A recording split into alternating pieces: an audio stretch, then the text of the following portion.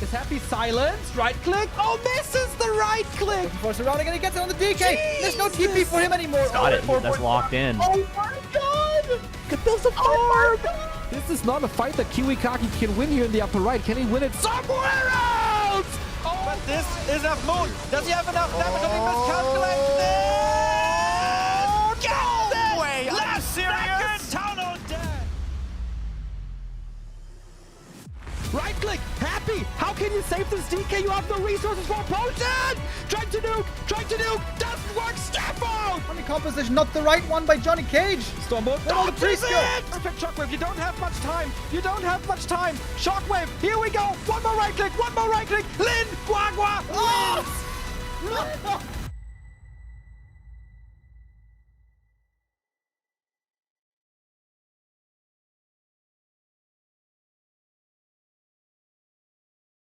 Hello. Good day, everybody. The second day in a row where I'm not muted at the beginning of the stream.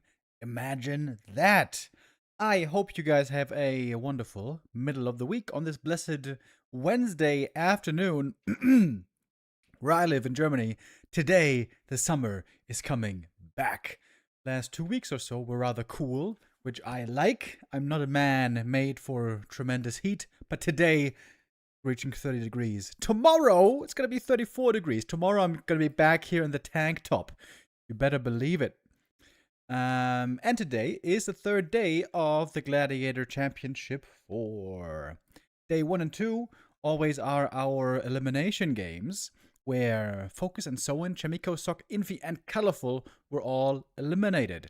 Our remaining players for the entire tournament are Life Moon, Kaho, LawLiet, 1-0, and Lin. 4 more days of this tournament. Today we have the placement day of day 3. Here the player is going to be separated into a losers group and a winners group. The losers group is going to play then on day 4, winners group on day 5, and the final group on day 6.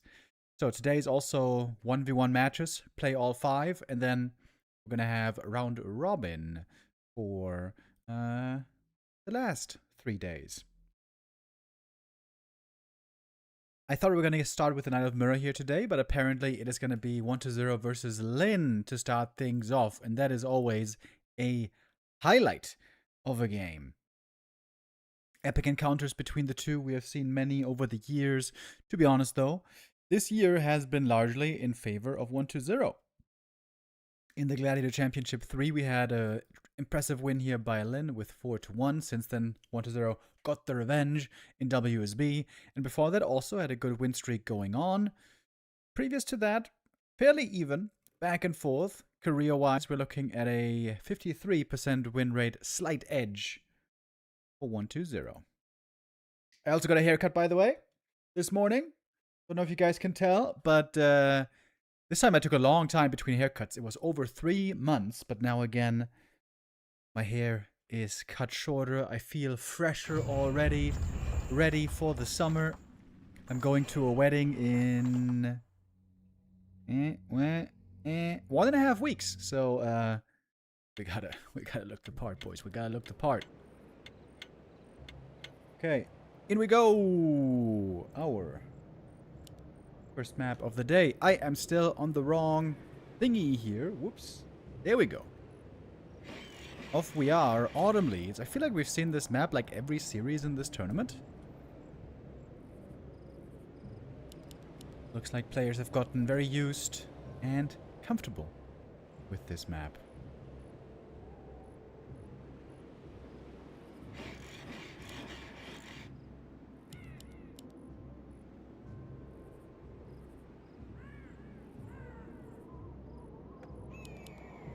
So, the recent development in this matchup, of course, Undead still always play the same thing because the Ghoul build works against pretty much everything very nicely, except against Wyvern sometimes.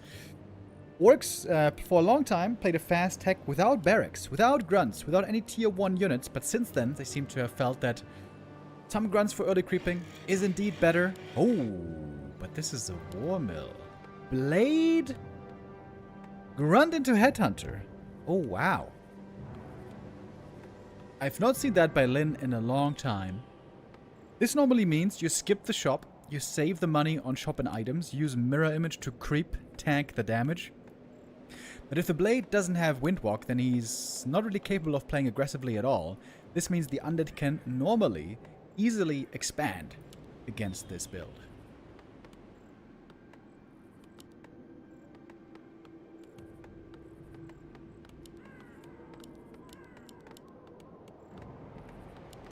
Since I started playing Orc on Ladder, I'm also looking a bit closer at these build orders. This is going to be a 6 peon tech by Lin, I believe. 1-0. Sees the War Mill. If he sees the Blade, he might be considering the expansion as well. I'm not sure if he saw the Blade, actually. Blade popped out and ran over immediately. Might not be going for that pure passive mirror image creeping. DK, though, he's got the skull. Okay, 1-0 is ready to set up that expo here. One grunt into Headhunter. Second burrow is going to be likely quite late. And Blade is starting with the Windwalk here. So you can see it's a nice little dance of opening builds, scouting, reactions. So 1-0 saw the Blade Master Headhunter, thinking it was going to be a passive Blade Master play, trying to go for an expansion.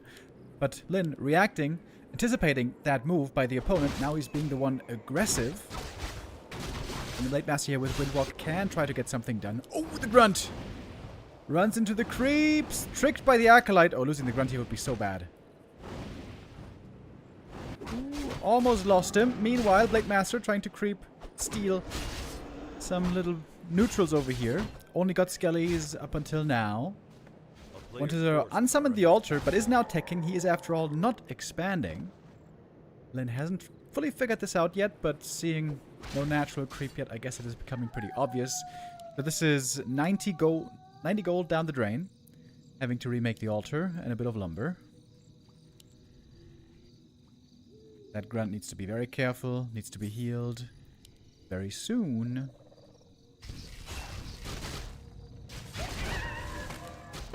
The DK is pulling ahead in experience, as he does so often. Nice Skelly Scout right here as well. If he steals the last hit, that would be crazy. Not gonna be allowed, though. Okay, DK places the skull. Is he gonna try to get cheeky here? He has another Acolyte, with which he could, in theory, expand during the tech. Which is not something we normally ever see.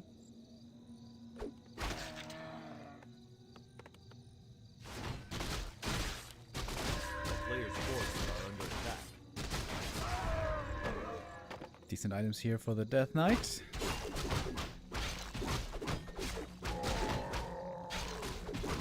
Late items so far. Honestly, not that impressive. Pretty low on damage still here. Hitting that level 2 only now. And look at the Death Knight. Full HP, full mana, looking very confident. Continuing to creep here, no problem. Taking away the enemy. Natural right here. And the big boy is level 3 already, maybe? Nope, not quite. Yay. One ghoul gonna go down. Thank you, Rauke, with the resub. Player's forces are under attack. Oh, Blade looking for those last hits here in the back. He knows the Skellies are trying to get him. All those little bits of experience make quite the difference.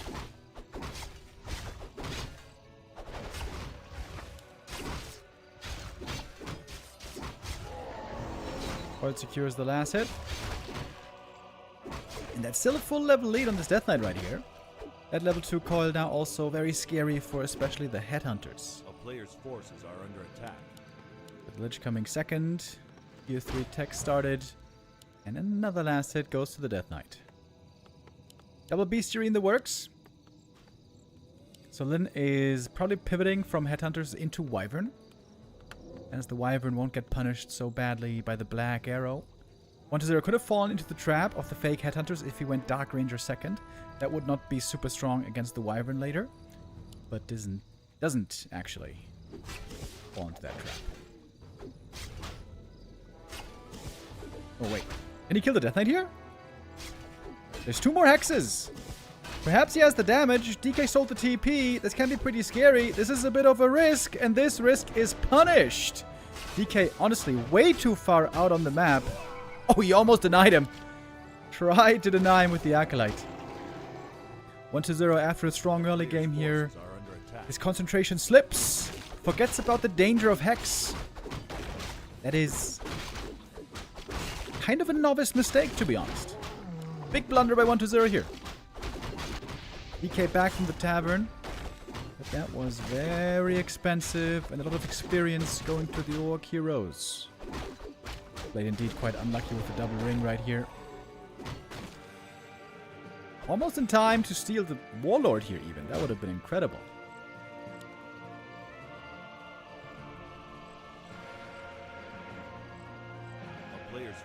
Lin considering where he wants to go.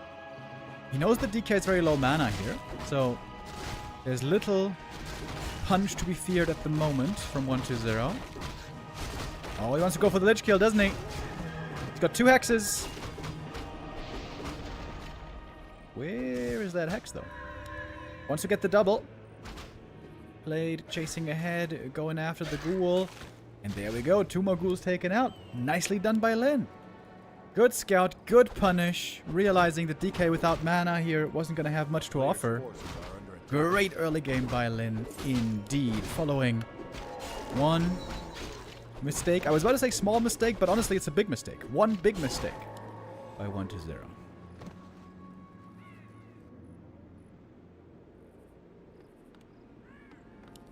Tier 3 finished. Lumber is not very high for Lin. As mentioned earlier, he only had 6 lumber peons.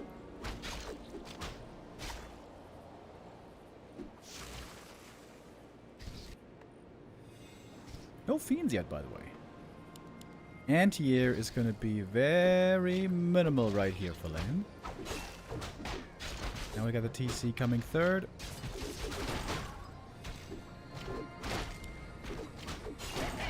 Easy coil last hit there. Costs a bit more mana again. Lin waiting for the ensnare to wear off. Another ghoul goes down. Lin has lost nothing so far. It seems like 1-0 needs to start getting some kills in here. Maybe he can line up a hero kill on the Blade Master, then he'll be back in the race. But this is phenomenal early game by Lin. He got 4 ghouls and Death Knight without losing anything so far. Incredible start into this series.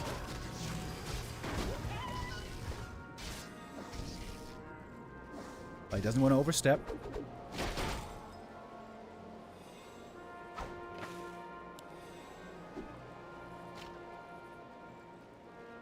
Been waiting for the TC to arrive. Perhaps he's going to bring an orb. He's got just enough money for it. Would love to see at least one ring being given to the TC as well.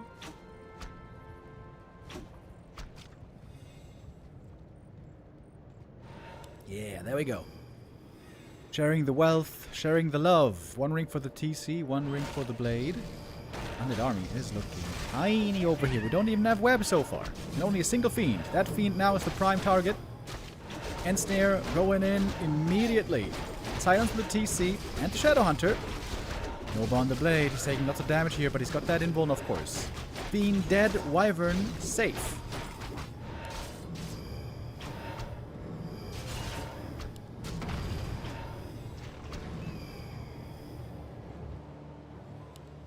Blade Master was separated from the army.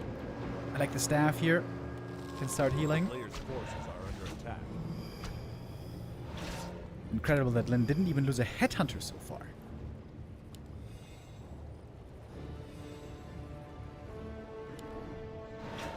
Still fighting for this big item here. 1-0 with a way smaller army, but he's got a lot more mana. That's also something important, of course, that has to be considered.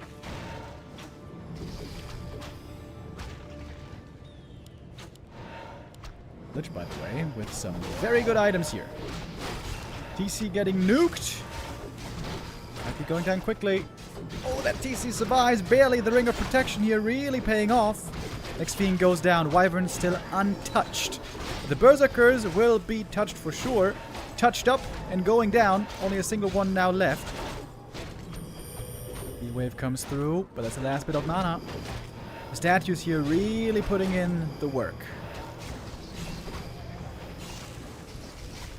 Purge on that Fiend.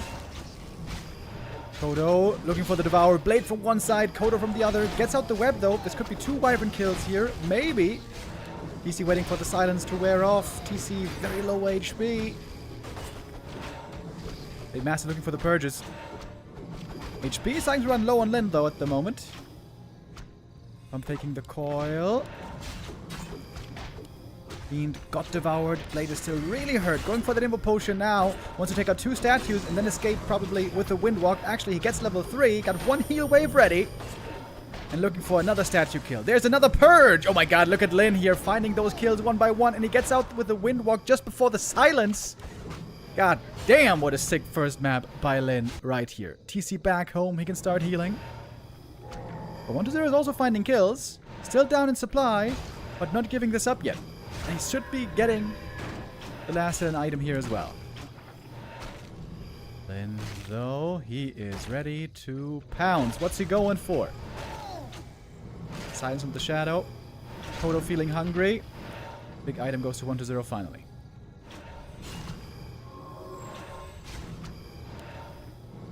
Kodo would be a big kill to get indeed. The wave. Oh!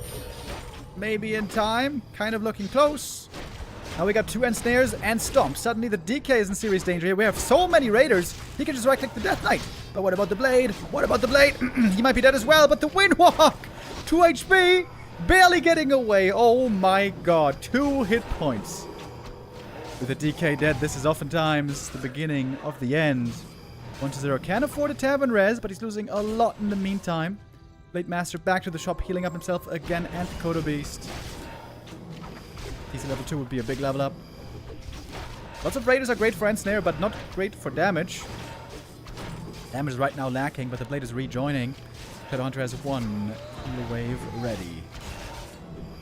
Got a potion as well here on the blade. Oh, blade is almost going down. Holy hell, this is still really close, man.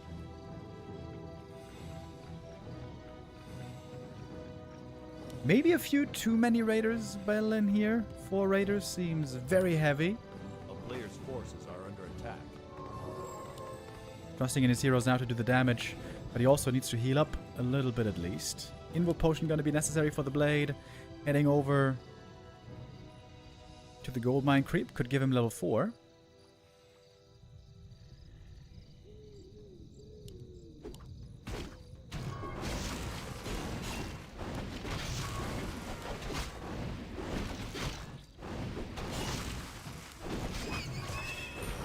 Ring +5, I would say that's pretty good. We've been seeing how much these heroes have been getting focused.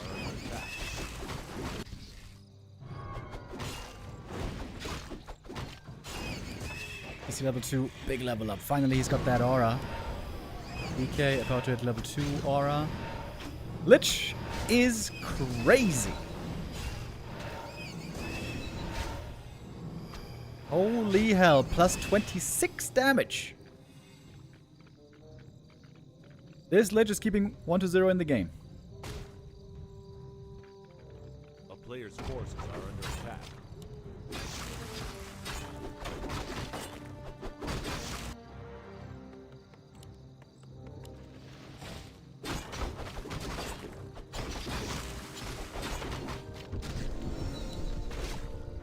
Endurance aura here, unfortunate fine, but it's at least more money.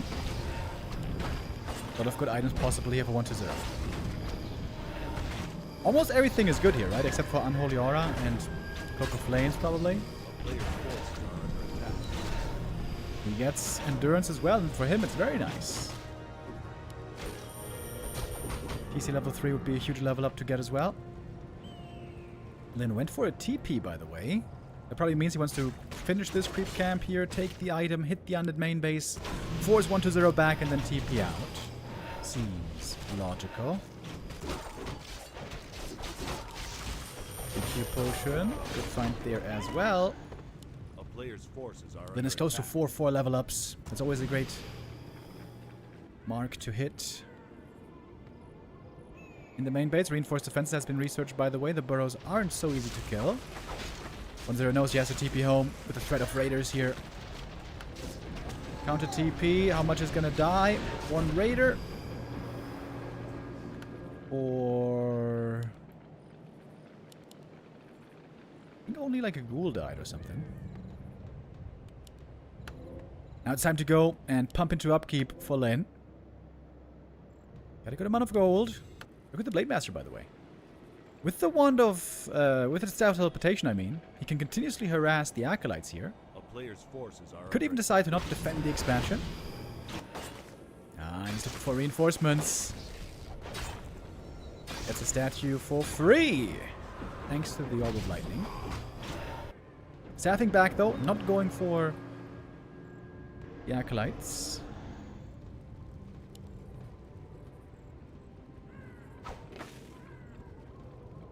Lin's army still not looking that big. We're lacking some damage here, it seems. He's now going Wyvern and Berserkers. Here comes the damage. He's got 1 attack upgrade on him. Would love to see an ammo upgrade here for the Orc units. Of course, that one benefits them all except for casters and Kodos. Do the demos get ammo upgrade? Actually, I'm not sure. A player's forces are under attack. Picking up a dust as well. I like that. Then only has 1 Invo Potion, though. That one's on the Shadow right now, surprisingly.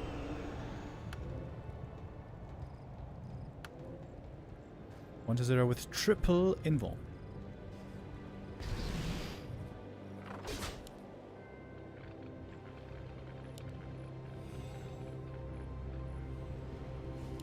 I feel like... okay. Invo back on the Blade Master.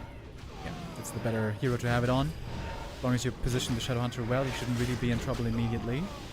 Some more skellies being raised here. These are always the big problem for Orc in the late game. It's not worms, it's not destroyers really. It's not fiends, it's the skellies. in we go. TC is silenced right away. Heavy damage on the Blade Master. Needs the invuln early in the fight. Trying to take out the Destroyer here with the piercing damage. Working out pretty well. Kodo's coming in. Has level up for the TC, by the way. Needs to go for the level 2 Stomp right here. Also, greatly diminishes the damage from the undead heroes. Blade, though, he's living a dangerous life on low HP. Could get nuked quickly with the Coil Nova focus. Another Fiend goes down. One more devoured. That Kodo falls, though, but it takes a Coil. Coil now on cooldown. The Blade is safe for a short while. Big heal potion here. Wonderful for the TC. Good crit comes through. Another Coil. DK has one more Coil left. Minimum. Maybe even more. Speed Scroll moving away. He knows there's no Destroyer right now to cancel the Speed Scroll, but the Blade still dies! Blade still falls despite trying to keep him alive for so long. Shadowhunter almost going down as well. TC with a mana potion. Stomp again. The hero focus here is doing tremendous work. Mana is now extremely low for 1-2-0 though. How can Lin get back the Blade Master? He's rezzing him from the altar, not the tavern. And now 1-2-0 can get a lot of skellies. He's got another statue again on the field. To have that regen, to have that recovery. Another Nova, almost another kill. Lin needs the Blade back. And the expansion is going to buy that time. 1-0 is going to need more than 70 seconds, I would say, to kill this Expo here.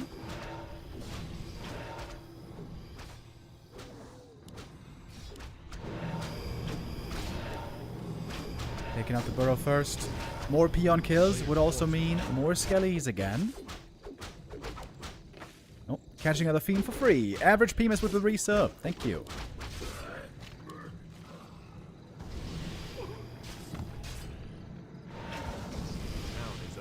One to 0 taking the supply lead here by a little bit, believe it or not.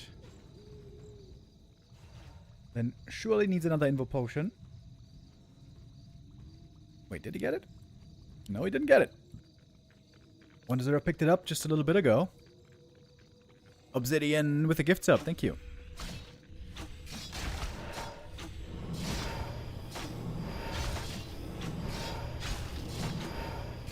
Ooh, Deathite now level 5. That's a scary level up.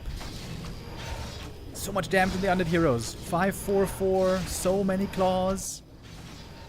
1-0 got all the claws, and Lin got none of them, and he calls it GG! After a perfect early game. Lin not able to close it out. Maybe a bit unlucky with the items. He got like no damage on the blade. And 1-0 got all the damage. Oh, I wonder what that does to Lin's mental. That early game was incredible. Death Knight kill and 4 ghouls, and it wasn't quite enough for the win. Oh, I wonder if that's something that's gonna upset him. I wouldn't blame him if it did.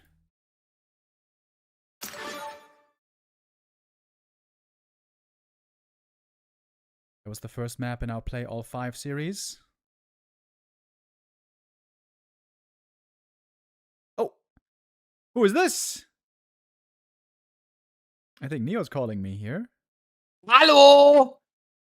Hello, hello. What's up, what's up, what's up? I thought a Lin 1-0 match might require a dual cast. Certainly deserves one. Did you see that first game, man? It seems like, man, how much does Lin have to do? Dude, he needs some claws, I feel like. Yeah, definitely got unlucky with those. Having some rings is also nice, but having some claws might be even more important to get that damage in when needed. A couple of beautiful Blade Master saves in there as well, with Windwalk just at the right time. 1-0 though, always realizing the Blade is a perfect target to go for if you have the opportunity. And Neo, you need to get ready. Well. Oh, shit. Thank you. I'm so ready. I'm so ready for this. I thought this would be later. And was in the garden, and I checked my phone. It's like, fuck, 1-0 Lin right now. I caught the end of the game. And yeah, I'm gonna leave you with the other games, but Lin versus 1-0, dude. Hype, hype, hype, hype, hype. Yeah, these two always deliver. I mentioned it earlier. We had an impressive win by Lin just about a week ago, a little bit longer than that. Gladiator Championship 3 on the final day, where Lin was able to beat 1-0. That was really good. 1-0 since then got the revenge in WSB Season 5. But yeah, their games are always amazing. Great back and forth to see. That being said, though, after this early game, which was incredible, Lin not winning, I would be triggered. Not gonna lie. I would be triggered here. I would be thinking to myself, what else do I have to do? Killed the Death Knight. That was one big mistake by 1-0. Credit also to 1-0. Outside of that DK loss, he played the rest really well. But the DK loss was big, dude. That was the door being opened wide for Lin, but then shut again in the end by a crazy Lich as well, we have to say. With a plus 26, that guy was taken over. Yeah, as a resident orc player, you're obviously rooting for Lin now as you betrayed the undead race, Mr. Timo man. But yeah, 1-0, man. His mental is also kind of hard to estimate. We have had some games which were over in 4 minutes last time. Now he shows that fighting spirit, wants the revenge. Love to see that from both players. Hopefully, Lin feels it on map too. It's Northern Isles. It's a home turf of orcs. There's a lot of claws here. There's also a marketplace. So maybe reason to believe in the War Chief.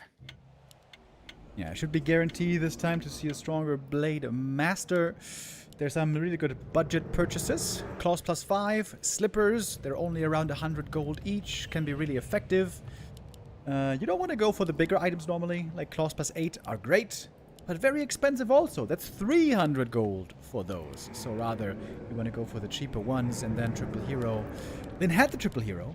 He had the level 4 blade. He had the level 3 TC. Normally, this is where we say, this is where the orc starts to take over. But 1-0 shuts the door there. He doesn't allow.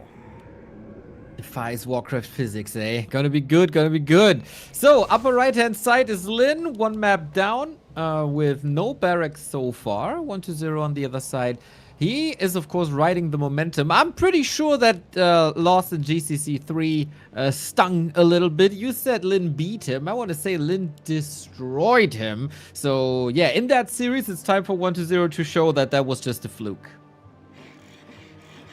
Different build now by Lin. We're going for a fast shop and fast tech with Blade Master. Okay.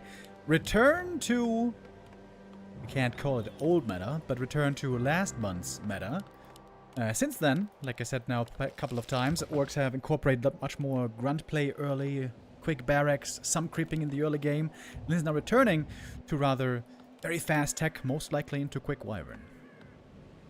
Looking good, looking good. The people say I'm a bit loud.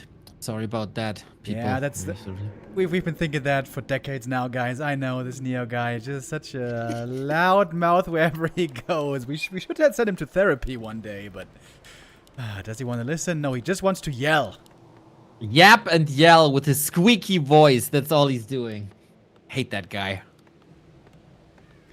Yeah, one of these days, he's gonna get his comeuppance. Then wants to give 1-0 the comeuppance. He is scouted once again. 1-0 sees what's going on and should realize, okay, you're playing this Blade Master fast tech. You cannot really creep too well yourself. You're very likely coming to harass me. So it's going to be very important for him to really prioritize getting those last hits. Ideally, all of them. Okay, where are we going? The Acolyte scouts the movement quite nicely. With that, it's clear. We grab a circlet. We feel like a little princess. Speaking of princesses, happy birthday, Happy! The Emperor turns 35 today. Maybe he got a little in real life circlet. He would definitely deserve that. 35, you say? Great age indeed. A summer child he is. Perfect day for some ice cream, certainly where I live. I imagine Happy is enjoying some of that today. The item is blocked by the Murlocs. Now we got the illusions. 1-0 with lots of map presence. Pulls the ghouls as he has the lumber for the tech. Not a super important pickup here, but it would be a sign of life for Lin if he gets that one. Came in a little bit too early, but got the item. And those items matter, especially if it's the perfect item for the blade. But it wasn't quite the slippers, it was the mantle. Could be good for Shadow later. But of course the DK is starting to pull ahead in experience. I think this is the main reason why orcs started playing the grunt opening again. You can creep better, you can try to keep up somewhat with the Death Knight. If 1-0 here continues to play these last hits perfectly, the blade is going to start falling very far behind. Yeah, it's somewhat binary. If the DK has an easy level 3, the rest of the game belongs to the undead as well. Lin has to stop this. gets 1.3, but that was just a skeleton. Huge last hit now on the Ogre. Big consumable, big experience up for grabs. Yeah, pretty sure 1-0 isn't going to give this one away. But he's not going to get level 3 too early. Tier 2 for Lin finishing up in a moment.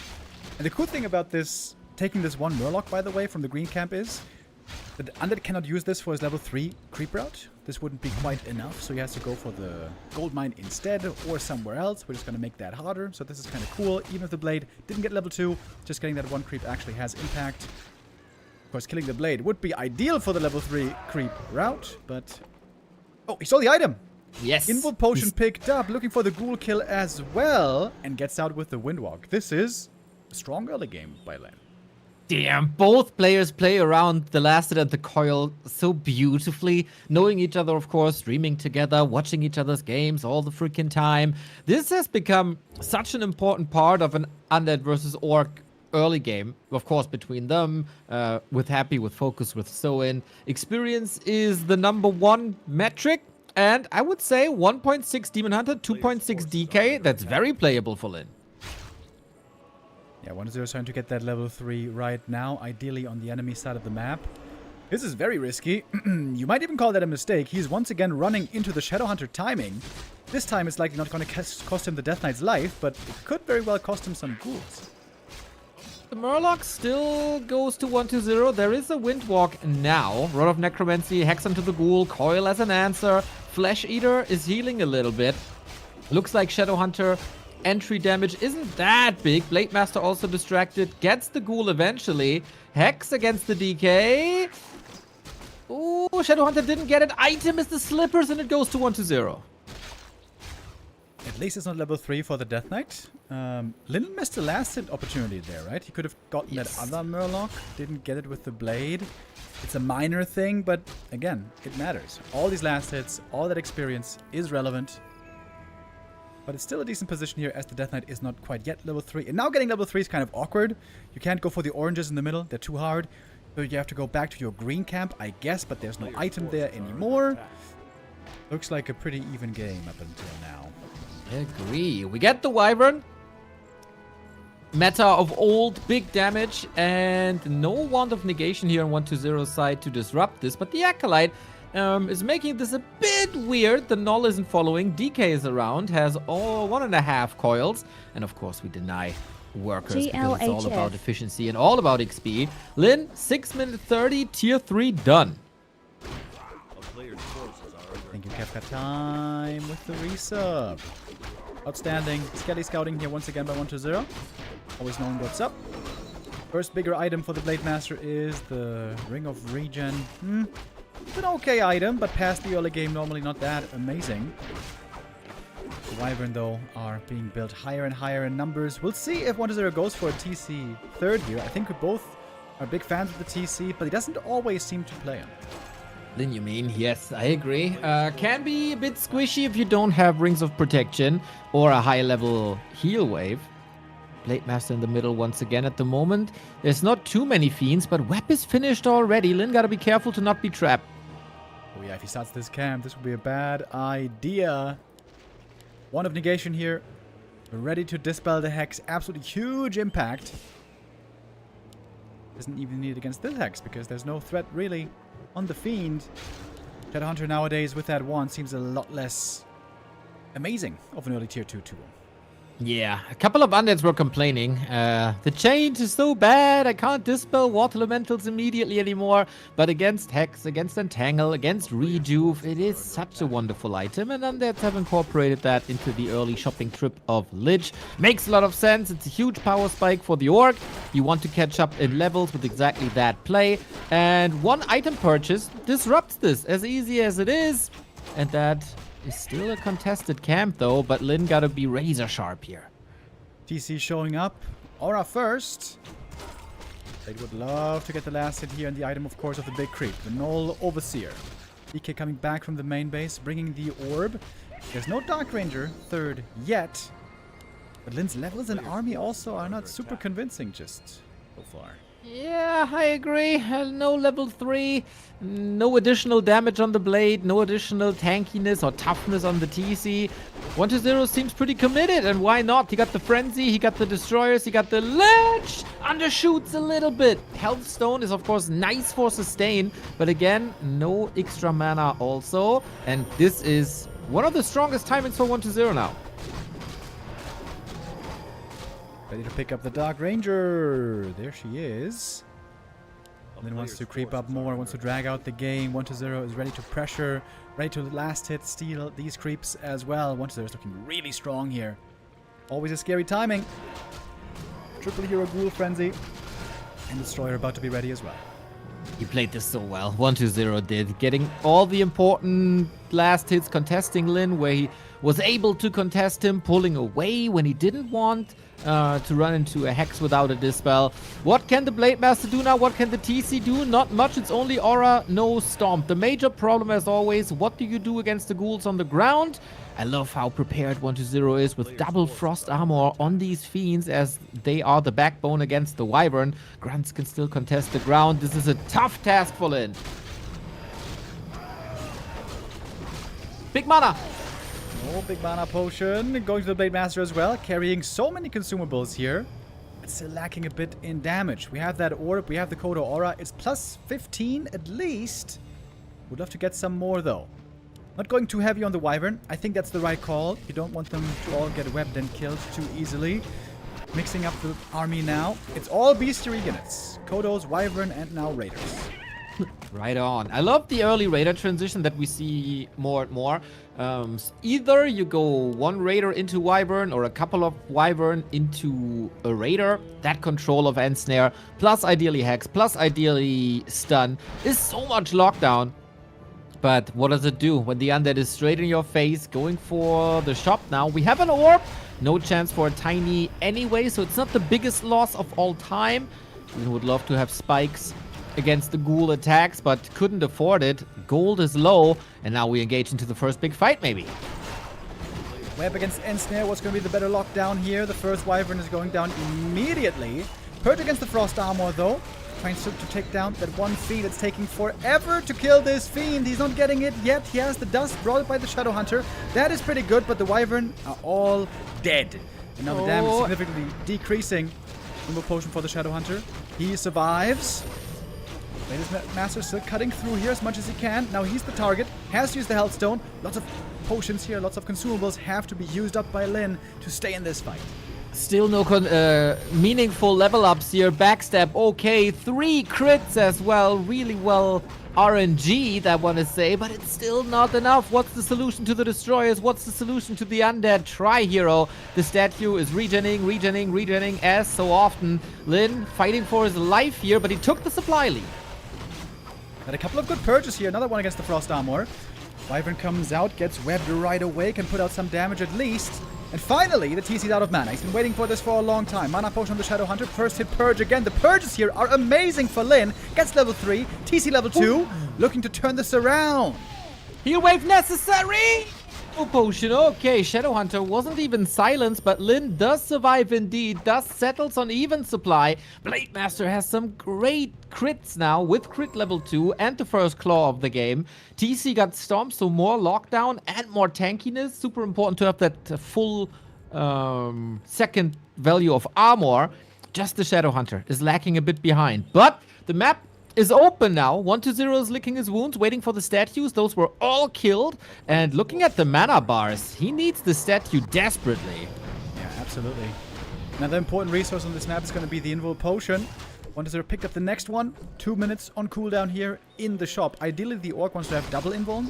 One on the TC to break the silence, one on the Blade Master when you need it after getting focused. So Lin is not going to feel too confident here for a while, but maybe a good item could help him out. That's the Unholy Aura. That's pretty nice. More move speed for his Orc forces. But we have to remember also, in that last fight, he needed so many consumables to stay in it. And those are now all gone. Double Invul and Health Stone, and probably a Clarity or something. That was a lot. Lots of movement speed now on Lin. This might help. Unholy Aura for HP regen and movement speed alongside the Endurance Aura movement speed. Kinda nice. What was that? Oh. Wand of Illusion might fake a unit, help with the nuke. But 120 gets the permanent item. And looking at Lin's army, it still seems rather tiny. And considering if he wants to go in here fighting against skellies that were already raised, not really a very inviting setup here for him. Still building out his army, 50 supply for him, getting over to the shop. He's looking for that Invo potion. Still on cooldown for a bit. What do we have? 30 seconds. Can you stall 30 seconds? Blade Master's going for a scout. Wyvern retreating a little bit, but 120 claims that. Shop control 20 seconds off. There's another Arachnithid camp in the north, and it seems like we have a similar engagement that we had just a second ago. Speaking of a second ago, thank you, Captain Cola, for the sub. Thank you very much. Next camp. Who's going to get the prize? Permanent item this time, up for grabs. Last hit stolen with the coil. Ring goes to the orc side. Should be nice on TC or Blade. TC getting focused right away. The Lich in trouble as well. Needs that Invo potion. Then trying to get away without Wyvern losses, but there's one web to catch one. We're playing around the heal wave, cooldown, 1 second off, heal scroll as well. Blade Master needs the big red numbers. TC being nuked once again would benefit greatly from that ring, but the Blade Master is egocentric and keeps it for himself. 174 crit. Hail Mary necessary, maybe. Blade Master is dead as well. Double kill 120, double map win 120. Necromancer shows who's boss. 2-0 lead here, 1-0 looking really good. The game, of course, was a bit harder here for Lin, not having those amazing kills in the early game like he had before. You can't really expect that. 2 maps back to back. And in the end, I would say it pretty clearly goes to 1-0. Lin could just hang on for a long time because of those huge consumables he had that helped him so much. But in the long run, again, it's the Fiend triple hero army taking over, as we've seen so many times lately. That one win that we saw by him not too long ago, that looked like a great return to form. But it seems to be a little bit of a splash in the pan. Lin is still trying to innovate, still trying to find different builds, but that golden bullet, perfect build, is yet eluding him. Yeah, it's kind of interesting. I thought he has that build ready with the early raiders into Wyvern. That was, in my opinion, the main reason. But it also might be one of the things where he knows that 1-0 is ready for that build now, so he's switching it up a little bit to not be too predictable. And then it's down to execution, right? If both players know their builds, and the execution by 1-0 in the early game was pretty damn flawless. A lot of camps were contested, but not too successful for Lin. And then 1-0 got the items, 1-0 got the levels. Not super fast speed running, but most importantly, no levels for Lin for such a long time. 4 elves, 1 orc, And that 1 was oof. the key. Sad I who wanna say. noises. Lemons with the resub as well. Thank you very much. Yeah, we're going to have a lot of Night Elves today and tomorrow and the following days. They look very good in the first 2 days. Life and Moon and Kaho and LawLiet coming up later. I messaged LawLiet, by the way, yesterday, Neo. I told him, hey, LawLiet, have you heard about this amazing Firelord Fast Expo build in Night of Mirror from Hazy? It's really cool. Maybe you should try it. And he just screenshotted 2 images for me from Wikipedia, showing me how many different builds he played in Night of Mirror lately. So maybe a bit of a omen that LawLiet is ready for some special strats as well. Yeah, of course, LawLiet is the one trying to innovate the matchup. Also, Hippo Riders possible. He surely is the least person that you should text when it's about diversity in mirror matches. It would be very funny if now he just plays bears every single map after sending me this. Just to fool you. Oh, that would be so funny. That would be actually kind of hilarious. Good news for Lin and for all the players today is, even if you lose this match, you're still in the tournament. Unlike on the first 2 days, these are not elimination matches. Players will still have a chance on the second go around. After today, we're going to be separating the players into a winners group and losers group. And then from the winners group, top 2 advance to the final day, and from the losers group, top 1 advance to the final day.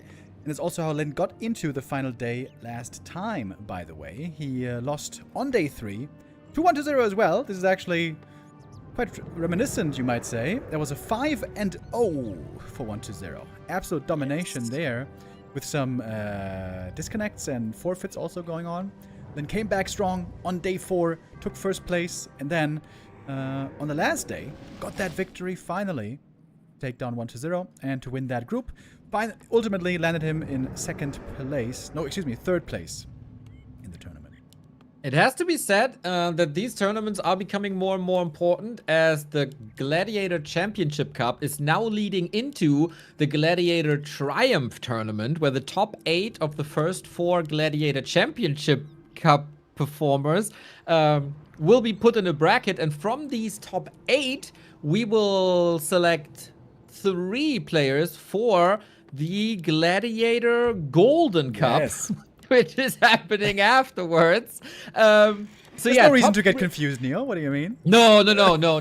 It's easy. GCC into GTT into GGC.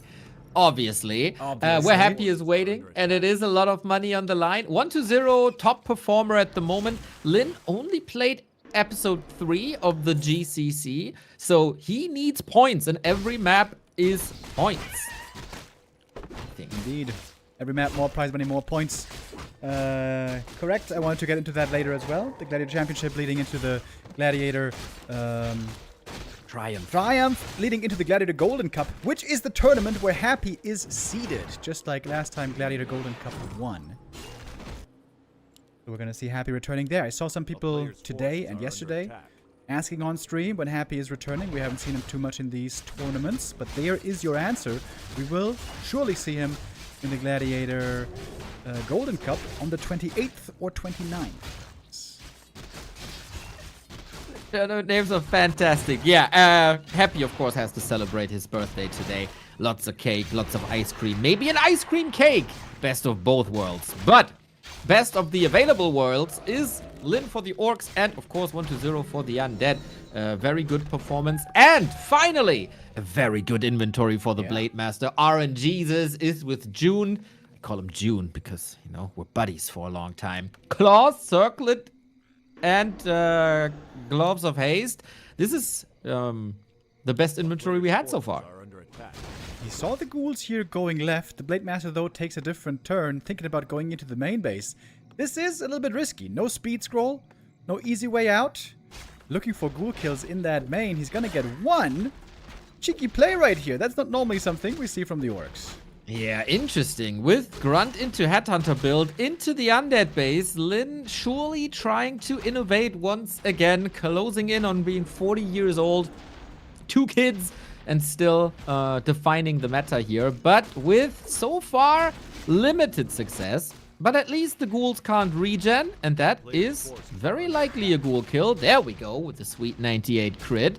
And 1-0, it doesn't even bother. He knows he's going to send his ghouls back. The lumber economy for undeads never suffer, but it all goes onto the XP account and delayed the graveyard a little bit. That's a 30-second graveyard delay, and that means a 30-second statue delay, and that means not as much Coil Nova as he would like to have. He might lose the Grunt as well, though. With a double coil, that is a guaranteed kill. Maybe even one coil is enough. Grunt in the late game won't provide much anyways. Interesting trade. Where's the DK back there for a little bit? Death Knight, though, has now started to pull ahead again in experience. One full level up. 1-0, what a god.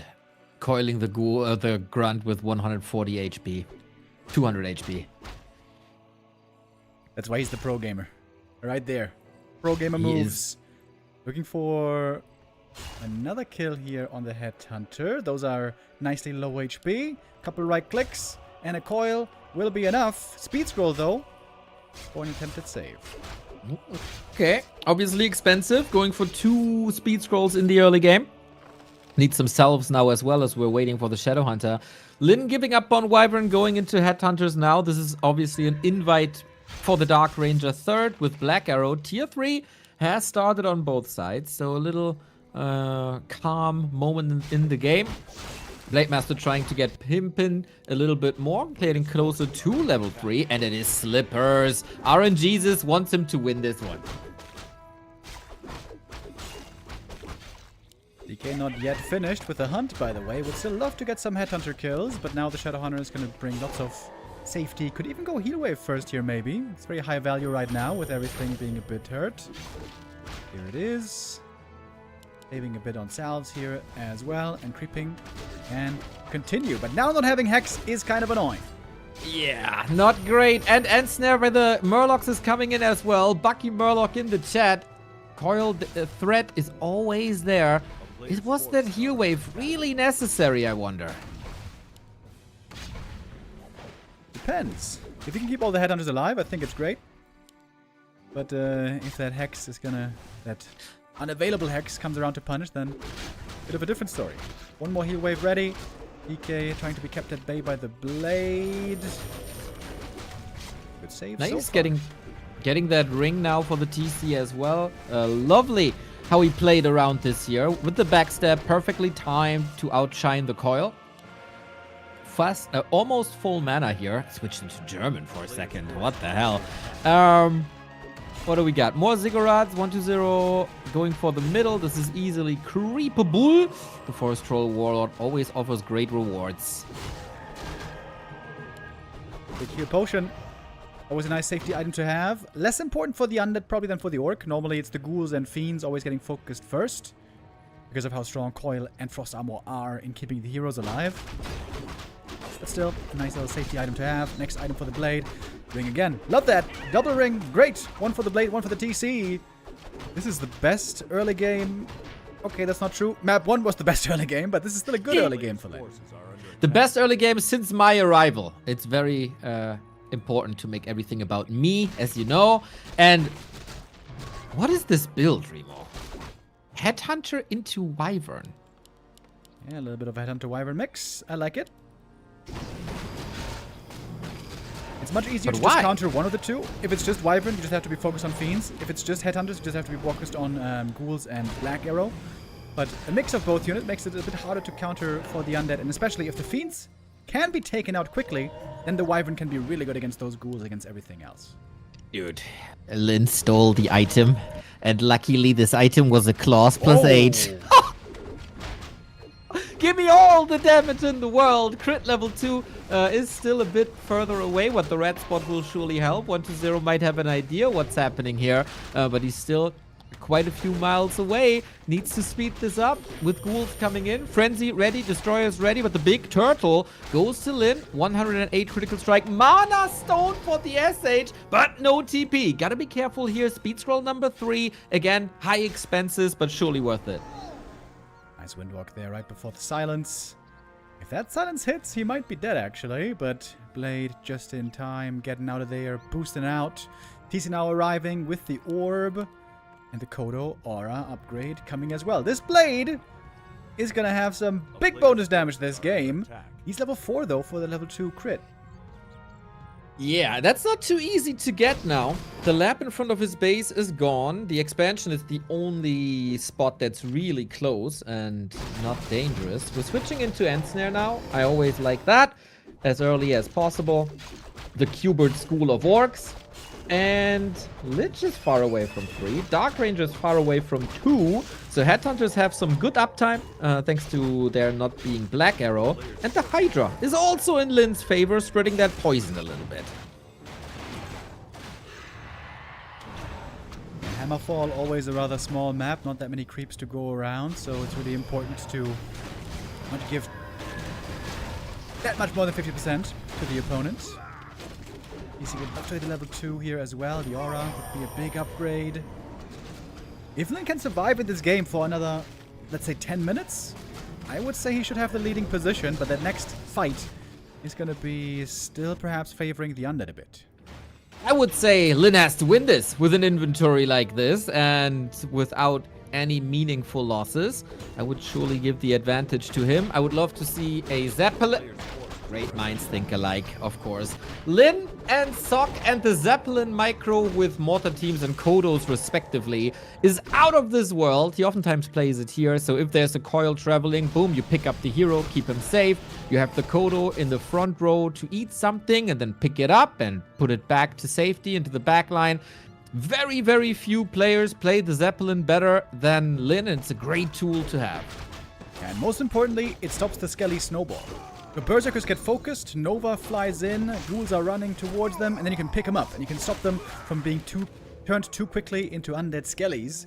This is where the Berserkers can be a lot more impactful and impressive in the late game, Very hard to micro perfectly, though. Only very few orcs even attempt to play with the Zeppelin. Hell yeah. Oh man, this is gonna be so good. We got Invo Potions as well. We got double ring on the TC. Out of Caustic says, double cast. This day is at least 100% better now. Glad you appreciate that, mate. If you appreciate what we do, we gladly take your Prime subs. And now we got the level 4. We got the big red numbers. We got the Zeppelin ready. We got the TC with big bones and the Shadow Hunter with lots of mana. Lynn, this is your game, buddy. Yeah, this is a perfect setup, honestly. Amazing items, good levels, and if I remember right, not a single unit lost in the early game, right? Wait, no purge? Grunt 3 hits, and no purge, Headhunter. bug. Okay, there it is. There we go. I think Grunt and Headhunter when he was in 1-2-0 space, but that all doesn't matter now. This fight matters. It is a lot of Grunt, and the Wyvern comes in. Whoopsie. Wyvern killed right away. TC looking for that stomp. Landed a go. Okay, one, not a perfect one. Blade Master in the back trying to take out the statues. Illusion's also making things awkward here on the Death Knight. What's the right target? The Ghoul, of course, would love to take them out quickly, but the Web and Zeppelin. Oh, that's huge, actually. No easy saves now. Blunder by Lin, number 2. First the Wyvern, now the Zap. The anti-air by 1-2-0 is good enough. The healing on the Blade Master surely is not. I need an Invul in a second. We have a heal. Well, that was an Epicenter Storm with an Invul potion as well to get out of the silence. Blade Master Headhunter, clean this up. Blade looking for the Destroyer kill in the back. DK has some mana still left. Blade Master hurt, by the way, has the Invul potion. Destroyer is indeed gone. Hex could perhaps now be dangerous, but you know what's also dangerous? The Black Arrow. More Muskellies are being raised, wasting some damage at the moment on the Illusion. Lin needs to retarget. Going for other targets now in the back. Does he have the Dust? He has the Reveal from the Crystal Ball. Taking out a Fiend here as well. Lots of kills for Lin, but his TC about to drop. Oh, the Fiend blocked to the right-hand side. Beautifully done. Kodo gets a snack as well, but the big crowd control is gone despite the 2 rings. As so often, everything down to the Blade Master. Hunting these statues. One of them is almost full mana. Gets the Purge, gets the crit. Coil is there on the Destro. 6 save, 1-0. Madonna returning for more healing. Uses that Mana Stone just in time to save the Blade, but he's still hurt. He doesn't have those rings, but he has lots of damage, and that Invul still available. Dark Ranger with level 3 can now raise the level 2 Skellies. There's the Invul Potion. Then has to look for the hero kill now, doesn't he? He's got 1 end snare. How's he gonna use it? Oh man, we need the numbers. RNG, be with him. There's no windwalk. The Dark Ranger blocks a little bit. Blade, we need you. The Shadow Hunter was always so far away to keep him safe, but now he was surely missing. Raiders, though, still threatening that DK. He might get the revenge kill, and he does, but there wasn't. Oh! Yeah, Shadow Hunter the only hero left, and now this is where the Black Arrow is so sick. Every kill is another Skelly. When the Lich gets level 4, you can even use the Dark Ritual here. And 1-0 is again taking over. After a good early game again. Perfect items in this game. And a pretty good start to the fight. Lin is now struggling, crumbling again heavily, way down in supply. Oh, damn. I think Lin's execution is just not there today. The free Wyvern, the free Zeppelin, uncharacteristic mistakes, and 1-0 seems rather flawless here. No more consumable, no more mana. We need Lin's Sane Sword. Coil to save the Fiend, not to nuke this time. Pressures on the DK, but there's also still the big healing. TC returns. The Aura is a big upgrade. The Death Knight, low HP, but indeed the big healing, like you say. And now we have Banshees coming in as well. Oh. Trying to curse the Blade Master. Don't get it out quite in time. TC hits level 3. That's a good level up. This fight is still going on. We got 1 stomp at the moment, looking for the perfect time to use, but the Nova in the back as well. Lots of damage here on these Headhunters. He needs more. Hero kill, maybe. Going for the DK right there. End snare. The stomp is ready. The stomp is here. He's trying to pass the Invul potion. Can he use a Hex? Maybe. Trying to block, but the Invul saves the DK. Maybe the move to win that game finally. TC running away, protected by the rings. Still a bit. But the DK thirsty for that kill. Right click, Frostborn hungers. What about the Lich? He's in the Zeppelin. Trying to survive in the Zeppelin. TC barely got away. The coil is there. Again. Just in time. Blade needs to hit! Oh, reveal! What the hell is going on? The Raider is getting the kill! The Blade is alive! And so is the TC! What the hell is going on? Just when you criticize Lin a little bit, he flexes his muscles! Insane game! An insane fight by both of the players. Who's even ahead here? Lich back from the tavern. Expensive but necessary. He's gonna get another kill here. Just another right click is enough. Takes out that Raider as well. Supply-wise, 1-0 here now, far ahead. We used all the consumables. Ankh gone, pot gone, mana and healing. Now we're left with the permanent items, and that's pretty good for Lin, I guess. He's got a lot of damage still, Rings of Protection, indeed protecting him. He's got the better permanent inventory, but he also took more losses. And of course, 120 has the convenience of a statue. HP regen for free, mana regen for free, both at the same time with a little bit of micro. Lin doesn't have that. He needs the potions for that. That's a lot of gold that we'd love to put into army, but he can't because the heroes are most important. You can go for some long distance mining here. I like that. He's got way more lumber than he's going to need anyways. I still think 120 here has the favored position simply because of the superior numbers. But, speaking of numbers, if the blade gets level 5, all bets are off. Oh Lord, have mercy on 120's kind soul.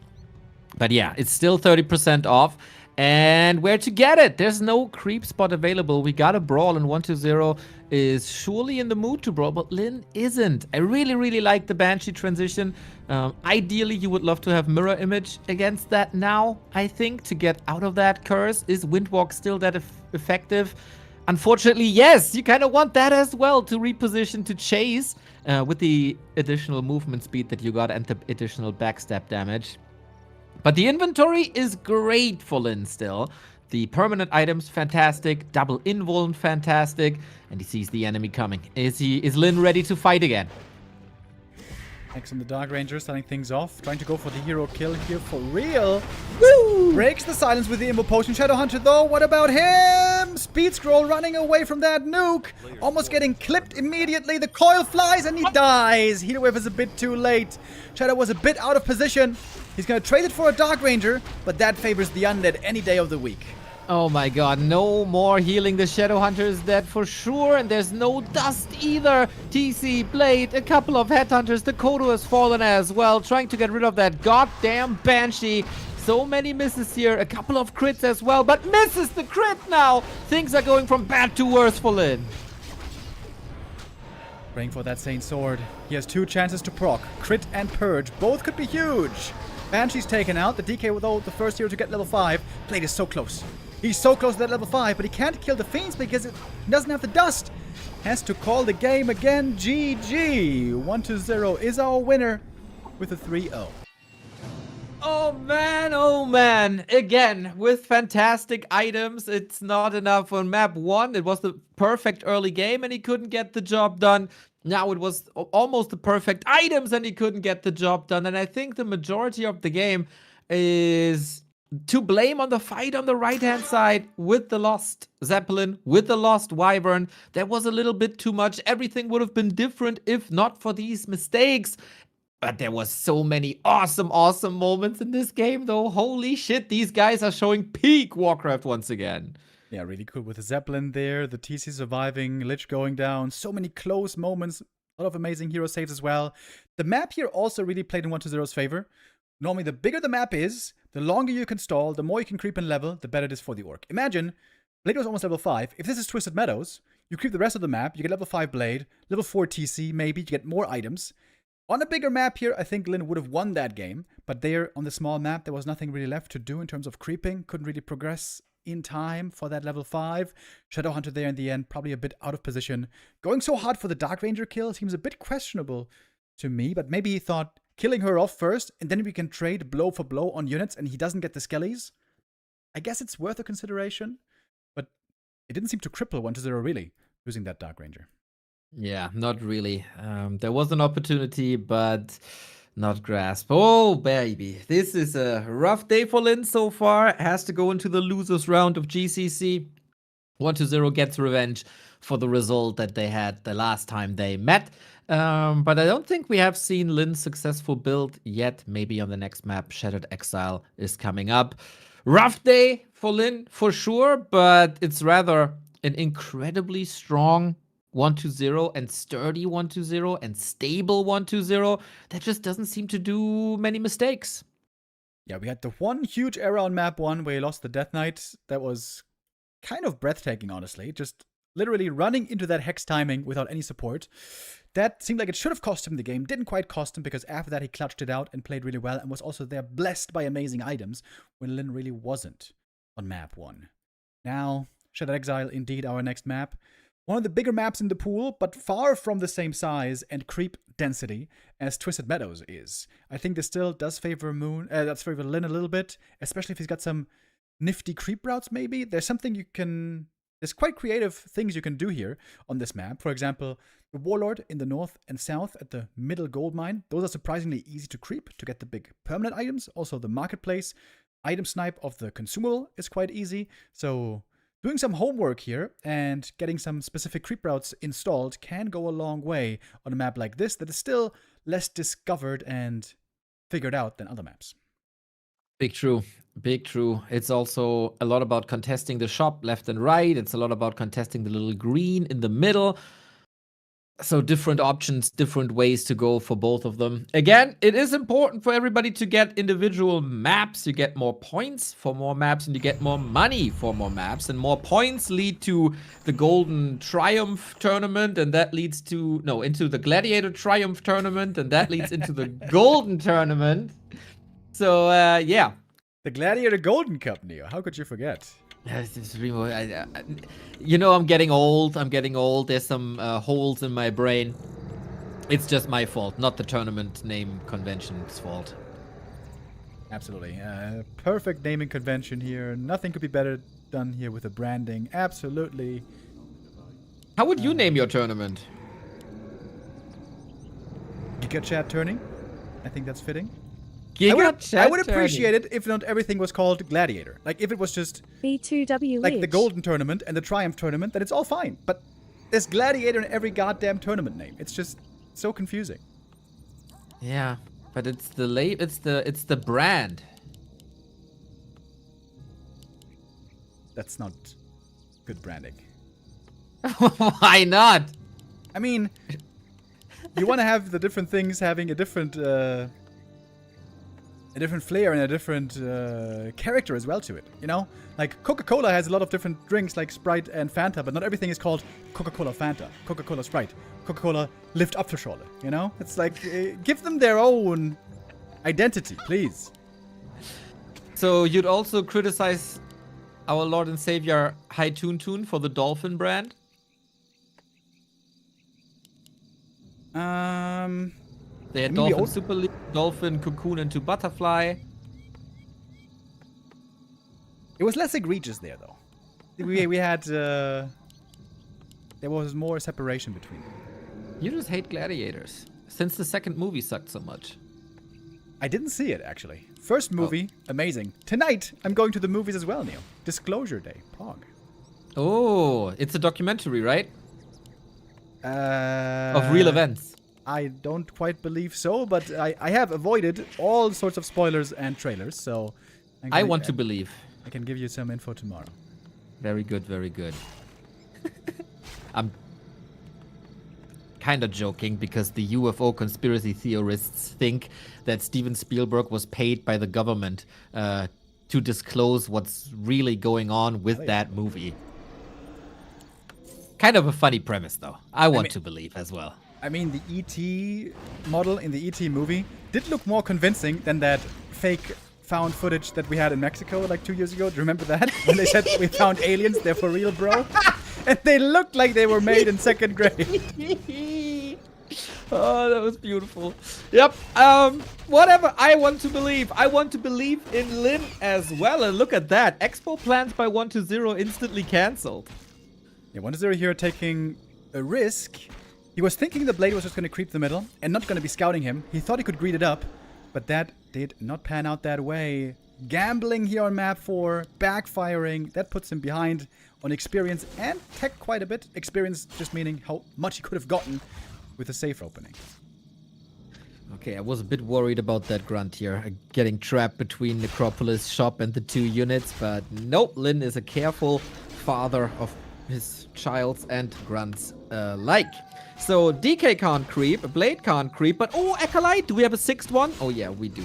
So there's no risk here at the moment for the economy, but this is quite a bit like more successful than what we've seen on the last map where he tried this. Yeah, DK here is forced to stay level 1 for a long time, but now with the Blade hurt, he has the space easily to get those level ups finally. Of course, with this opening, the Blade had no heal salves. So recovery here is still a bit more difficult. He's going for the shop now. But this is still going to be the DK pulling ahead a bit in experience, but not as much as he could have with that safer opening. So already a little bit of a sign that 1-0 is not confident at all. Green spot not contested. Usually it's always contested. And that builds again. Nice Blade Master with more attack speed and the circlet on his head as well. Tier 2 is of course quite a bit faster. I'm curious if 1-0 throughout the game is trying to expand once again here. I would be surprised. It seems like in this matchup it's fast expo or bust. You either want to get a lot of gold right away from that instant expansion, or you want to get to tier 3 as fast as you can. Or that powerful triple hero. Would be my expectation, at least. Once more, we get great Skelly scouting here. 1-0 knows what's going on. And the Blade gets a neat little item right there, a replenishment potion, healing him up when he needs it. Yeah, doesn't have to go back his healing already. Well. Again, a solid setup for Lin with the Headhunters one more time. He can shuffle the pieces around a little bit. We had Headhunter into Wyvern. Maybe this time we see Headhunter into Raider. Kodo always is stable. But what we're going for is the 12 o'clock. That camp is a bit tougher. And good XP for the Blade. Yeah, that's what I mentioned earlier. This is surprisingly easy to take. This camp right here looks scarier than it is. Big permanent is the Scourge Bone Chimes, which I feel like can be a bit overrated on the Blade Master sometimes, including in this matchup. Blade Master normally doesn't have the freedom to just be hacking and slaying for such a long time to heal that much. He has to be very evasive normally because he gets focused a lot. Yeah, this Coil Nova combo is quite nice against an agility hero. Blade Master revealed, nice last hit by 1-0, great timings throughout. Never feels as if he's in a panic. Everything he does feels super well controlled. Risk reward assessment by 1-0 stellar. Yeah, good early game so far. After the little bit of a botch of the expo attempt. But this botch leads to the experience here being very, very even. This is perhaps the most even we've seen it since map 1. With the DK having, honestly, pretty much no lead at all. And the Shadowhunter is out first. He can start creeping before the Lich. This is, again, a good position for Lin. Third time this series. Jinx. Hoping to finally make it a success. Yeah, late game 1-0 was best 1-0 so far. So, Blade Master's tracking this, sees all the movement, knows on the right-hand side I have nothing to fear. I can creep up for that sweet Hex that I want to get. Again, a heal wave opener, trying to save some resources there. DK is being threatened by that Blade Master with yet another crit. This requires a statue ASAP. Yeah, Blade can be pretty annoying here. This slows down the creeping as well. Deathan has to be more careful with where he moves. The Ring of Regen is actually wonderful to have right now. Got both the consumables, the big healing, and the Scroll of the Beast. Both not really ideal, but still got him and took him away from the other side. Lin would love to get this Troll Warlord right here. Get that other big permanent. A player's forces are under attack. But we're not risking this before tier 3 is done, so we have to go for the Goblin and reveal. Now we reposition here. Shadowhunter with a bit more mana and finds the so important Ring class 3 for the TC. That's probably coming as tier 3 is finished now. Prioritization is first on the Headhunter upgrade because he has so many of them. Makes them sturdy against Coil Nova. So yep, that number 1. So far, we haven't seen a Wyvern yet. That is surely a change compared to last time. And also, after being at the laboratory, no Zeppelin edition. Good to go for it easy. On this map, we always have easy lab access close to the main base. I'm surprised 1-0 didn't prioritize more getting the Warlord here. So Lin now snipes it easy. But 1-0 is creeping in the middle, where also the big permanent item drops.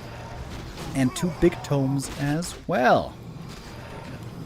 Wound bracers for Lin. Maybe that's the ingredient that was missing. A little bit of resistance against the devious Coil Nova combo. Puts it to the Shadowhunter, so positioning can be a bit more aggressive and heal waves maybe a timelier.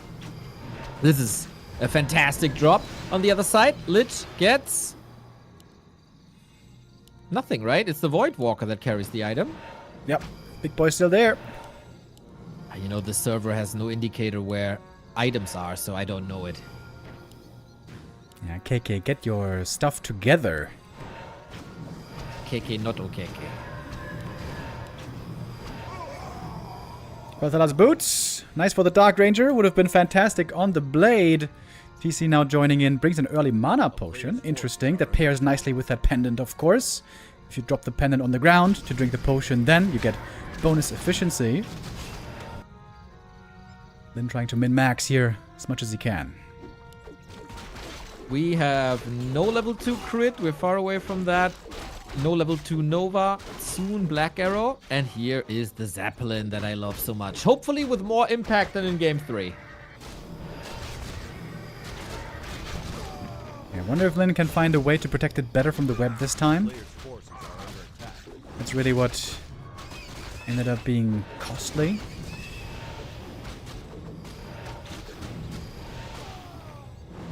Heroes control this well, but we got 3-3-1 against 3-2-2. I prefer the 3-3-1. A little bit more experience there. Big red camp right there. This is begging for a creep jack pretty much. Lich getting Lovat himself, feeling a little bit of a taste of his own poison. That's right. The big creep Ice Revenant can Nova. So cool. Literally. Anyway, is it the fight that we want? It looks like Lin seems ready to brawl with all the items that he got. TC gets nuked right away. Couldn't get the stomp off due to silence. Statue being threatened. Fiend being threatened, but so is the Blade Master. But this is what the Zeppelin is for. Ooh, Needs to come in for save the TC as well. That was a good stomp. Blade still hurt. Has to go for the Invo Potion. And now we got the web again. Zeppelin isn't going to survive here for too much longer. But it's more time where the undead units can be taken on. Then didn't have a dust, by the way. He has to go for the reveal from the lab, but doesn't quite get it out. He's going to lose the TC here to the focus fire. Not a great fight hero-wise, but what about the ghouls on the ground? Finally, they've been taken care of. Statue there as well. How important is the TC? It was only level 1. Stops the progress. The skeletons up. Have to deal with that. Blade, careful. Windwalk again. We're waiting for the heal wave. 2-1. Need it now. Who's going to have mana for longer? Kodo's going in. Would love to get a Devour right there against the Fiend. Dodged it. Where's the End Snare landing? On the Fiend. Devour secured, but Kodo in trouble. Next Zeppelin. That's number 2. And now no web against it at the moment. Exactly. Except that Fiend that's in the ground. Ooh, Lich flirting with the Nova. Just 10 mana points away. Kodo in the Zap. Same for the Raider. Nice. Fiend is there, but can't reach. Oh, Lin, that was sexy. If he can get out here with minimal losses, he might be able to call that a win. Nova soon. He's splitting the Headhunters against it. Nice. Well done. He saw, okay, there's 125. Not bad. Let's social distance the Headhunters a little bit. And now red spot for 120 still. Is there Lin able to recover? Not really. But Zeppelin is safe. We have a little bit of time. We're getting closer to level 4 and the TC is back in no time. Still a very even match. Yeah, and now the bottom right is obviously going to be the most important next destination, because that's where the next red camp item is.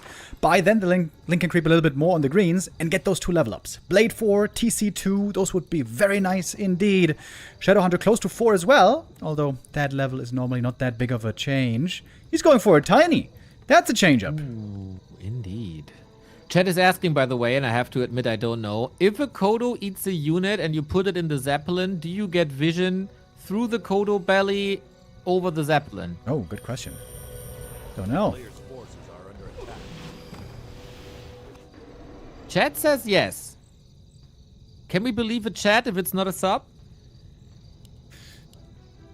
If it was a sub, it would be guaranteed truth, of course. Exactly. Like the town thing just did 56 months in a row. Skelly Scout again, amazing by 120. Sees that tiny before it's even placed. It's a perfect target to attack. Trying to go for the red camp. This might be a bit greedy by 120. This is inviting for a creep jack. Right on. No TP, but double invuln. 3 statues, so not the best target, I guess. What do you do now? We need a strong TC. There is no silence. Great opener for Lin so far.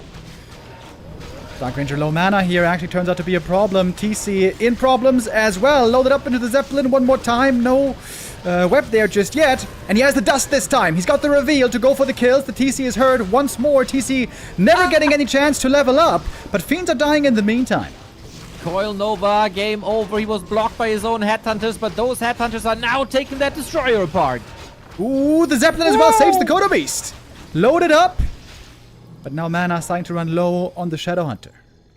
Defensive posture now. It was still only a level 1 TC that didn't learn much. Had to repeat the elementary school. And the Expo is up now. Reap the rewards, Lin. Love the shop. In love with the shop. Fuck capitalism, but I love the shop. Can use that clarity right away. TC, how much longer? 5 seconds. The green camp here. Actually, I don't know how much of that is left. But just level 2 for the Aura would be a big upgrade already. Speaking of upgrades, we got the big item now on the Lich. That's Claws plus 12, baby. And the Hood of Cunning. It's a monster Lich once more. Plus 22 and double Gloves of Haste as well. The way it scales is immense.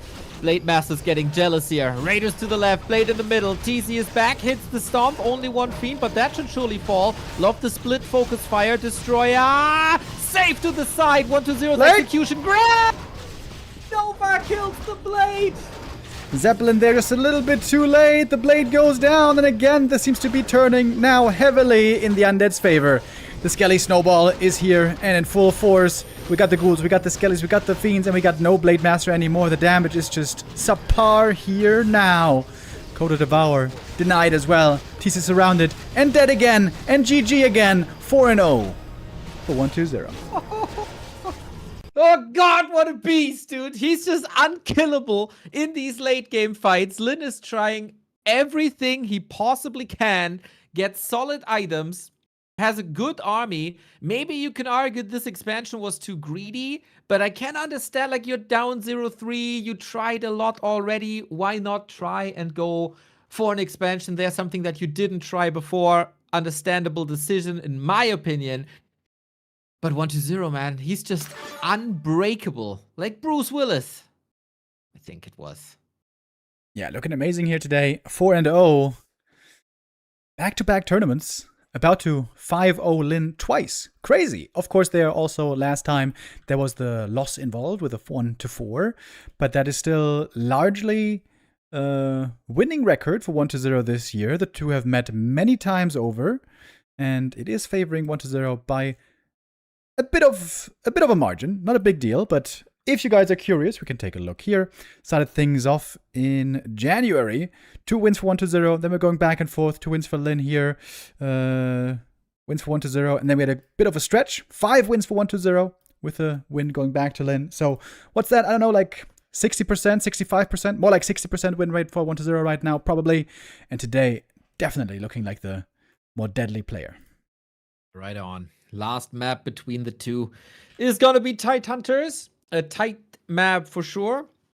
Let's hope that Lin is gonna be a hunter and put his name on the board. One map would be nice, as one tournament leads to the next, leads to the next, and every map win is important here now. But how, Remo? How? Yeah. He might need 1 or 2 days off to find an answer again on day 6 of the tournament. The good thing is, both players here knew the next stage, wherever they land, they're going to have to be focused on the matchup against Night Elf. Because, except for these two, it's going to be all Night Elves for the rest of the tournament. And there, Lin looked quite good yesterday, beating Colorful. It was close in the end, but overall, I would say Lin there was the stronger player showing up. And has learned also well from some mistakes recently. So what I'm saying here is that on day 4, in the losers round, Lin is going to have a good chance still to make it out in first place. Hoi toi toi, as we say in Germany. We need a strong Lin in the scene, in this tournament, in the Triumph Cup, and also in the Golden Cup that is coming up. For that, my advice would be keep the heroes alive. That seems to be a win condition. Always a good rule of thumb to go by. Of course, when 1-0 is on the other side of the keyboard, that's oftentimes hard to manage with 1-0's control and targeting so outstanding. Couple of wonderful defensive items would go a long way. Invul potions, heal potions, some rings maybe. But also, you need some damage. It seems like to beat 1-0 in top form, you don't just need good performance, you also need some item luck going your way, don't you? You need a lot of good tools to be found over the course of the game. Well, thankfully, we have a marketplace here. Can make use of that if Fortuna is not with you. Will we switch something up? I don't think so. We have seen a couple of Farseer plays, but it faded out again a bit. Maybe if you're really desperate, you can try it now, Lynn. Go for the Farseer.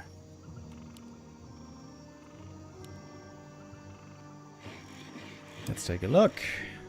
It is the Farseer. All right. Good And that's, call. Remo, is why they call me the Prophet. Indeed. I also had a beautiful prediction yesterday on the France versus Senegal game. What was the prediction? 3-1, and it ended 3-1. Boom. France won, right? Yes. I hear they are pretty good. They are. Dude, their second team would still be favorite for the title. France is crazy. Unlike in Warcraft, where they're gonna get destroyed on Thursday, which is tomorrow, in Sonic's Nation Tournament, where Team Germany is making another appearance. PogChamp, PogChamp. When is the end of the World Cup, by the way? Do you know that? Oh, dude, I don't know. 2028, it lasts forever. Yeah, with so many teams, right? It's a long World... Is under Wait, siege. A it's player's actually not even forces are that long. 19th of July, apparently. All right. Are you tired of it already? I can't be tired of it. I have seen none of it so far, so... Okay. Not even the Germany game? Nope. I thought you'd be one of the guys who comes in a German jersey to a group gathering and be a football fan for one evening. No. With a I imagine when it's like quarterfinals time, semifinals time, that the boys are gonna say, "Yo, let's go out, watch the game," and then I'm gonna be like, "Yeah, if there's beer involved, count me in." Dude, here in Hamburg, there's no watch party. What? What the fuck? I don't know why. No, like, I mean, of course, there's like private watch parties, but usually there was this one big public one. Not happening. That seems very strange. That's a pretty big city after all. Oh well. Sad. Big last hit here. Should be an easy steal for the Death Knight. He's right there. And got it. Takes that level 2 for himself. That's a nice little snipe. Knows about the Farseer now early on as well. And he knows with that the late game naturally is going to be belonging more to him. Yeah, you know, I got a bad feeling about this game. That's a creep stolen, that's a headhunter down, that's 1-0 with an unholy aura early, no chain lightning against skeletons, ghouls, 1 damage dealer is done already, ghoul rotation, a GG. bit odd. Yep, okay, I had a bad feeling and that feeling was right. GG! Whoa. Jesus Christ, Lynn triggered! I mean, at least he played the last map this time. Unlike last time, he Yeah, lost to yeah. 1-0. It's an improvement. Yeah. 3-minute maybe 30 that- game. 5-0 score. A triumphant return by 1-0 here. Once again looking poised to take first place in this tournament like he has done times before. Yes. Ay. But some banger fights in there. My favorite, the one on Hammerfall next to the lab. That was very, very lovely. Shattered Exile, also cool. And now the game is over and Remo is gonna be left alone with the elves and himself. And you guys. So he might need a little bit of support from you people. It's my favorite kind of a day, Neo. LawLiet promised basically in so many words, in pictures you might say, that he is going to bust out the special sauce today. Excited for that. We have a rather quick end, actually, to our first match of the day. 2 more matches coming up for the Gladiator Championship today, boys. Life versus Moon is going to be our second game. And then Kaho versus LawLiet after. I wish you best of luck. I am around for the show match today again, Mr. Demo Man. That's Colorful versus Sock. That should be around 6 p.m., I imagine. A little later, probably, but yeah, nice. 6, 7. I take over whenever that is. Was a pleasure. See you soon. Germany game tomorrow. War 3 Champions Finals coming up. It's a bit impromptu, but we're working on it. Kleine Schildpad with $2,200 donation yesterday. Yeah, that was quite something. Champ. That was quite something. Oh, you did the 6-7 gesture with that stupid grin on your face, I see. Screw you. So yeah, more details about the Champs Finals yet to come. I'm collabing with Mr. 8man on that. And Fading Autumn video coming up because I think the map is extremely promising. Poggies is what we can say to that.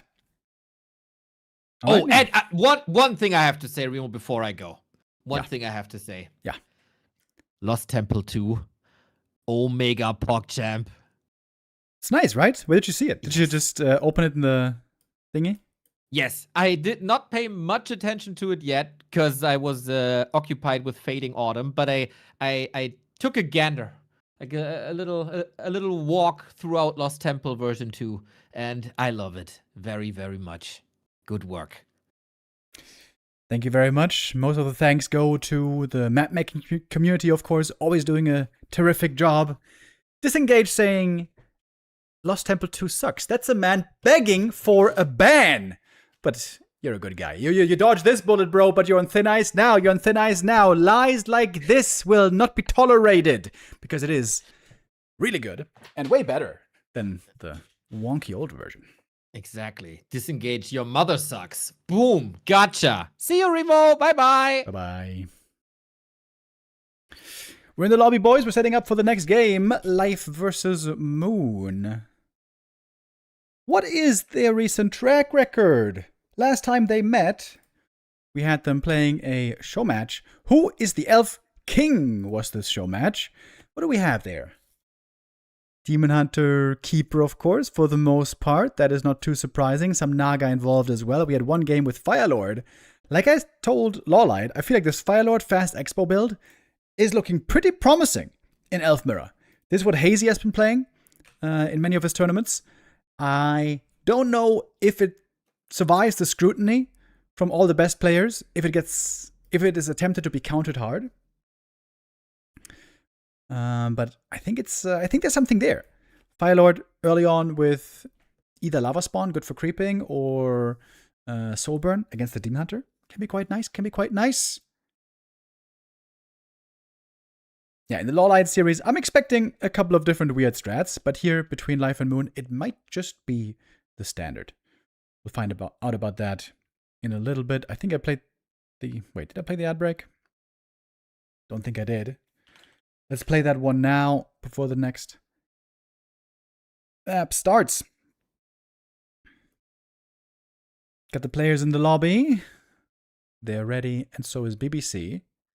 Autumn Leaves again, our first map for the series. Everyone loves Autumn Leaves these days.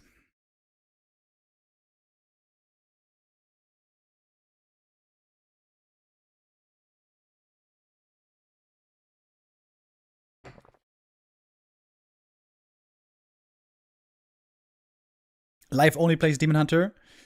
Yes, that's very true. I think I've never seen him play anything else in Night of Mirror. I've seen him play Autumn against Human a little bit. I've seen him play like 1 or 2 Keeper games. I think I never ever saw him play Warden.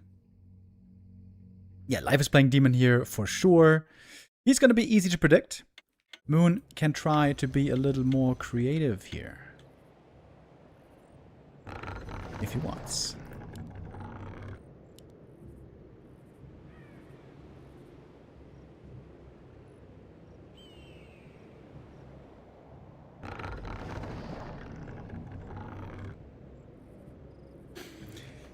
He played Warden against Happy on Echo Isles. Really? When was that? Don't remember this one, but you might be right, Both here starting with a quick shop creep. This is certainly an indication towards Demon Hunter.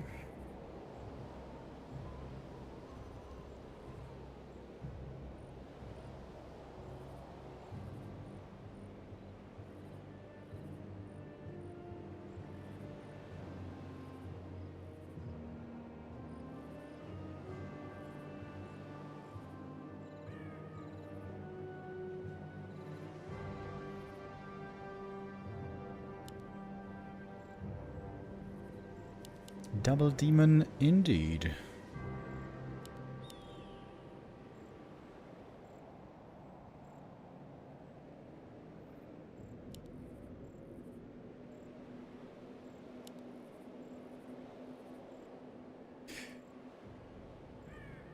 With Moon, though, you never really know what the tier 2 follow-up is going to be. For a long time, Moon is always capable of playing a tier 2 Masked Riot expansion. This is something Life will have to keep an eye out for. A player's forces are under attack. Tracy's Armory. Who's Tracy?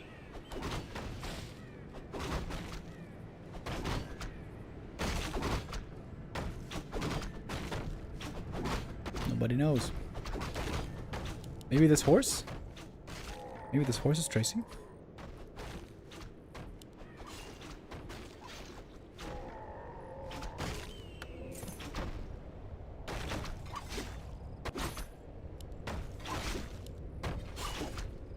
Life cutting it a bit close here with the Ancient of War.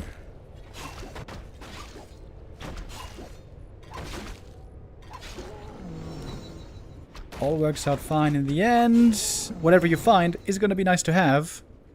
Ring, claws, gloves, all pretty good. With gloves, probably the worst.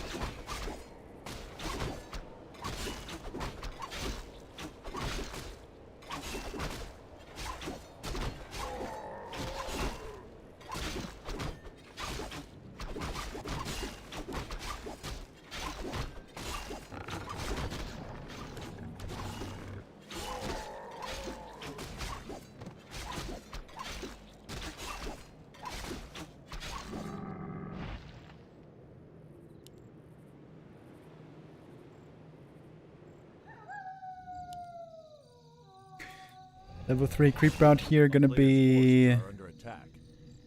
pretty much perfectly mirrored.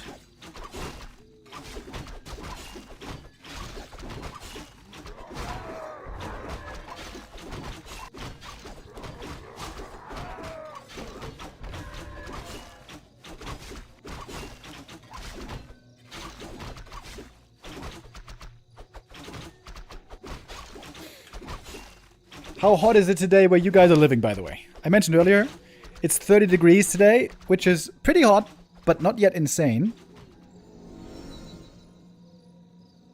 But tomorrow, we're getting up to 35. Holy smokes! I'm definitely going to the lake this weekend. The town is under siege. It's supposed to rain on Friday, though.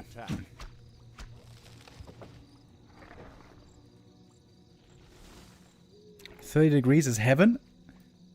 I feel like 25 degrees is optimal. Anything higher, it gets a little too hot for me.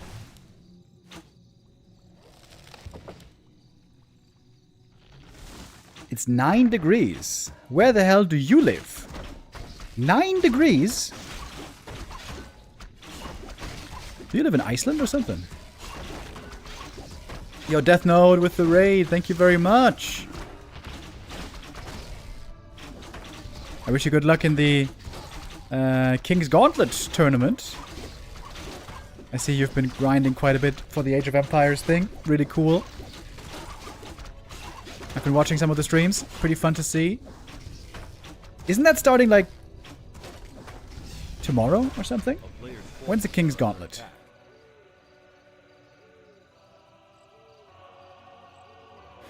It's winter in New Zealand. True. Southern Hemisphere.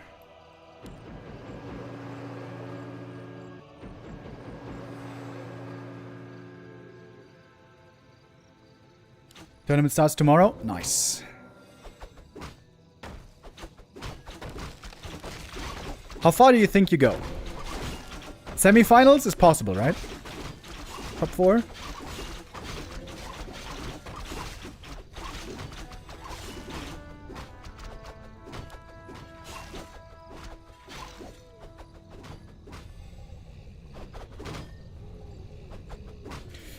What was the score of 1-0 versus Lin? That was 5-0, 1-0.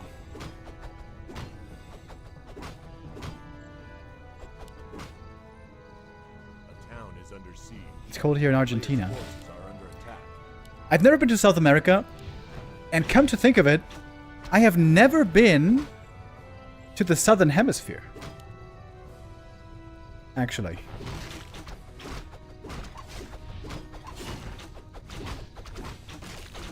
I've been staying up in the north.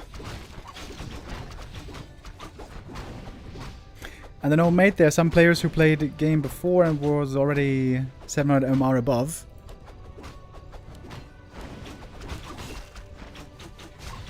Yeah, seems like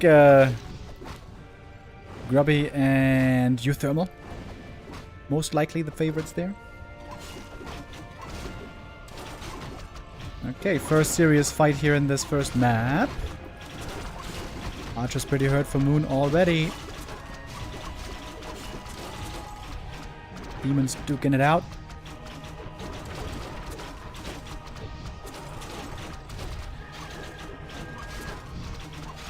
Piercing damage also against the Dryads right here. Moon is going to lose one of them. Very often, Life is expected to be the superior micro player in Elf Mirror. Demon? Demon? Demon! Wow. That was the biggest caster curse I've had in a long time. Saying he has the best micro and then he just loses the demon, not moving him. What the hell was that?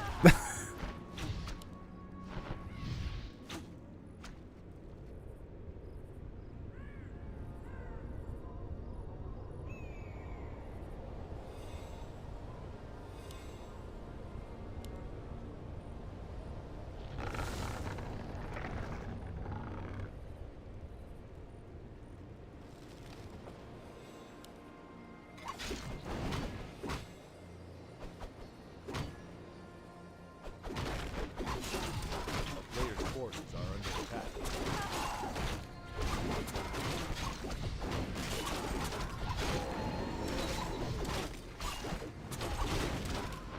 Everything is very hurt for Moon here, though.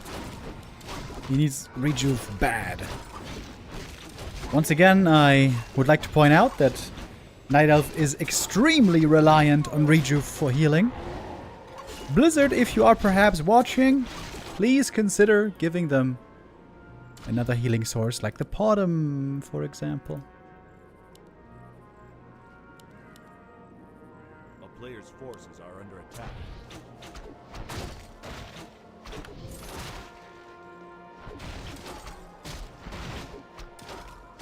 Good levels here for Moon. Demon on 4 already. Life taking quite a while to get back the firsty. Actually, didn't even take too long.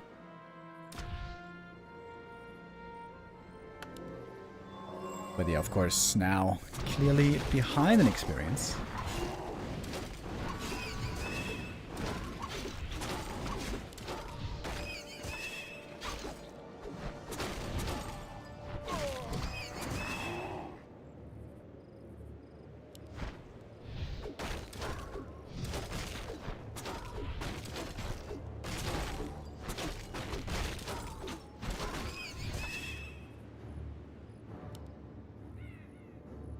A player's forces are under attack.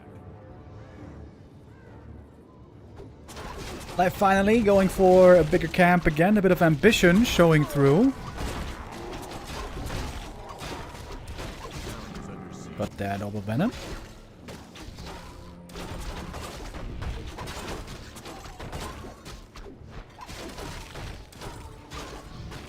What if Potom had another aura that just gave straight regen? Would she be used then?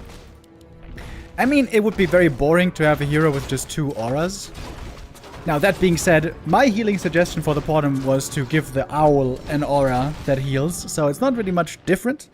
Like I said in my suggestion video, I think there's a cooler AoE healing skill to be given to Potom, but I'm not super creative to come up with a really cool healing skill. I think other people might have a better idea there. But I think it's very obvious that the Potom really, really should have a healing ability. That gives the hero finally clear role, gives the Night Elf a healing hero, and gives the Night Elf less reliance on bears. And we've been complaining about mass bears, mass dryads for decades now. It is, I think, the most obvious thing ever that she needs a healing skill. Anyways, we got the big fight here. Moon pushing into life space. Didn't get the bear kill here. Seemed like could have gotten that. Going for the keeper. Gets that kill. Entangle is in. And life calls it GG. Moon, who should be the underdog here, takes map 1. One big fumble, of course, there by life. Just losing the demon in what was pretty much the early game. That was very unusual to see. Not something that normally seems to happen to him. But hey, even the greats can make mistakes.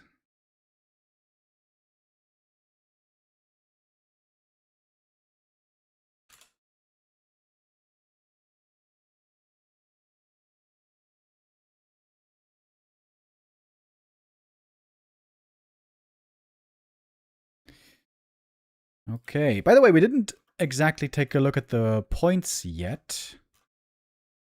Like we mentioned earlier. Hold on. How can I best show this to you guys?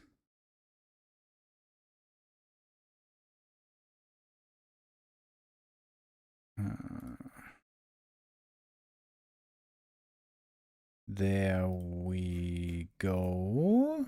So, as you guys know by now, depending on how many games you win in the Gladiator Championship, you get a certain amount of points. The GTT points, apparently they are called.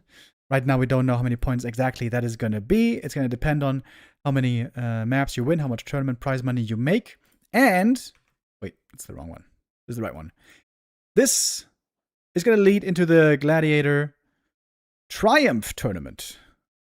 I'm just going to call this a Triumph Tournament. In the Triumph Tournament, the top 8 players from the Gladiator Championship results will make it through. And this is our standings at the moment. Once they're at the very top. Behind that we have Kaho, Life, Focus, Sok, Lin, Infi, Soin.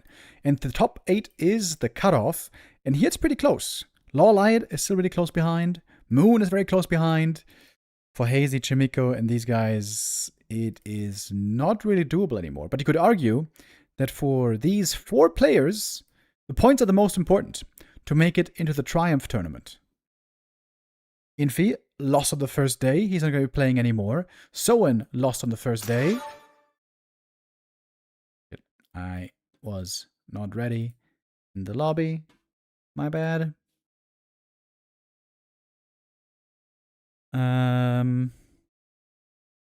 So chances now for LawLiet and Moon are very high to join into the top 8.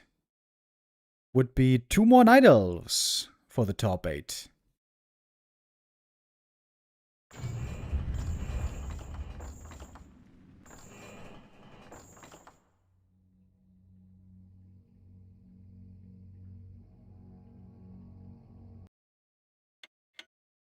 Lin... Is Lin in danger of being eliminated? Not really, right?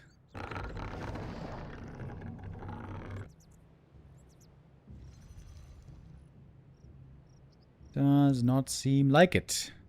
Despite Lin only playing in Gladiator Championship 3, not in 1 and 2, still got a bunch of points. We are continuing with map 2. We're going to Concealed Hill.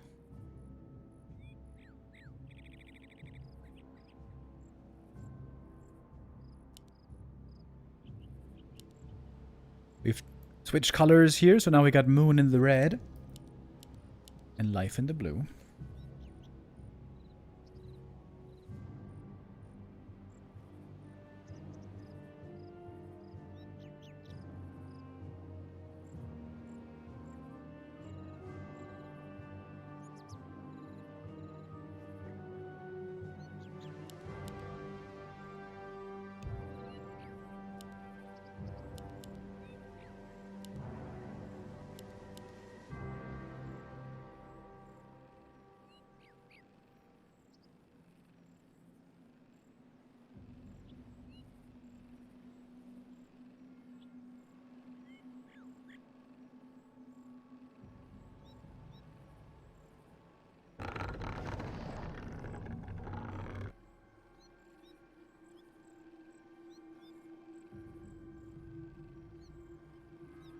A player's forces are under attack.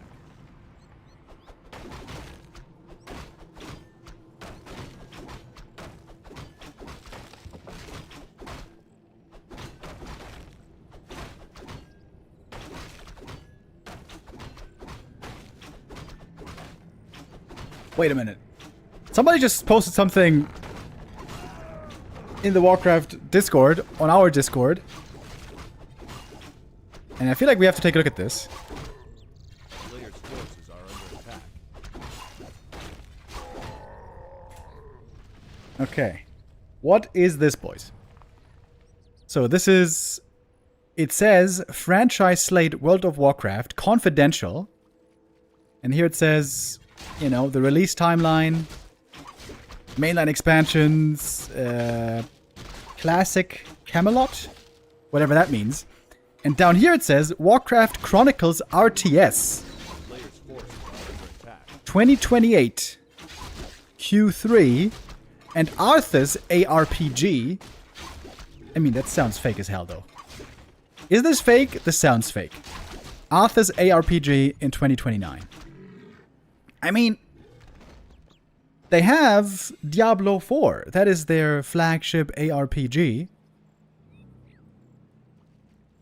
Now, if this is true, it would be very interesting, obviously. But it doesn't sound real to me. Arthur's ARPG.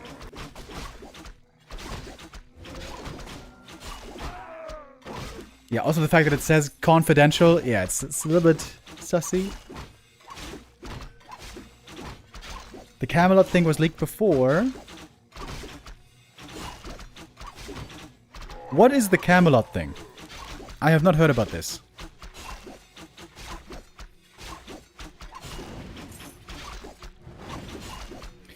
Diablo is a hack and slash. Maybe they want to do a Souls-like Witcher-style game. I mean, that would be cool, but that's not an ARPG.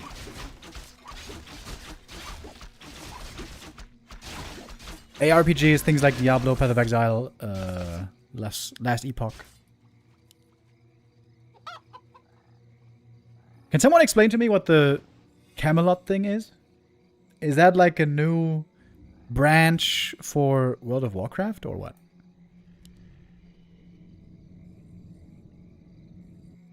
It's just WoW Classic Plus. Ah, okay.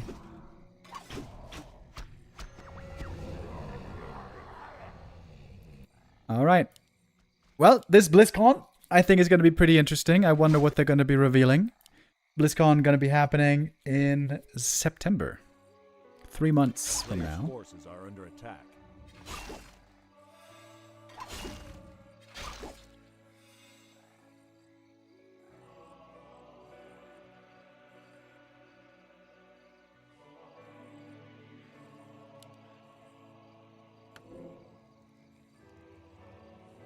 ARPG equals Arthur's RPG.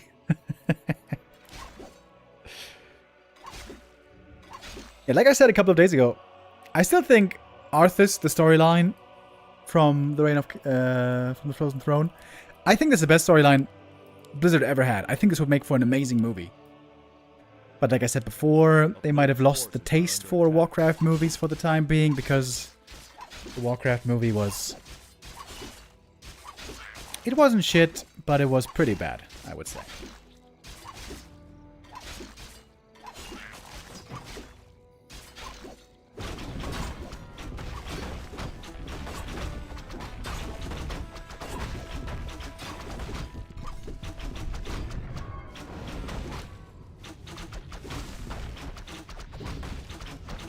It's between Arthas and Illidan for best storyline.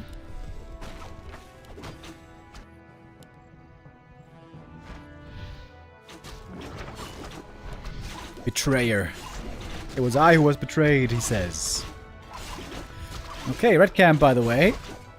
Looks like it's going to be going to life. Big last hit. Stolen, though! With the mana burn, Moon got the experience. Life gets the big item. Ancient Django.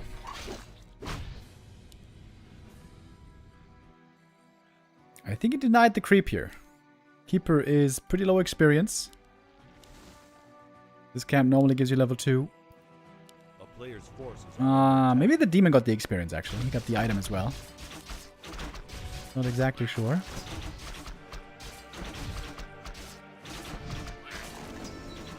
It wasn't shit, but it was pretty bad, lol. I mean, there's a difference. Like shit is really, really bad. Pretty bad is just pretty bad. It's like, it's forgivable.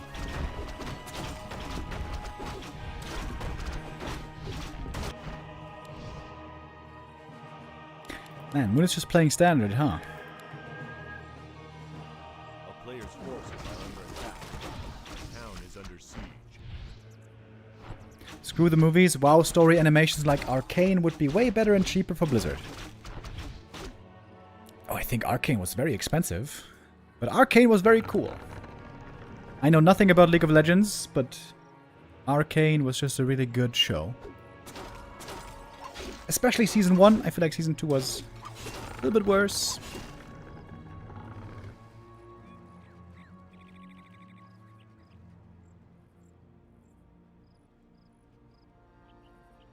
It did really well in China, though. Oh, yeah, right. I remember that. They said the Warcraft movie did really well in China. True. What was the box office, actually? Warcraft movie. Box office. 440 million. A player's forces All are right. under attack. And the budget? 160 million. Alright, that's basically doing okay.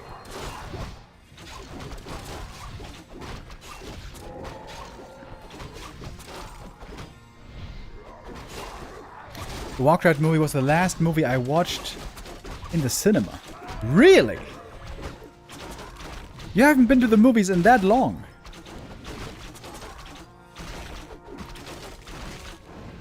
Bro, you gotta go to...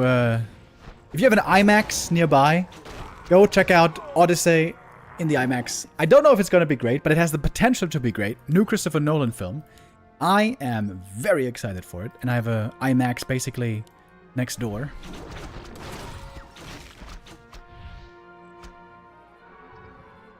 I give the Warcraft movie a 7 out of 10.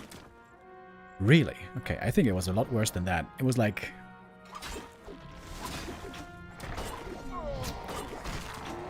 So I think a 7 out of 10 is a pretty good movie. 6 out of 10 is an average movie. So is 5 out of 10. I think the Warcraft movie was pretty bad. I would give it a 4 out of 10.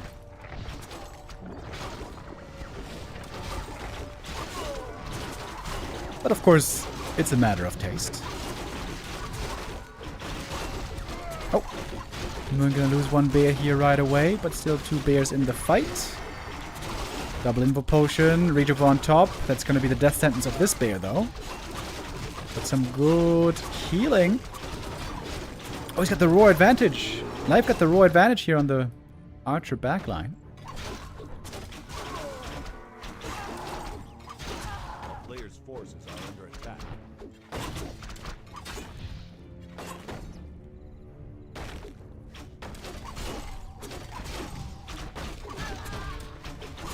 Life looking pretty good now.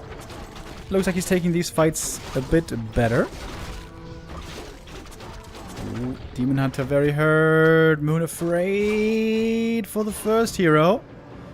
Using the staff to save the bear.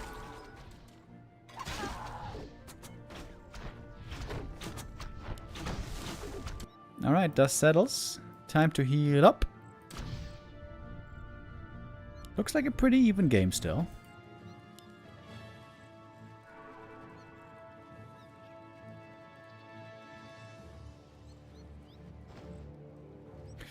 People are saying Obsession is amazing. Yeah, I heard many people say Obsession is great. I just don't like horror movies. I don't like getting spooked. It's the truth. Yeah, so I try to avoid horror films as much as I can. I told this story many times before. When I was like a teenager, I watched Blair Witch Project with my then girlfriend. And that kind of traumatized me. I was awake for 40 hours, couldn't sleep, I was terrified. And yeah, so I feel like horror movies just aren't really my thing.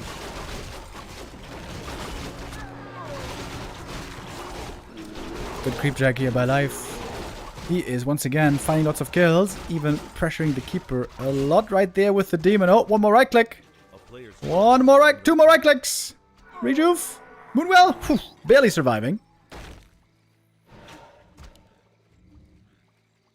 The endurance, alright, it's great for chasing here. Oh, look at that demon. Trying to get the Dryad kill. Oh, got him. But it's also a bunch of archers taken out. Supply-wise, we're still pretty even.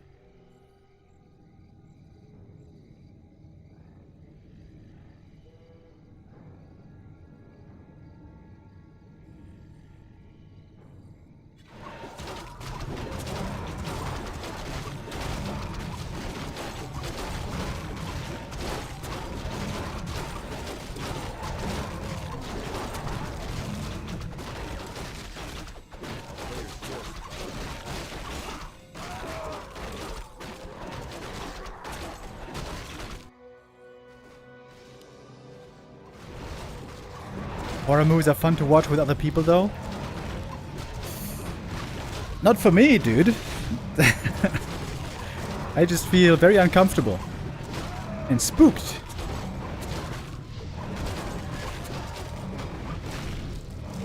I used to work at the movie theater, as you guys may know. I've mentioned this many times before. When I was like in my 20s, for a couple of years, I worked at a movie theater. It was a fun time. Lots of cool colleagues and, you know, you can watch lots of movies for free. The work was pretty nice. And back then already, so this was like 10 plus years ago, horror movies were pretty popular already. I feel like they got even more popular over the years. And especially popular with teenagers. Man, teenagers love the horror movies. As soon as they turn 18, they all want to watch the 18 rated horror movies. And when you work at the cinema, you notice they are the worst when it comes to cinema etiquette. They are so loud all the time. They talk all the time. No manners at all. And they leave the cinema in such a state. It is so dirty. So much popcorn on the ground everywhere. Absolutely no manners at all. Goddamn teenagers. I must admit, when I was a stupid teenager, I was exactly the same. So I feel like it's kind of a universal thing.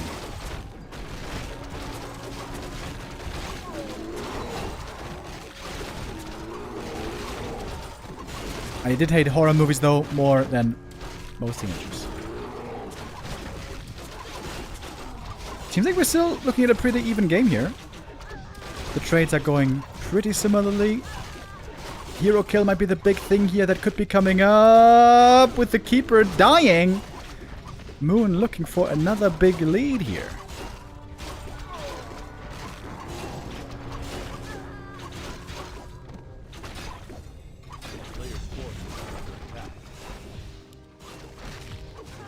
Oh, Demon taking quite a bit of damage here. Moon with his first hero on a rampage in the backline. Life barely getting away, and now Moon has a huge experience lead and supply lead. This is normally where he's expected to take it all.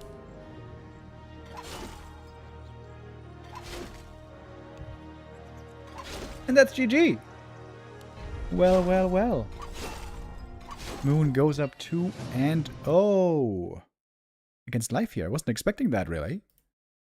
Moon looking pretty good. Life not looking as flawless and quite as sharp as he often is on other days.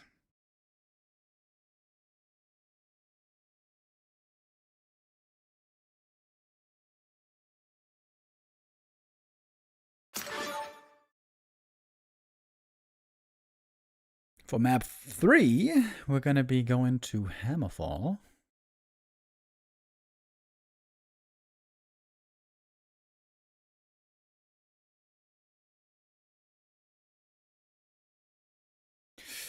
What were the recent results between Moon and Life?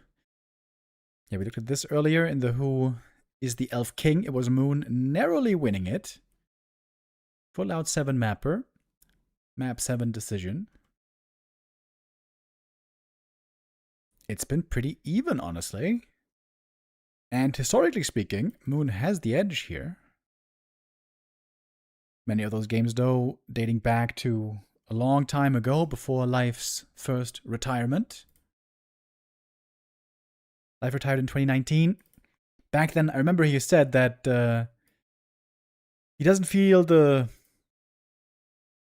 purpose of practicing so much, of trying to become good at the game, when it is the greats who are so far ahead of everyone else, like Lin, like Happy, like back then Infi, that it's so hard to catch up to them. And so he didn't feel motivation so much anymore for practice. But of course, he came back in 2014. 2024, I mean. Or was it even 2023? Oh, I think it was 2024.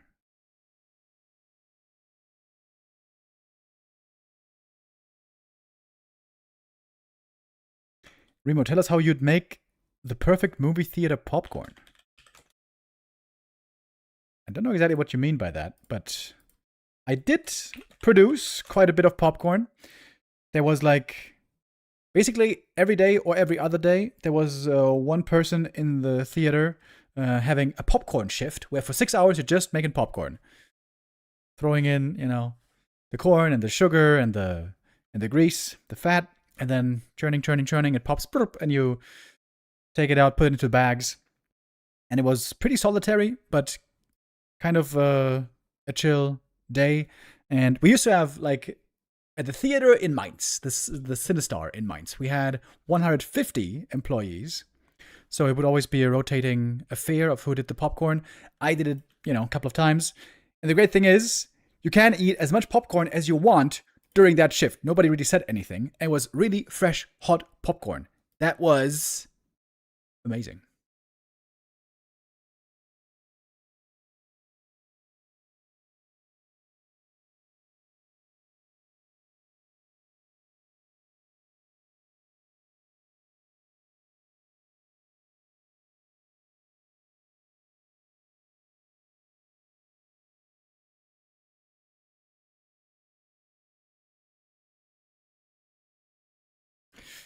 Okay, the person, by the way, posting about this allegedly leaked screenshot here from the franchise Slate World of Warcraft, trying to explain the Camelot thing. It's an internal build of World of Warcraft that has been Blizzard's server since October 2025. A few days ago, data miners confirmed that Project Camelot is related to this internal server data. I'm pretty sure that I saw this screenshot months ago, but Google reverse image says that it's only 2 days old. Okay. So Project Camelot apparently has to do something with a special server. We need Bellular to do a video about this.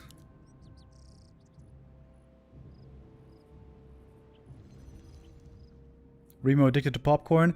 Actually, really not. I never ever ate popcorn except when I was doing the popcorn shift and was super warm and fresh, and that was pretty nice. Oi! What do we have here, by the way? Guys. This is a tavern build. This could be Firelord Fast Expo. I saw this by Hazy before. It looks really good on this map, especially because here it's easy to get Shredder. Okay, now we're cooking with gas. Yeah, in general, I'm not a big fan of popcorn. I'm not a big fan of ice cream. And people who eat salty popcorn, I'm not trying to make you out to be the devil, but I feel like that's so weird. Isn't salty popcorn just gross? I suppose that again is a matter of taste.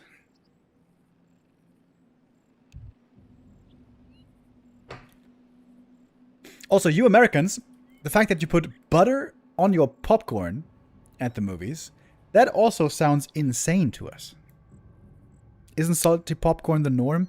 In Germany, we have both, but the more popular one is sweet popcorn. Sugary popcorn. A player's forces are under attack. Update the score? Oh yeah, you're right. When you're right, you're right.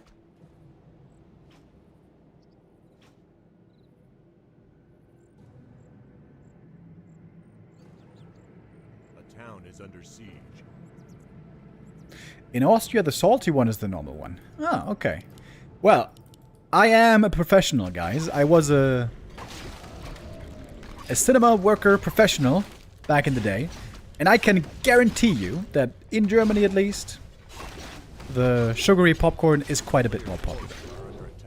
They also make way more sugary popcorn than salty popcorn, as far as production goes. Here's the Fire Lord. Let's go! If you guys didn't see the Hazy games, you might be wondering, what the hell is this?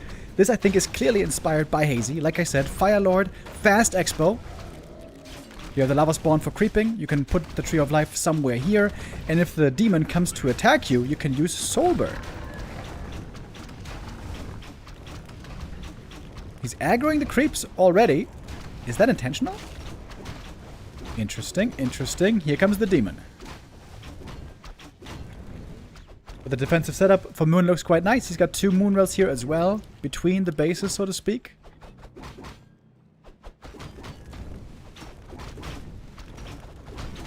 So Hazy completely backfired. Nah, man, he had a good start. He just threw it hard in the late game stages. He went Beastmaster second, which also seemed a little bit weird. But look at this. Look at this. Demon can't do much. He's only level 1 so far. Demon is great with lots of items and high levels, but he doesn't have that. Love this build. This is exactly what I told LawLiet he should play for our entertainment. Yeah, and this is, I would say, a lot better if you have easy shredder access. If you can go for a shredder, get all that lumber, put the wisps in the gold mine later. Poggies, poggies. Yeah, no soul burn, interestingly, so this is different from Hazy. Incinerate, of course, can also be very good against the Demon Hunter. Oh, Wisp Detonate could be money!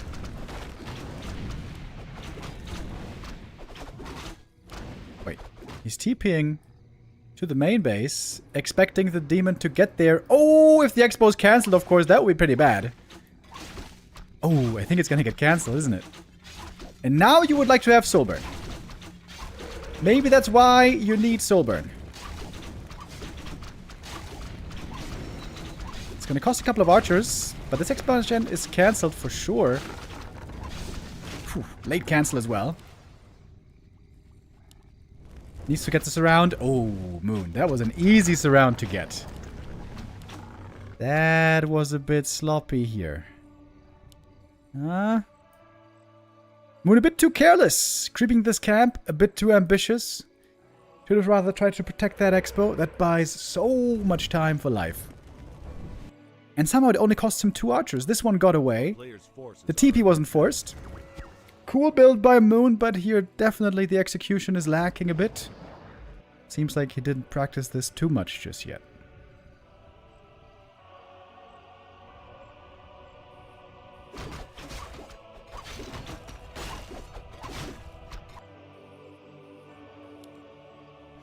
Still going for a keeper seems a bit weird to me. I mean, Moon surely is going to go for the Mass Dryad follow-up. Maybe he thinks, Life thinks that sooner or later this is still going to be a Beamera. And then you want to have the keeper.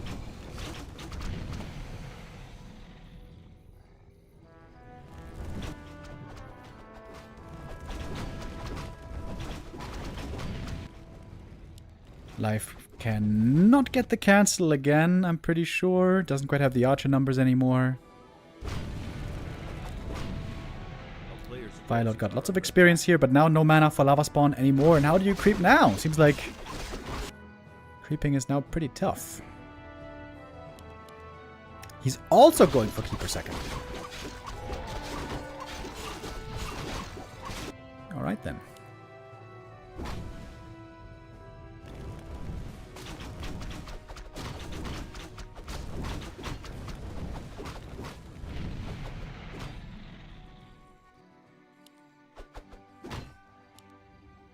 Moonjuice is full to the brim. Firelord getting some of that sweet nectar. Big item here for the demon. What's it gonna be? And who's gonna get it, actually? Firelord trying to steal. Gets the wand. Using it right away on the keeper.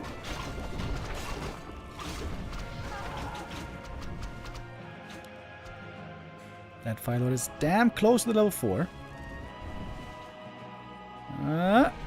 Again an archer here. Oh, actually not escaping.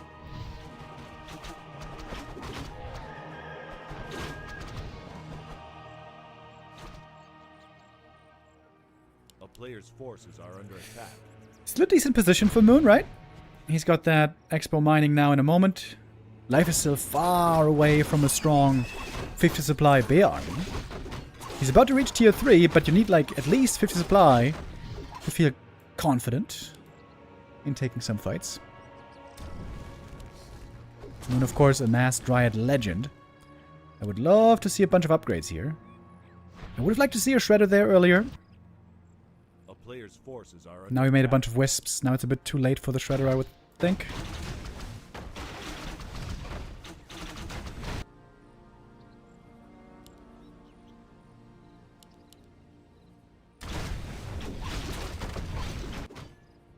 The Keeper second for life does seem weird to me here. Seems like against Mass Dryads that's not going to have much value at all.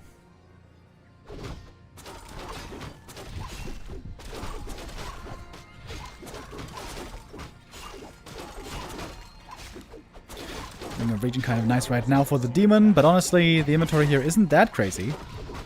No Slippers, no Circlets, no Quel'Thalas. Of course, no Quel'Thalas in general on this map, but also no Ring of Protection.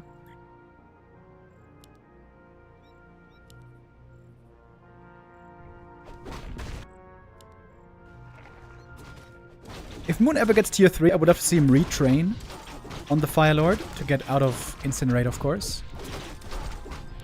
A player's forces are under attack.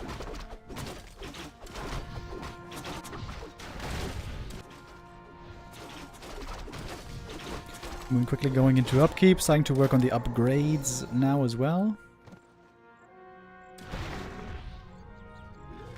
A town is under siege. Could go for the shop kill here. Forcing the TP home. Moon doesn't want to fight. Not yet, I imagine. Would love to get a bigger army first. Waiting for that Moonwell to finish. Working still on upgrades.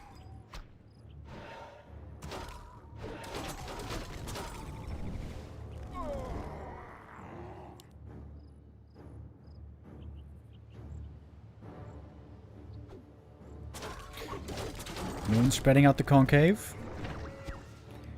He's of course lacking a lot in quality. He's got no Bears, no Roar, no Rejuve, no Orb of Venom. The tier 2 Night Elf army is a lot more limited.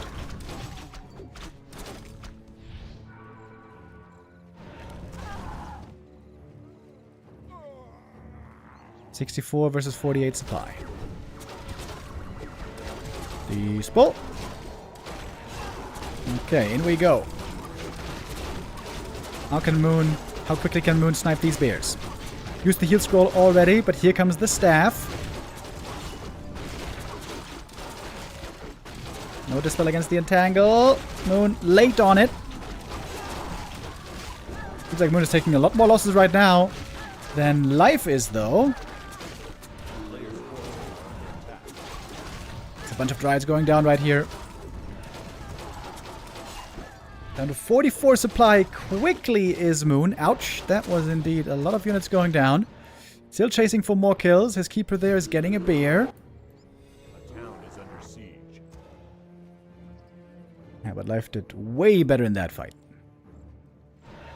Oh, he might need to TP as well. There's an entangle. TP back home. A player's Lots of Dryads in production. Maybe Moon needs a third lore.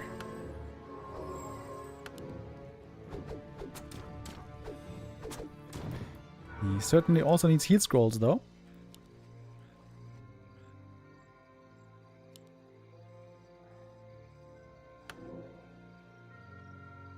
Gets the double heal scroll, no invul, and he gets it just in time. This could have almost killed him.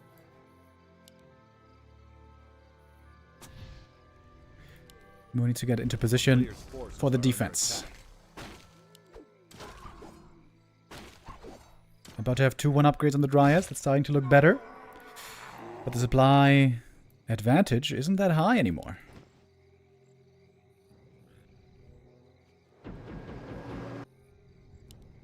And now we got double Orb of Venom.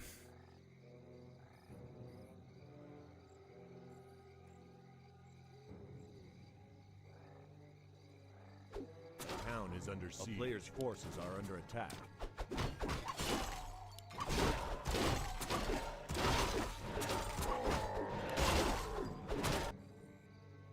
Life is not banking here. He's going into upkeep as well with 2 more Dryads.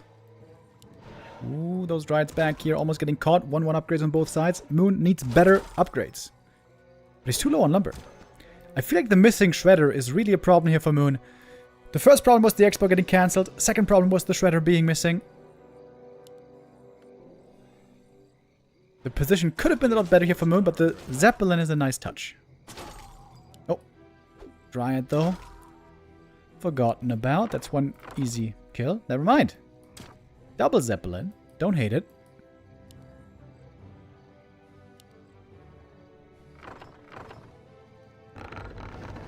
Big army for Moon here. 70 supply.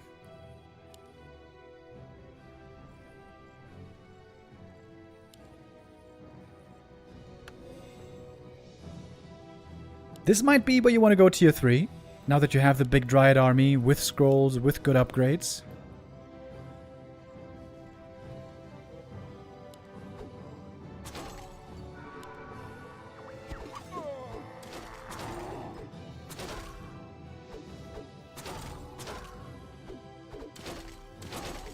A player's forces are under attack.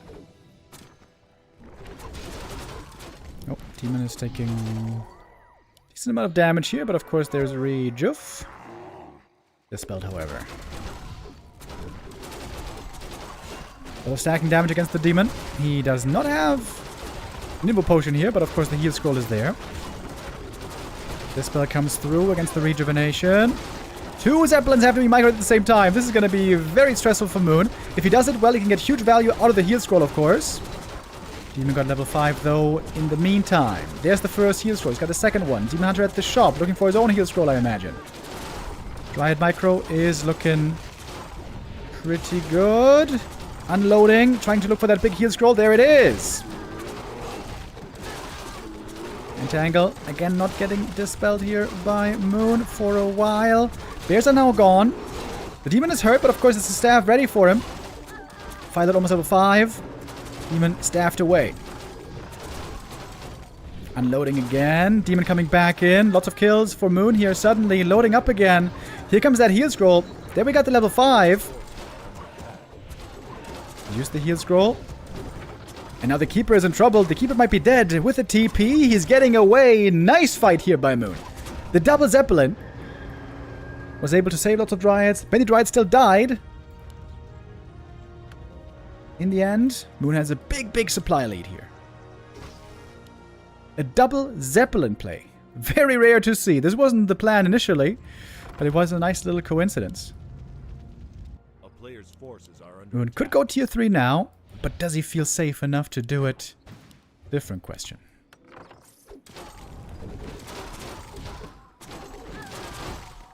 Oops, one Dryad dies to the creeps. And the demon steals the item. Cheeky. Moon needs heal scrolls to take these fights. He can't fight without them. And I think Life knows that. He got a lot of experience as well. Keeper's almost level 3. Level 5, I mean.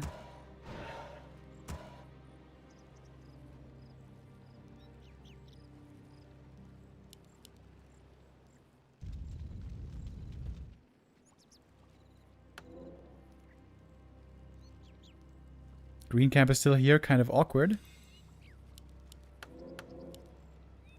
Double heal potion.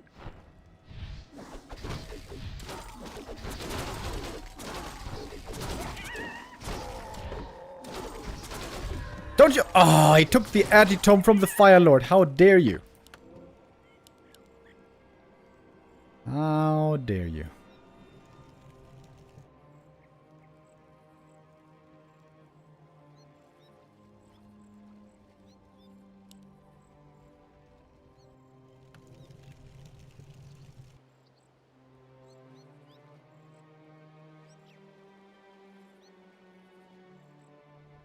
Life Now camping.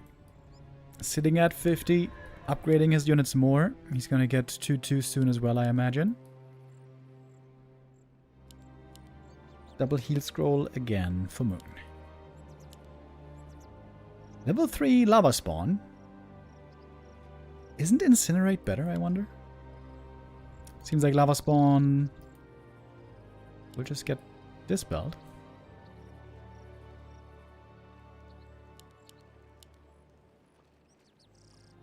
Okay, Moon. Surely now it's time to tech. 80 supply. You could go tier 3. Get ready for bears later.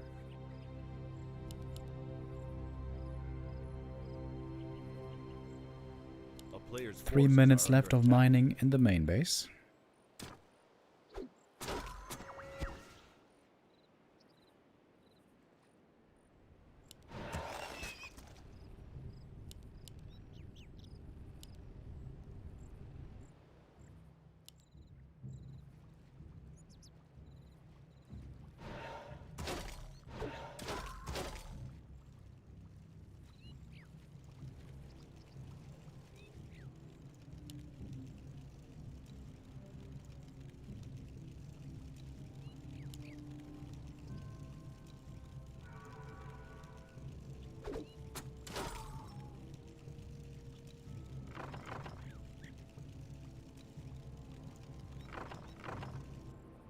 Finally on the way A to tier player's 3, by the forces way. are under attack. Lumber's still low for Moon, though.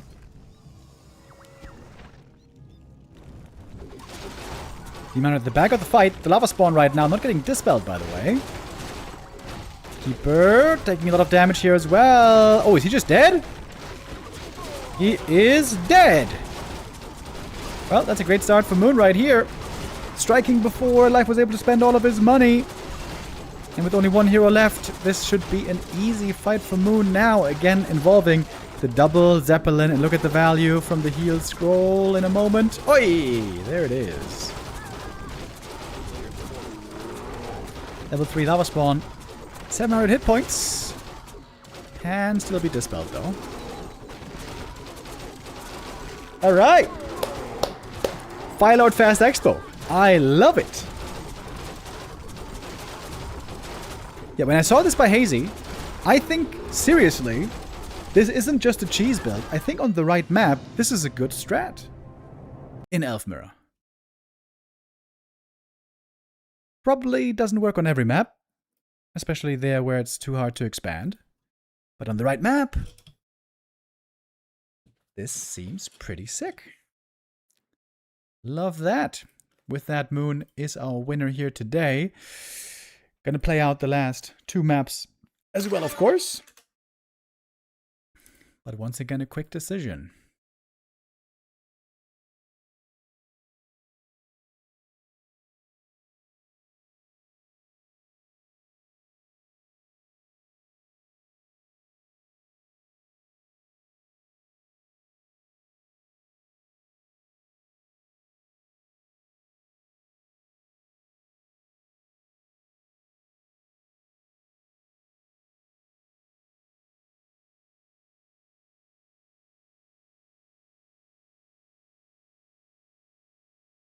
Is there running score per map?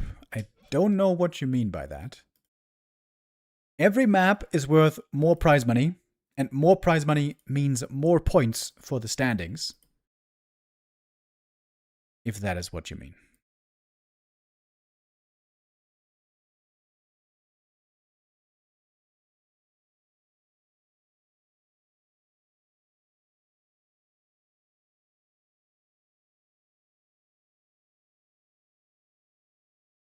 Oh, we got a D100 balance whiner in the chat.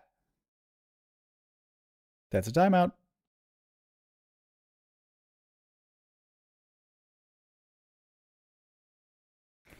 Medusa the gamer not looking like the gamer that we used to see. Yeah, he's not looking as unbeatable at the moment. Then again, yesterday against... What was it, 2 days ago? Against Focus. 2 days ago. There he looked really good. Was a very close, tight series. High level play. Was quite a lot of fun to see. But Focus made some big mistakes. Lost that series, definitely, just as much as Life won the series.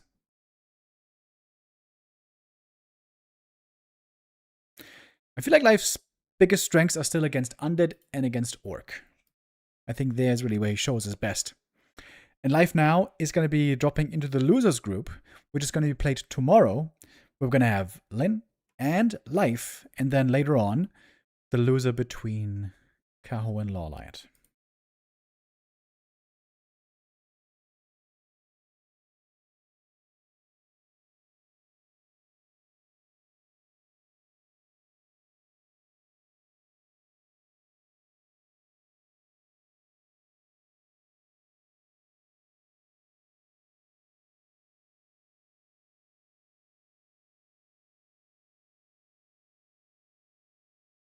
Does he ever go Potom Keeper Mass Dryads? We see some Night Elves at the moment playing a bit of Keeper first in Elf Mirror, but it's very rare. Jens tends to do it. Jens, of course, is very unusual in many ways. LawLiet does it sometimes, but certainly not Life. Life plays Demon all of the time.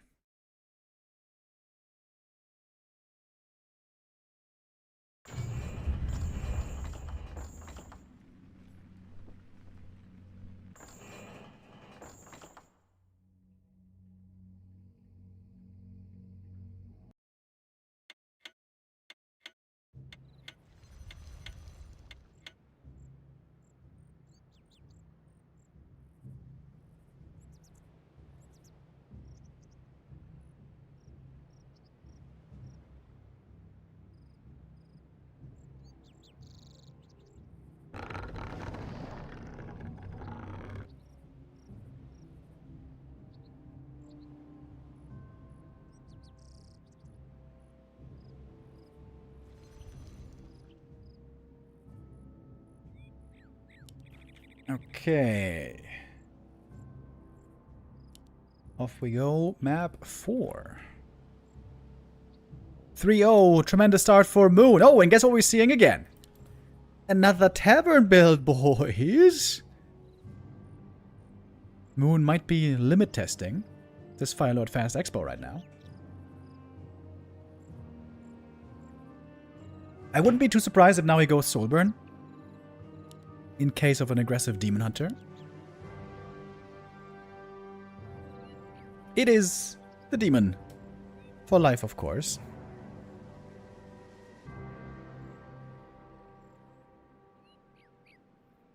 Oh, can he creep the Merc camp first?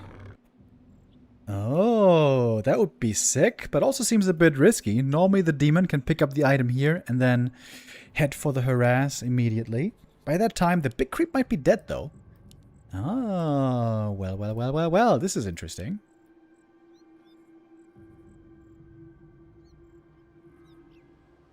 The nice thing about the Tavern Hero build is the altar can be made later. This means you can make the Ancient of War earlier, and you can make these archers a bit faster.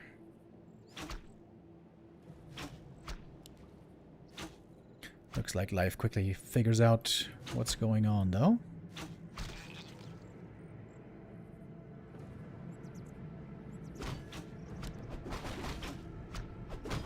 Demon Hunter. Is he gonna go aggressive or not? Here is the Fire Lord, Volcanus. And the demon is coming.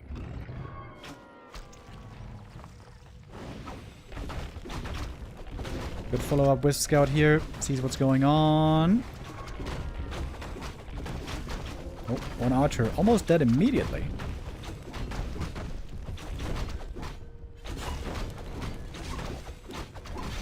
And we're starting things off with the mana burn.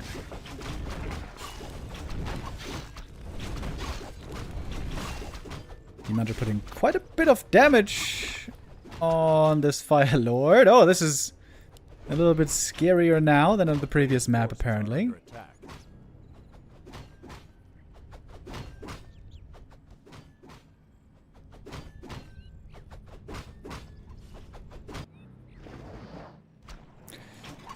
Looks like a good adjustment here. Lava Spawn does split once, but this Fire Lord is going to be out of mana for a long, long time. Ooh, imagine if there's a wisp here.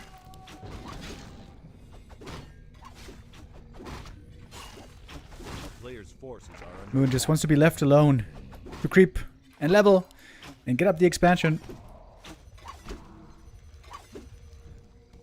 A nice wisp juggles here as well.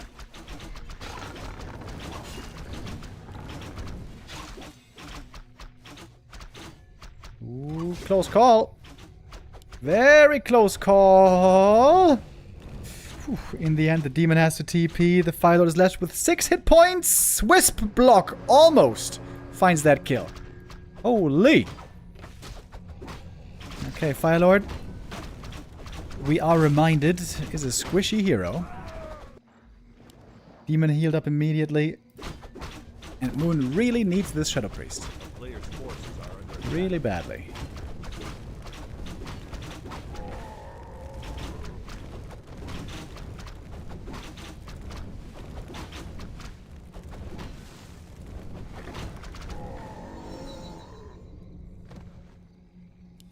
Couple of Moonwells now to heal. Moonju is looking rather low. And Life now has Mercenaries. Yeah, with the Mercenaries I imagine it's going to be a lot easier to cancel an Expo.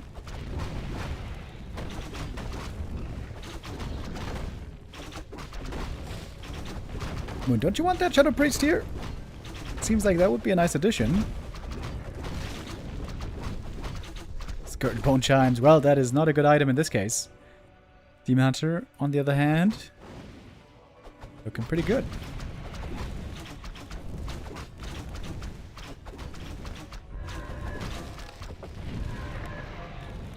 A player's forces are under attack.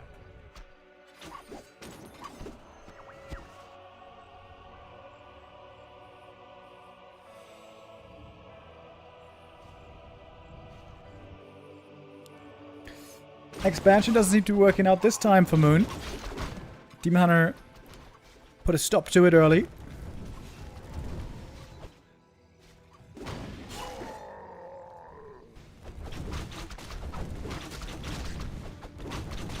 And I don't think this is the position that Moon wanted to be in at all with this Fire Lord. A player's forces are under attack. Yeah, Life even here easily sealing away the item. Gets the Wand of Mana Steal. Yeah, this is a bit of a disaster game.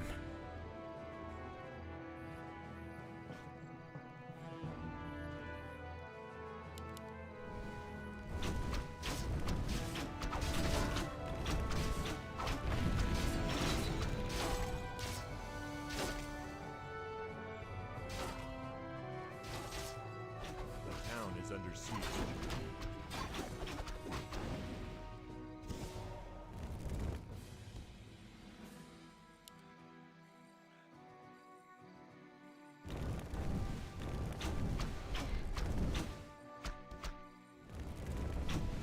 Big mana burn once again.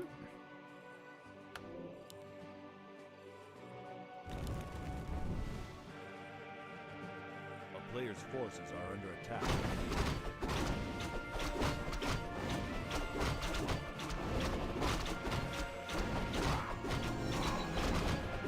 Yeah, in retrospect, I think the safer play would have been for Moon to creep this camp first, creep this camp for level 2, then you have a bunch of lava spawn, then you can creep the Merc safely. A little too ambitious on the creeping, probably.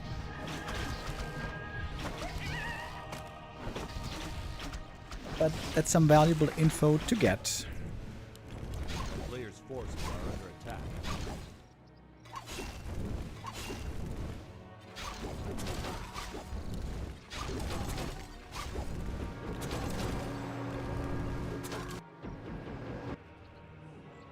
The town is under siege.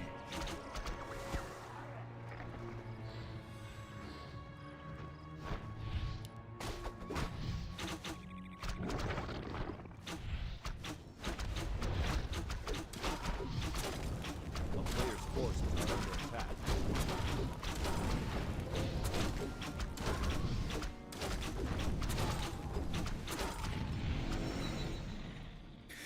Catgus Pipe, okay, is that good? Eh. Seems like Night Elves mostly sell it with bears. It always seems like it should be good with bears. More rejuve, more roar, just simply more mana.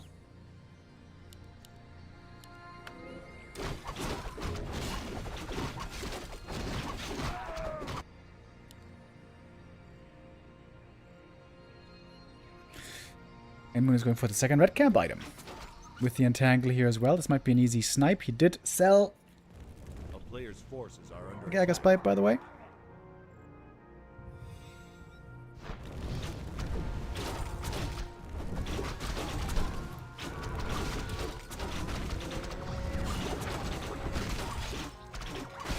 Oh, but there's a creep jack coming in from behind. Moon gets the item, but now he's left in a bad position. Enemy on one side, creeps on the other, mana burn on the bears, no rejuve anymore, no master training either, and invuln on the demon. Oh, this looks disastrous. This was before the Naga even showed up. Here she is, and look how hurt everything is. Uh-oh. Looks like Life is getting his revenge here on map 4.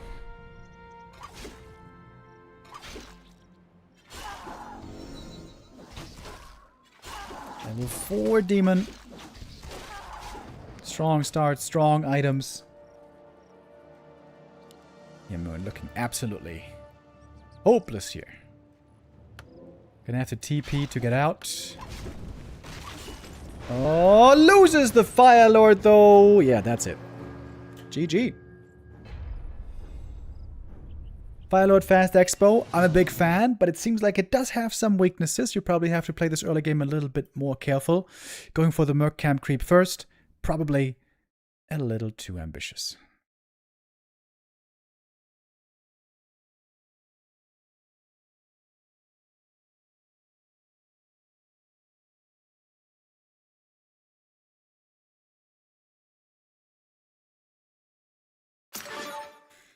Interesting game also to see for LawLiet.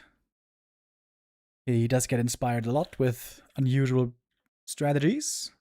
Will play Night Elf Mirror more creatively than most other Night Elves. Basically all other Night Elves, except for Hazy and Jens. They also play this quite unconventional.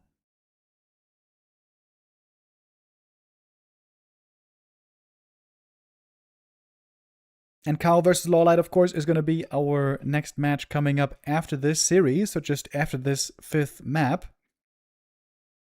Kaho and LawLiet are going to show us what they're made of. There's likely going to be also Kaho just playing pure standard. Then LawLiet getting a bit more tricky, maybe. Springtime coming up, by the way, next. As our 5th and final map for this series.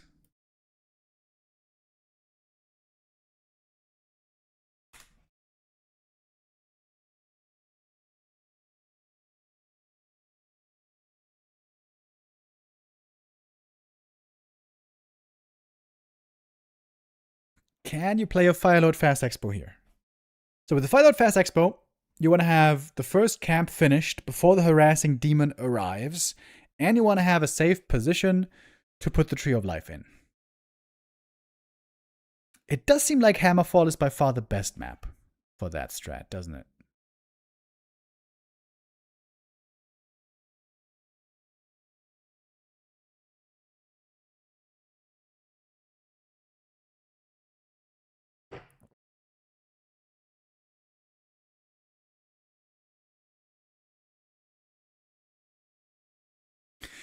We got the Gamba prediction up for our 5th map here. Who's going to take it?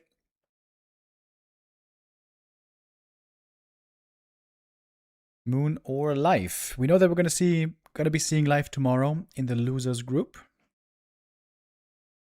There he's going to be facing Lin and another Night Elf.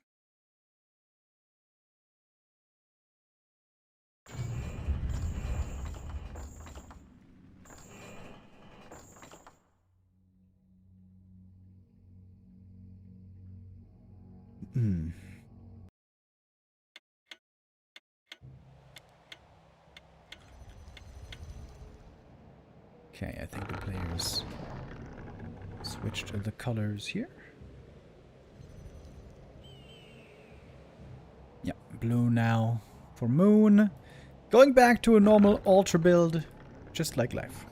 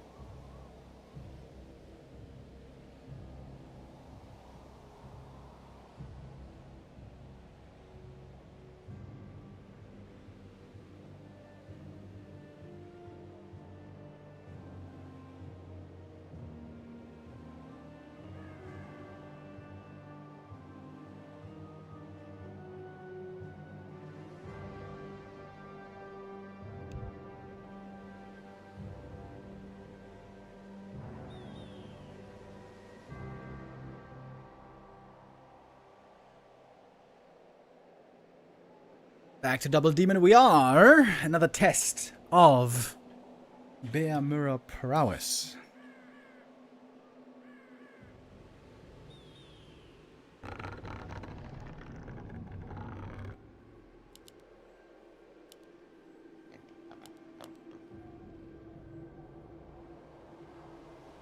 A player's forces are under attack.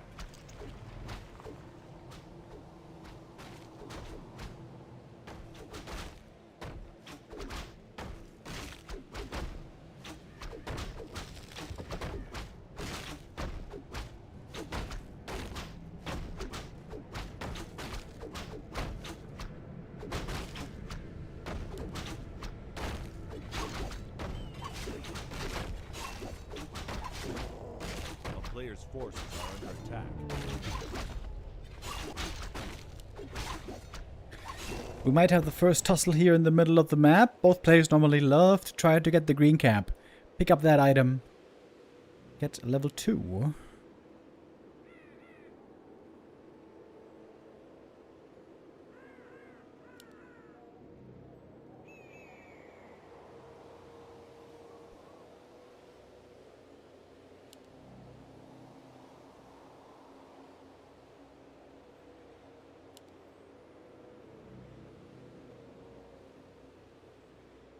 A player's forces are under attack.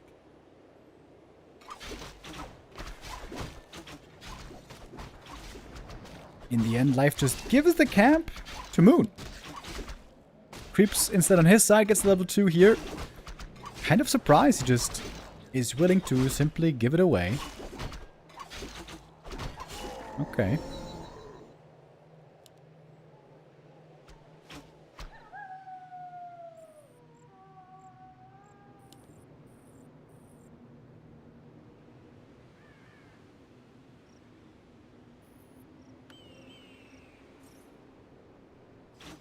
Player's forces are under attack.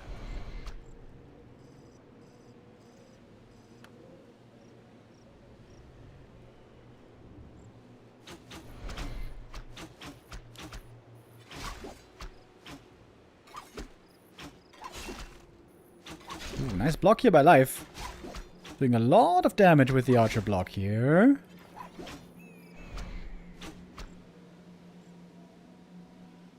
Moon juice for Moon though, still looking pretty good of course.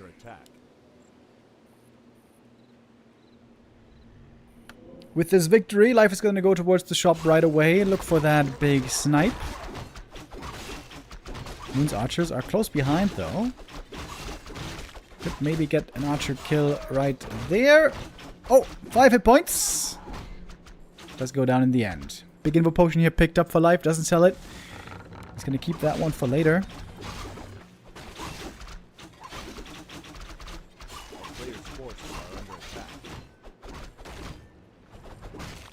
Hold up. No hunters all. Lots of archers. This is no bears by Moon.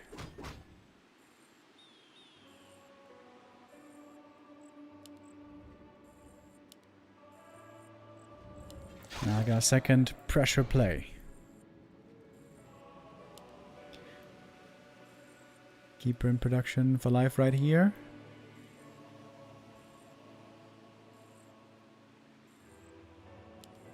Moon heading into the main base. He's deep behind enemy lines. This is going to cost him the TP. most likely, to get out of here. Oh, what is this? Player's forces are under attack. Proxy Ancient of Wonders. Over close to the enemy main base. My. You can go for potions here. And staff in a moment. And also dust, I suppose. Ancient of Lore being made a little outside. TP pass to the Naga. He's gonna use it. Getting away. Got another archer kill. So it was 2 archer kills for a TP, sort of. Oh, the Ancient of Wind. Did he see it? I'm not sure. I guess he didn't see it. Doesn't seem like he saw it. Ancient of Wonders, of course.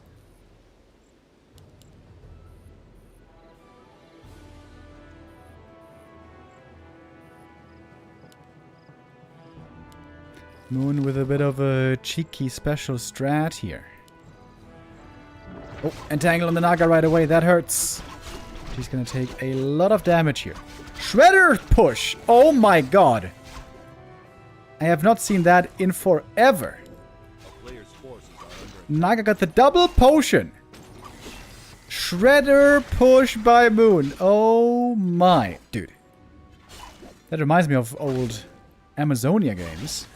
Surround! Oh! It was Archer Surround! But he's using the reveal. Demon is fighting out. The big invo potion was quite nice here. Double heal potion now coming into effect. There's a block from the Archer, but not good enough. Keeper gets away. Let's see if the demon gets away as well. He's got those boots. He's actually very fast. One more Archer goes down, and now the Dryads don't really do much for you against all the Archer piercing damage.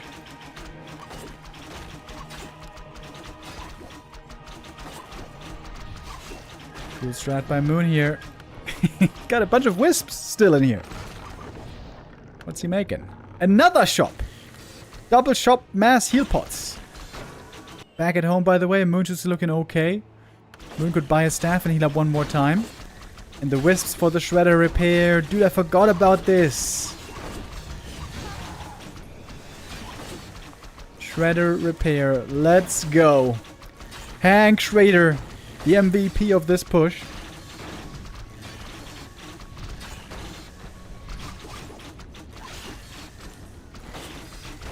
And this guy has some serious damage. Look at that. 34 to 61. Very expensive. But indeed it can be repaired. In some rare games, you can play it with repair. Oh my god, the shredder push. 2 shots of those wisps.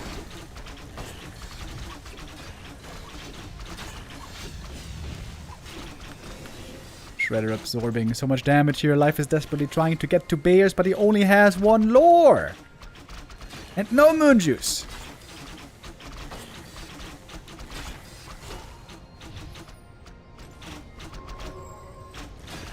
Quite a few archers in here. We got 9 archers, 2 heroes, and 1 shredder. You might call him a hero shredder as well. I think this is just checkmate. What the hell is life supposed to do here? He's got 2 bears with master training. No way that's enough. Or is there perhaps a way?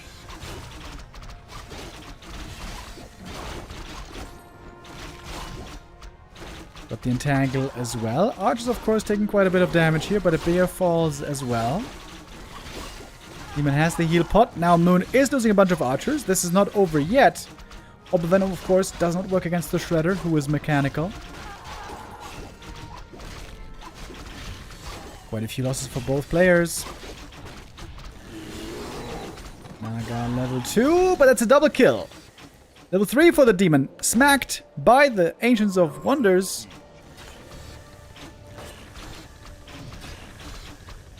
Life remaking Moonwells. All of a sudden Moon's army is a lot smaller. We have hardly any archers left. More archers being made. Aggressive Ancient of War as well. Rejuvenation here is going to be amazing. Demon needs that rejuve. Gets a heal potion as well.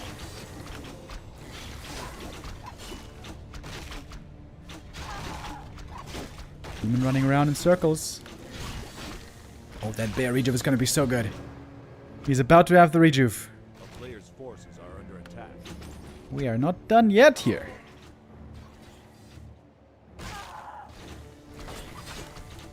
There's the rejuve. He was looking for the detonate. Couldn't quite get it. Life is now very supply blocked, but he made one more beer before it was blocked. More damage taken. Another heal potion. Man. What an interesting game this is. Town is under siege. Now the Shredder might be going down finally. The repair wisps are all gone. And the artists are dying so fast. And there's the rejuve. Oh, that's a huge rejuve. Life might have just done it. I guess he might have just done it. Level 2 on the Keeper. Entangle, kill, and he stabilizes. The Shredder push has been held with heavy, heavy losses. Life now has those wonderful bears and the rejuve to enjoy.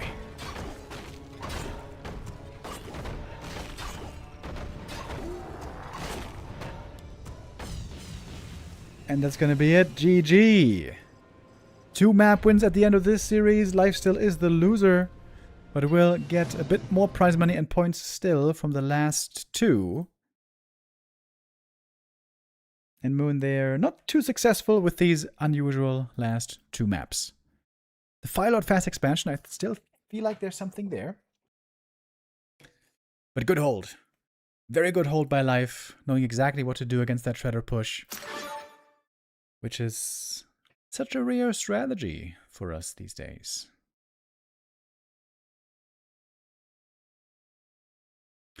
Alright, with that we have our second game of the day in the books. We have one left. Kaho versus LawLiet. Wait. Was that the wrong lobby? Apparently.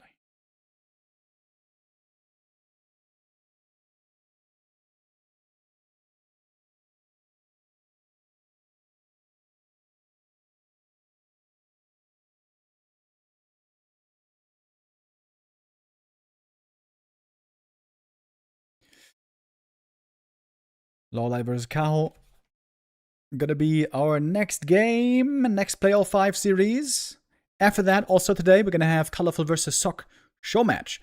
This is gonna be casted by Neo later in the day. I know it's so itchy right now. What is going on? Is it the allergies again? The allergies coming back. I had almost no allergies at all this year. It was surprisingly good. 1 second, guys. I need to get my nasal spray.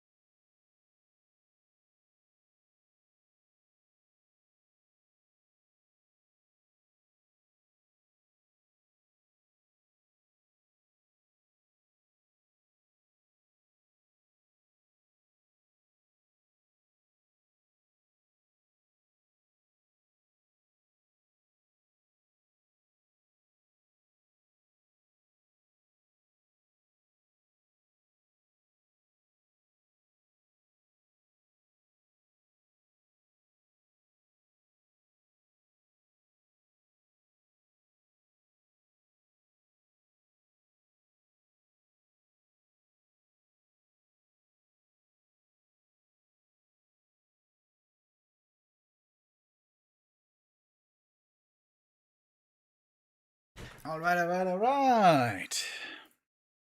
Who is ready for some more Pog Night Elf Mirror?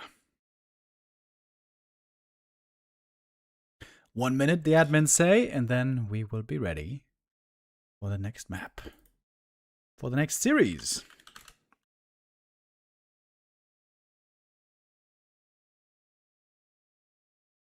So let's once again look at our point standings. Kaho is most certainly going to be qualified for the Triumph tournament, where the top 8 in these standings are going to make it to.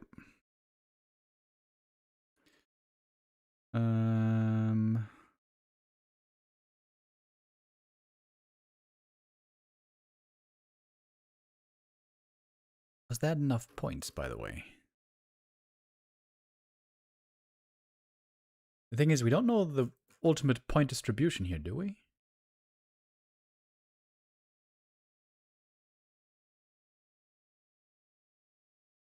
You know how much prize money we get.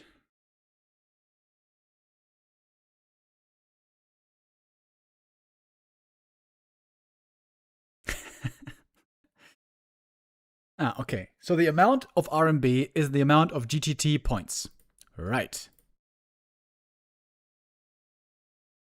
So LawLiet needs 500 more RMB. That's also known as yuan. To tie with Soin. And so far, how many wins does he have? LawLiet? Wait, this is the wrong tournament.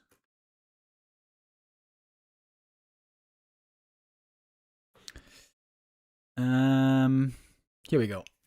1,000 RMB already. Okay, so he's through already. And Moon with 800 on day 1. With another 600 on day 2.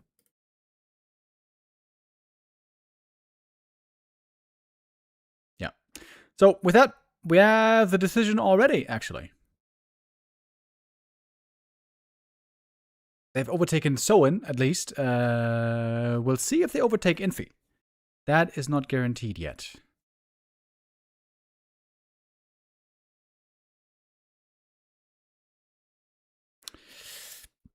Man, this tournament format is so convoluted.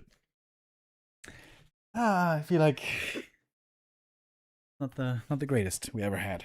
But hey, still worth trying something new every now and then. Where is Happy? Happy's going to be playing the Gladiator Golden Cup on the 28th. Or is it the 29th? Hold on. Oh shit, wait, it's the 25th. Oh. I said that wrong earlier. Happy's going to be playing next week on Thursday, 25th. The Gladiator Golden Cup 2. Alright, but now we have finally another night of mirror game, boys. Let's go. Let's go.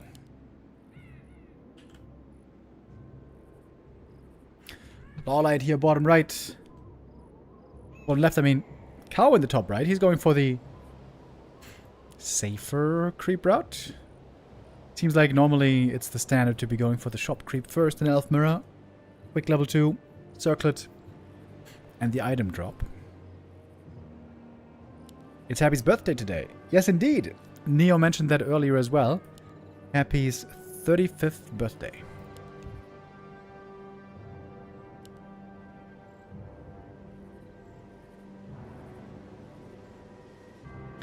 Demon versus demon to start us off.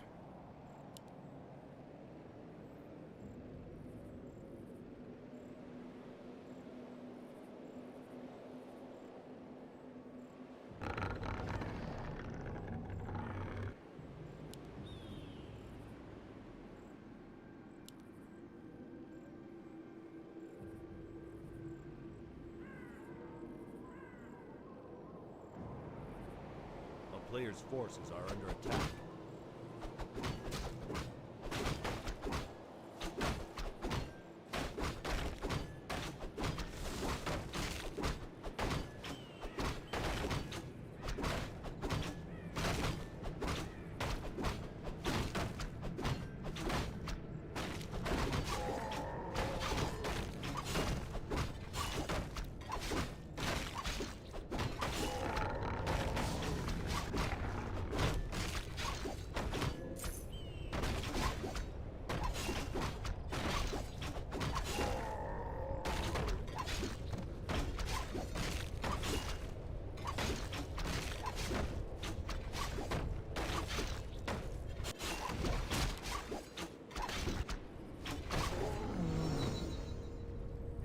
Both here starting off with the gloves. Maybe not the most desired item, but still, it does help a little bit.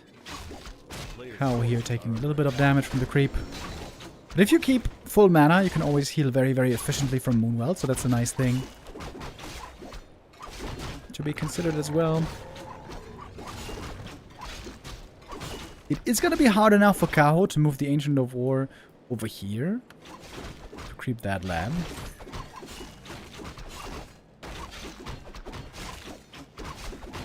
Kaho going to take quite a bit of damage from this camp right here. In fact, we got LawLiet on the way. He scouted with a Wisp, trying to intervene. Nope. Didn't get off that detonate. A player's forces are under attack.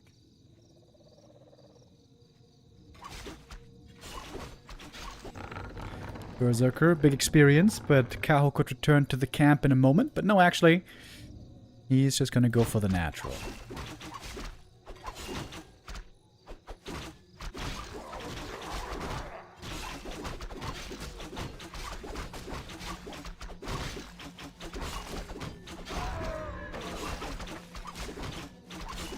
A player's forces are under attack.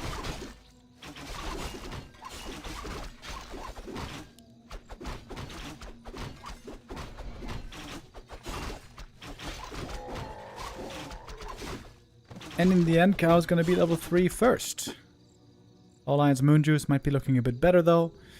Just one little camp, this one here, away from his own level up.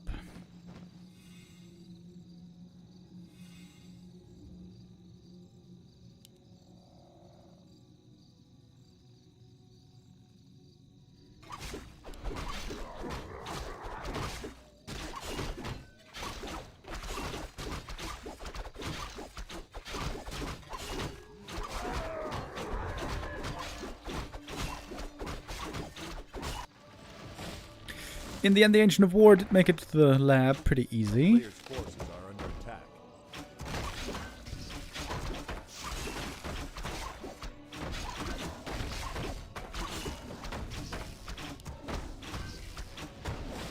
Item steal here would be phenomenal for LawLiet. He also opened up the way to the middle creep.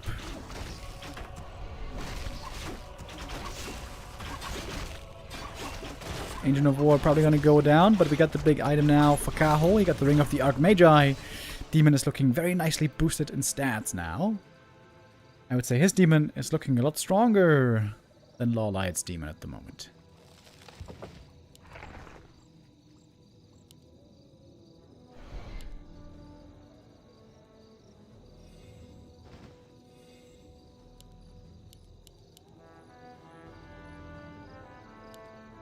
Player's forces are under attack.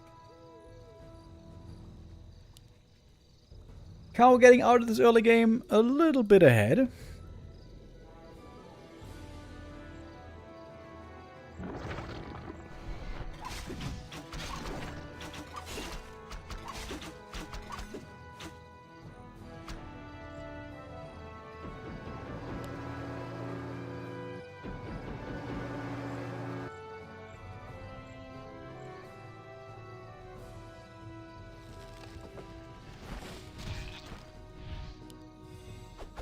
Player's forces are under attack.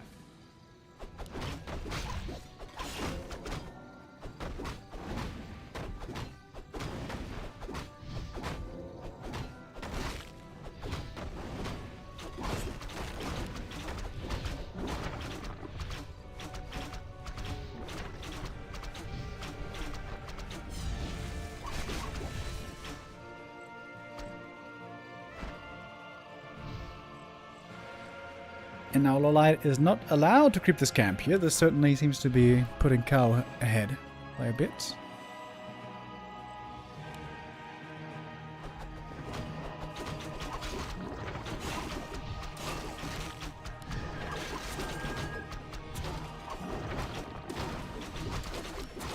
Kaho even getting this item here. Warn of the Wind. Not the greatest, but still worth lots of gold if he sells it, or perhaps can be used at the perfect moment.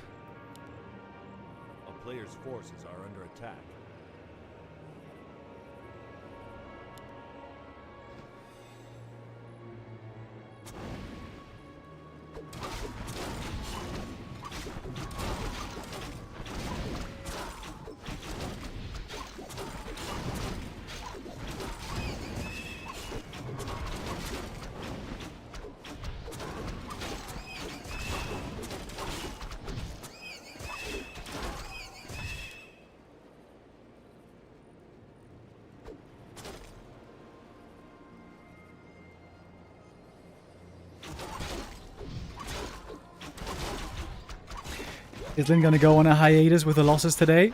Well, let's see how the rest of the tournament plays out. Last Gladiator Championship, he did get his revenge against 1-2-0. Although, to be honest, the games today looked A player's forces are under kind of one-sided.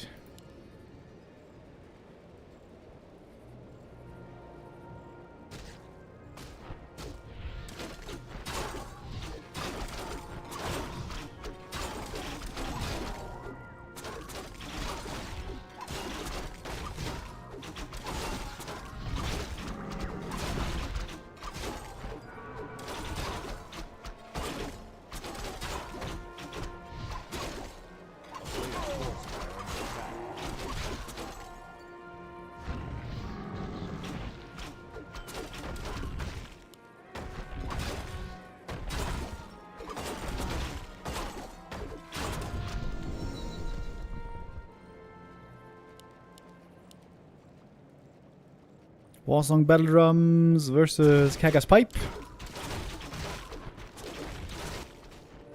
Looks like, again, it's gonna be sold. Night Elf's the only race who doesn't love the Kaga's Pipe. Well, and the humans, I guess.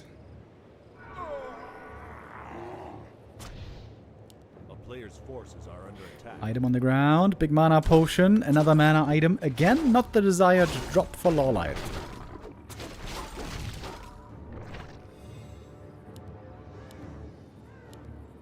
One level edge for Kaho right here.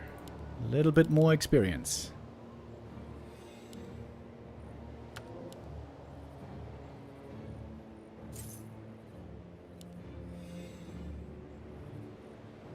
A player's forces are under attack. Both players didn't get 50 supply. We haven't really had any kills this game. This is where the game will often slow down a lot. Most of the map has been crept. We got a little bit left here in the corners.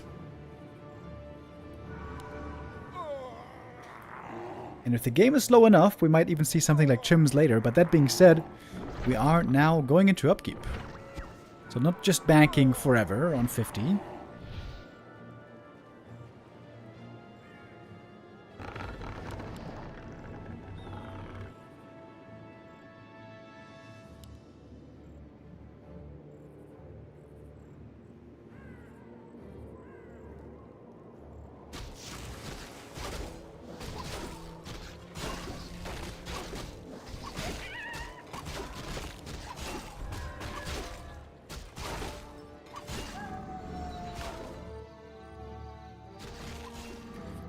Level 4 now also for LawLiet. He's trying to get ready for an incoming push. Kaho is again looking in an aggressive position. He's got Invul, Heal Scroll, and even bringing Wisps for this fight. Wisp detonates can be huge impact, can have huge impact against the enemy Bear front line. If you detonate away all the roar, and you have your own roar still, it's going to leave you in a very favored position.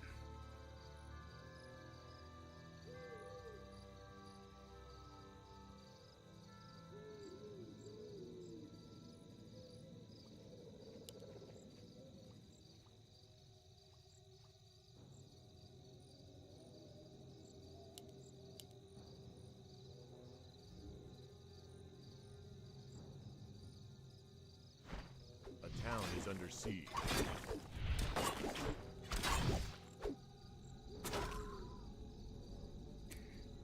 Seems like LawLiet should be greatly favored in a fight here, simply because of the Moonwell advantage. I wonder why he's not going for a more aggressive engagement of this. LawLiet staying very far back here so far. 1-2 upgrades versus 1-2 upgrades. Kaho a bit ahead in research towards 2-2. A player's forces are under attack.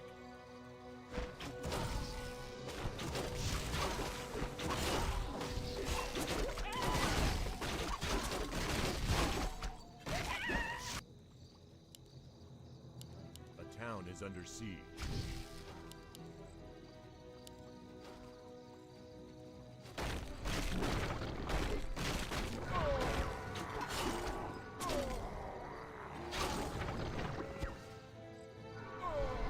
player's forces are under attack.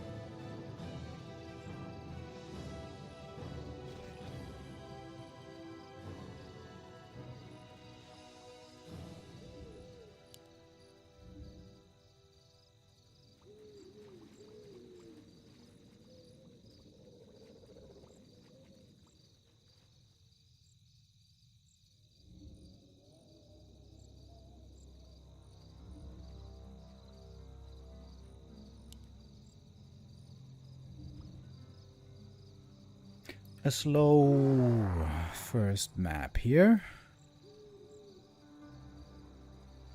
Nobody went for any crazy tech like gyms. It's just good old bear mirror.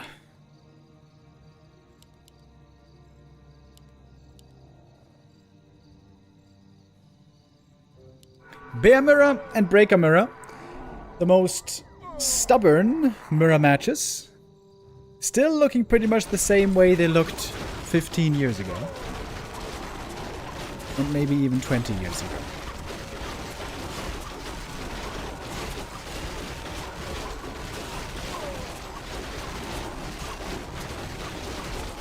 We have the big fight here now, finally!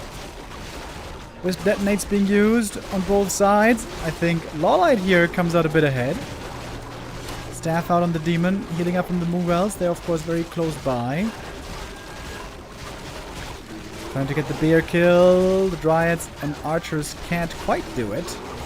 Kaho saving a lot of bears here on very low hit points. But now going to be losing some of them as well.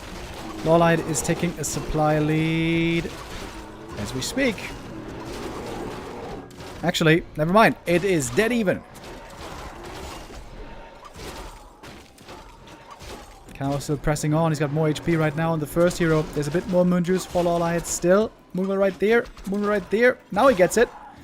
Another Moonwell. That's the last bit of juice. Use it on the Dryad. That might have been a bit of a waste. All that moon juice didn't end up saving LawLiet, it seems. Kaho still in the attack. He's got the big supply lead now.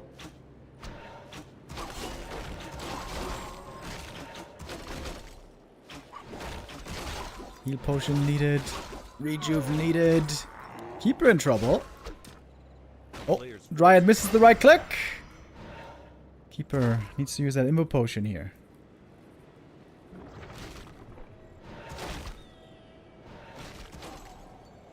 One mana burn can kill the bear. Oh, he killed him, right? Yep. Bear dead in the main. Staff a little bit too late.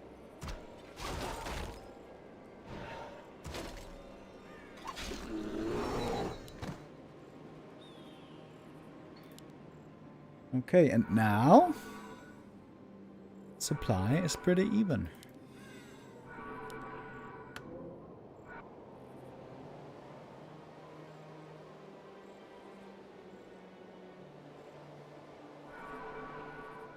Now LawLiet would love to have that Brilliance Aura.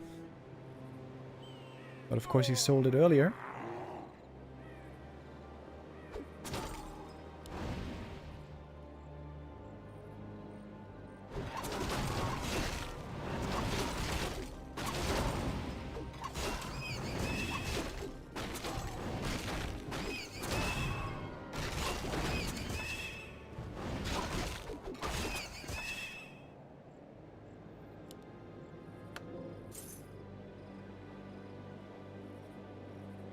Player's forces are under attack.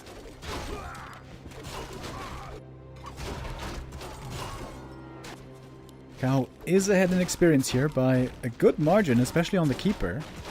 His Keeper is way, way closer to level 5.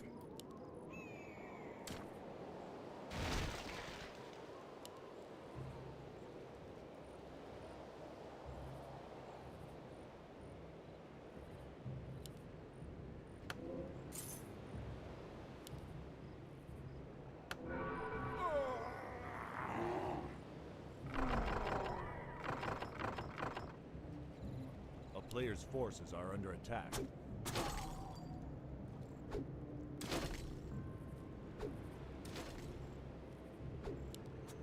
LawLiet could get cheeky here with a Zeppelin drop. The Doom drop we have been familiar with for many years. Trying to stay undetected right now.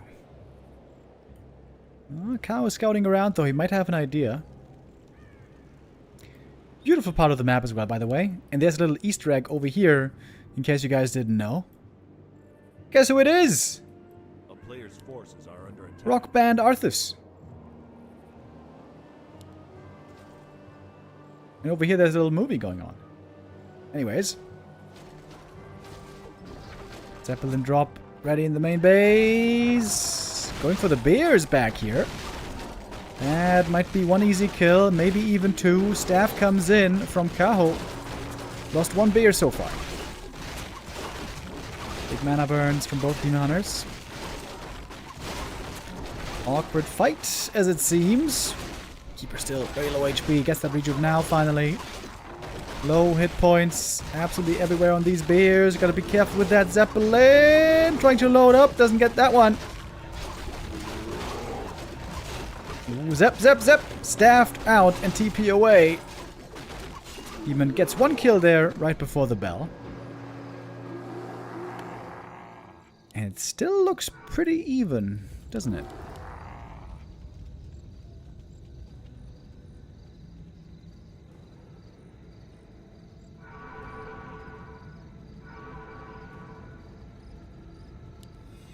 A player's forces are under attack.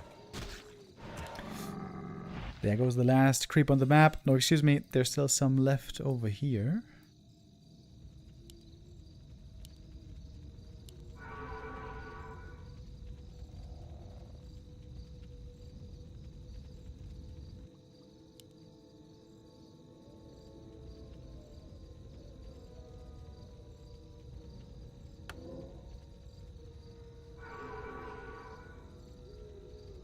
The Warcraft 3 World Editor is such an incredible tool with so many incredible base assets that it exists just because.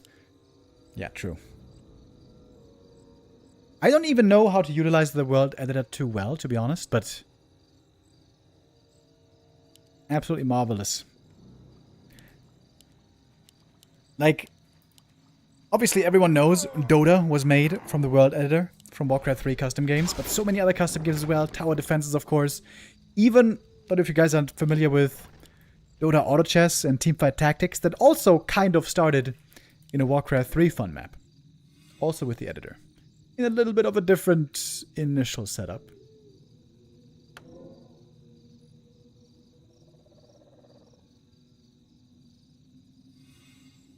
The first version of that was you combined 3 Pokemons, I think, in the Warcraft editor. Or in the Warcraft fun map, and then those would level up into a higher version. The way it also works in Dota Auto Chess. Oh, LawLiet here is trying to go somewhere with this bear drop, but meanwhile in the main base he is being pressured heavily by Kaho's attack. It's an awkward position right now. LawLiet is not returning with the bears. Now he is. It seems very late.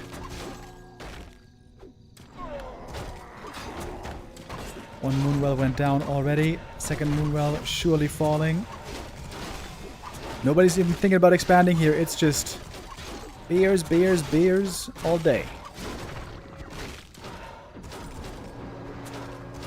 Okay, now the bears arrive though. What about that keeper? LawLiet has no Dispel, by the way. He's got absolutely no Dryads with Dispel mana. But he has Wisps for the detonates. Trying to use them against the Roar right here. This could be a good fight for LawLiet right now. But he's one level behind on the Keeper. Doesn't have as much Thorns damage. Return. Kaho again with nice saves on the low HP bears here. Demon trying to chase for those kills, but he can't go that far. Is there a staff? There's not! Staff was on cooldown for 1 second still. And that's a very painful loss. LawLiet here mismanaging the staff a bit, going too deep when there was no safety. And the keeper... almost dying as well.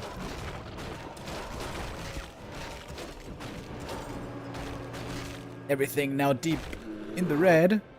A player's forces are under attack. And no money for the demon res. Or wait, is there? Nope, I don't think so.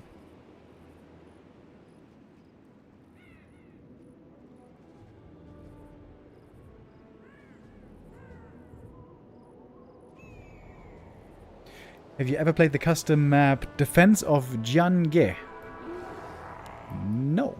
I've never heard of that.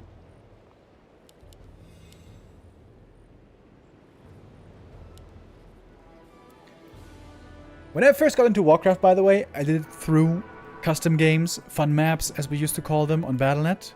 Same as many of you as well. My jam was always my early days of fun maps. Footman Frenzy, #1, was my #1 favorite. Then also eer0 Siege, Battle Tanks, and Horde vs. Alliance. And 7 Blade Masters.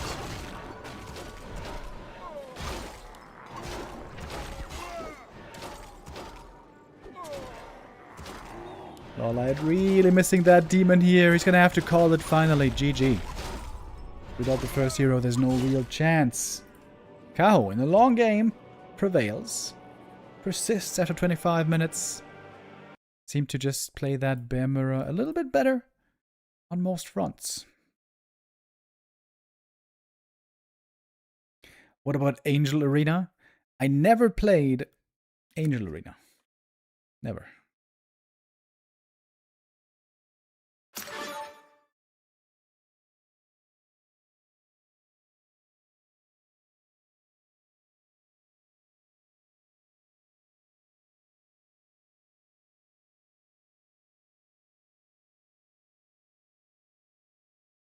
Good start for Kaho, but he had to work hard for it.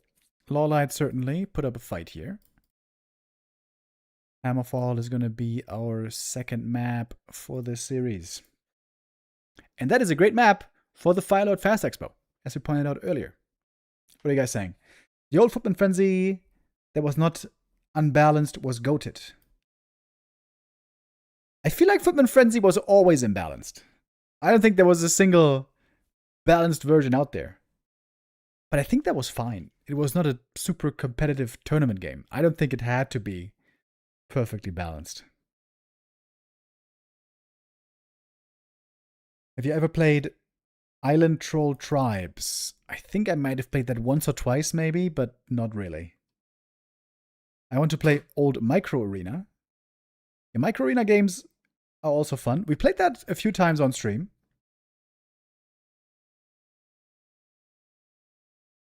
Oh, Legion TD, of course, and Element TD as well. I played a lot. Florentine would call them Quatsch maps. That's also a good one.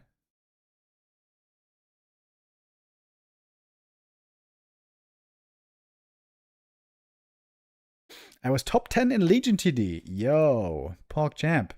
Footman Frenzy 5.4b, he says. My favorite version was 7.2. I'm not sure if it was just 7.2 or 7.2c or something. But I thought the best version was 7.2. That's where in your base, you didn't have a health fountain to heal, but you had like a little circle that would give you heal salves. Like automatically, I think it would give you heal salves. I thought that was the best version. But there were many different ones floating around. I'm sure there's like 1 or 2 maps that I also played a lot that I'm just forgetting about. I know people loved Warlock a lot. I played it a little bit. I thought it was kind of nice, but I didn't love it as much as many others did. Warlock was the one where everyone had one Warlock they were controlling, and then they had different spells, like skill shots and stomps and claps and firebolts. Everything was a skill shot in Warlock. Element TD had me addicted for a while. Yeah, dude, me too. There were many sleepless nights where I played Element TD for a long time. One of the most beautiful custom maps ever made. Fun maps ever made, by the way. So much detail went into the different stages. I think it was like 8 players or 12 players maybe, somewhere around there. And the maze setup of your stage was the same, but the visuals were different for every stage, and they were all just gorgeous.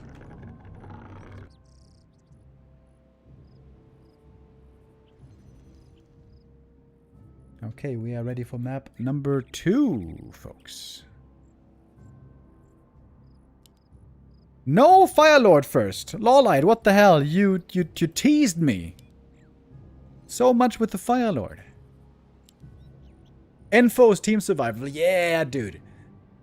I didn't play Enfo a ton, but there was a time where I played it a good amount.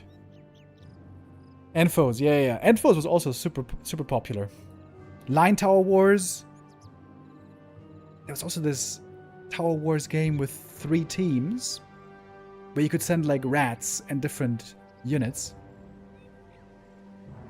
I think that one was just called Tower Wars. Hero Line Wars. Yeah. Winter Mall! Yo, Marchie, thank you. Yes, Winter Mall. Oh my god, I played so much Winter Mall. Oh, dude, I forgot about that. And there were so many different mall versions, but Winter Mall was by far the best. Oh, hell yeah. Winter Mall. Tropical Tower Wars. I didn't know that. Gem TD I also played a little bit. That seemed very advanced. Gem TD, Green TD. Forces are under attack.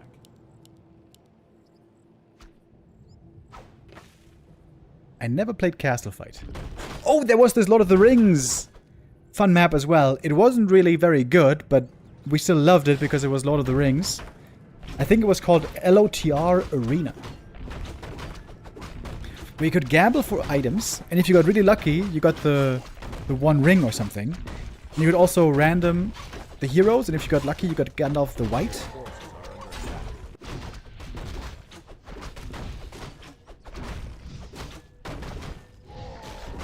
There also was Dragon Ball Z TD that we played for a while. That didn't really seem like a very good map, though. Anyone play Takeshi's Castle? Yeah, Takeshi's Castle was epic. That was such a cool party game.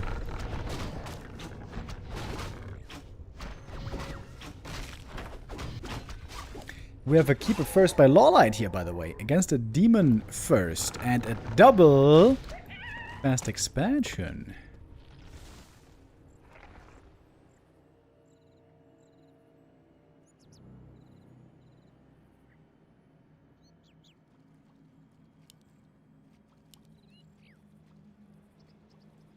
Kaho could bring some Wisps to the middle. Against Treants, against Entangle. That could be really good.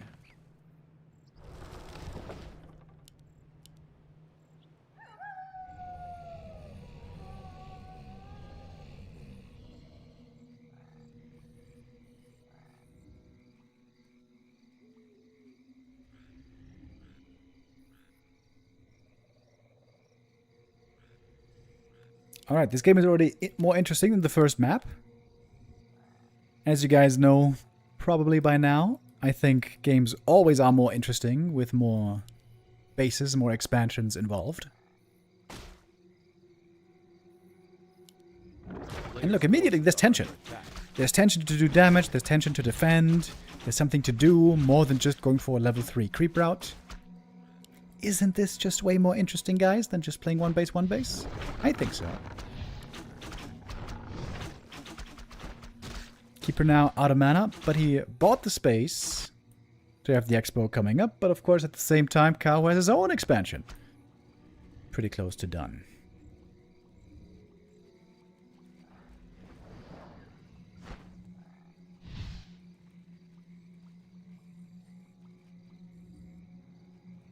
A player's forces are under attack.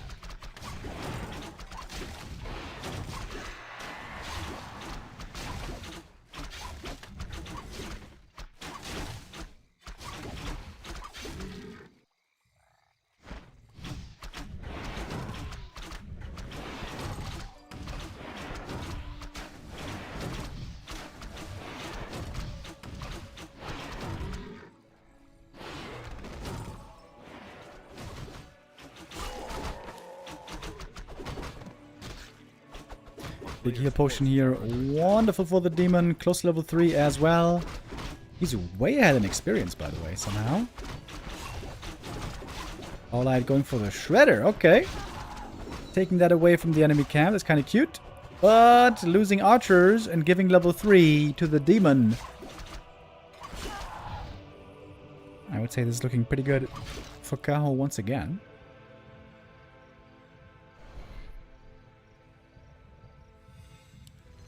A player's forces are under attack.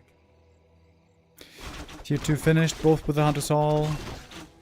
Both with the Shredder. Oh! Wait! Shit, did he steal that? Yeah, he did, right? Keep a right click. Oh, damn. Okay, that was a big deal, actually. Still, though, Kaho is dominating in the middle of the map.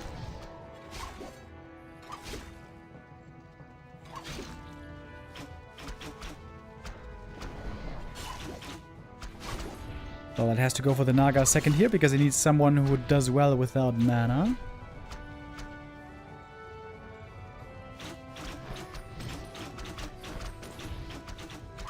Kaho is doing this well. He is dominating here so far.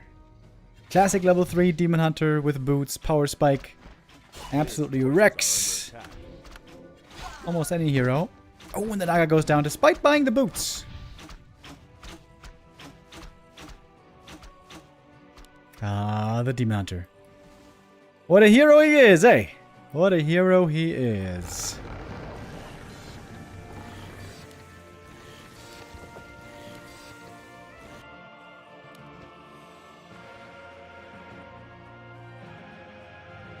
He would be 4 now already, if that last hadn't been stolen. Looks like he's about to be 2 levels ahead. That is concerning.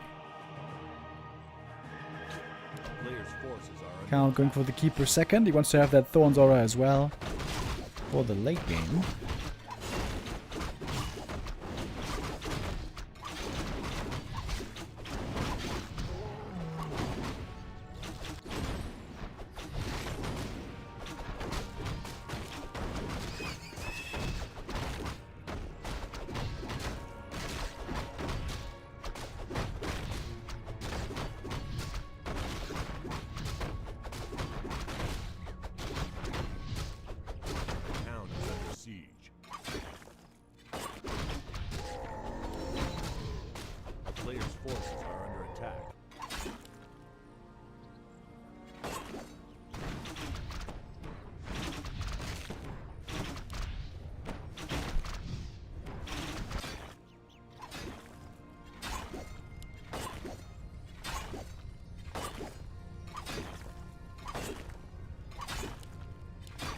Huh. Demon just taking out one Moonwell here. You don't see that every day. Yep. He's got pretty good right-click damage. There goes the Moonwell.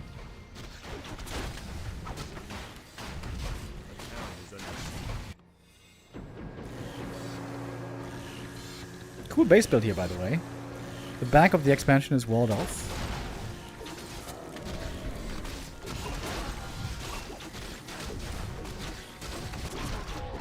Keeper solo creeping. He's about to be level 3 already. Big experience lead here for Kaho all around.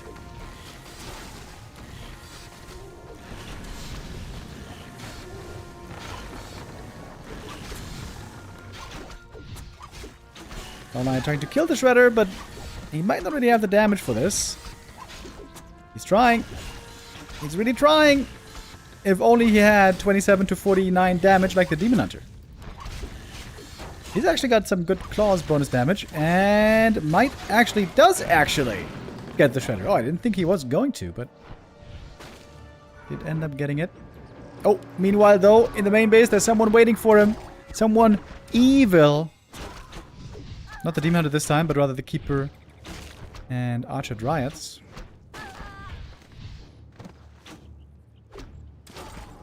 LawLiet has a lot of gold here. Also a good amount of lumber. A player's forces are under attack.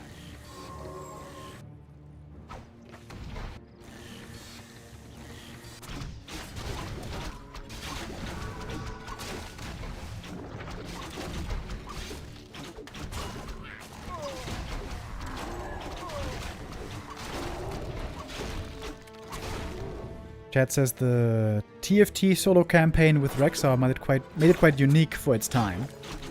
Dude, the Rexar bonus campaign was like my favorite single-player experience for many years.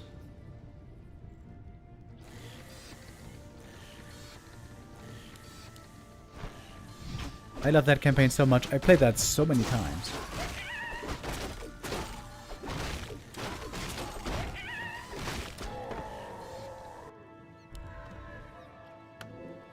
A player's forces are under attack.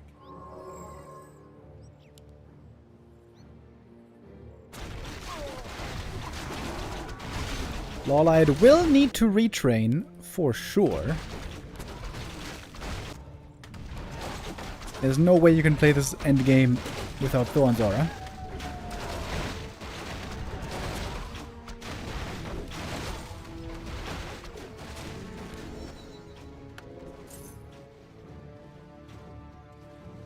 There it is.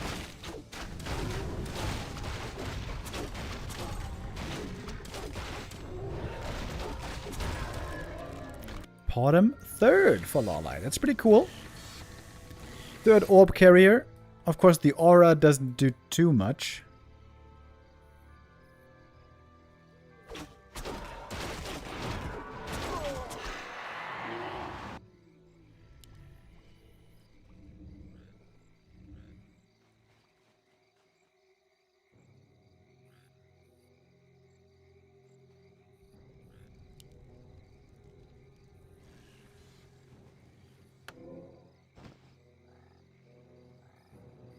A player's forces are under attack.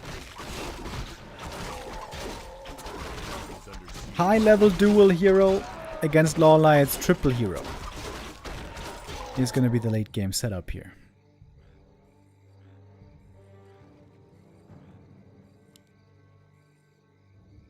Both pretty much at 80 supply. LawLiet has more lumber to go for more upgrades. Wait, do we have a new shredder maybe for... Nope. Oh, actually Kaho is going for his own bottom third. And like goes Aura over Owl Scout. That's a bit surprising to me. And what do we have here? Ancient of Wind. Okay, what are we cooking over here?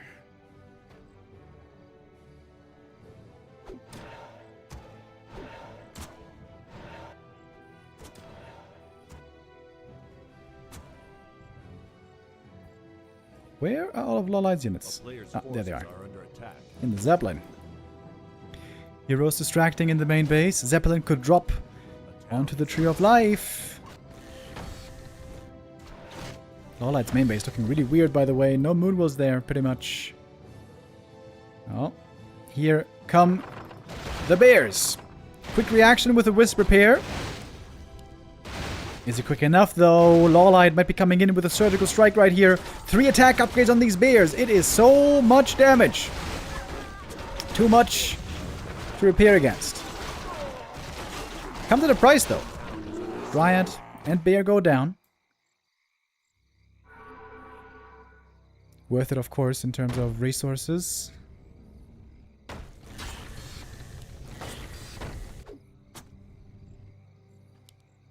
Another expansion by Kaho here over on the left.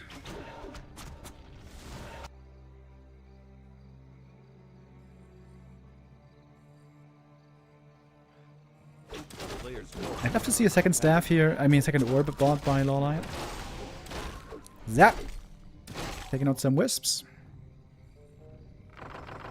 Oh, bear's now in the main base. Going for the entangled. Oh my god, it's so much damage. Holy! No mining for Kaho at all at the moment.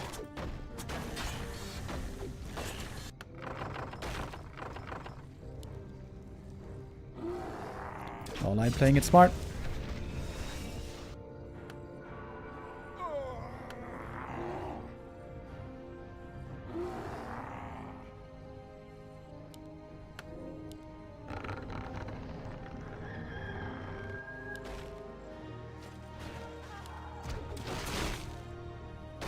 Kaho going for Ancient of Wind now. It's a little bit late, isn't it? The town is under siege. A player's forces are under attack. Oh, and look at that. The bears again finding more damage, taking out wisps. Might be able to take out moonwells as well.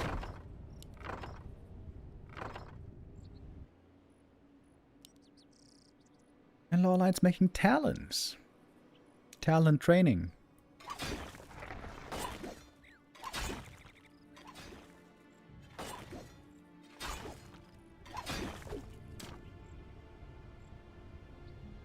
The town is under siege.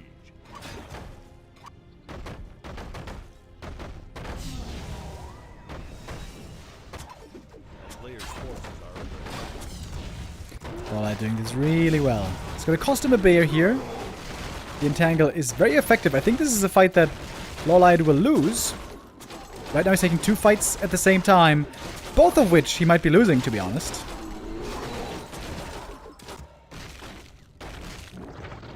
One more entangle. So it's a 2-for-1 bear trade here in the end. Favoring Kaho. With the Expo now soon mining. Oh, that's quite a bit of damage though on the Demon Hunter here.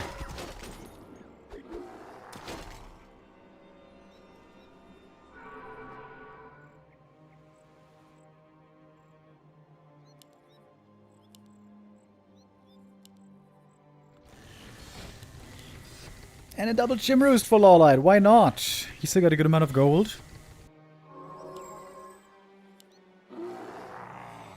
So far, it seems like the Ancient of Wind didn't really result in anything.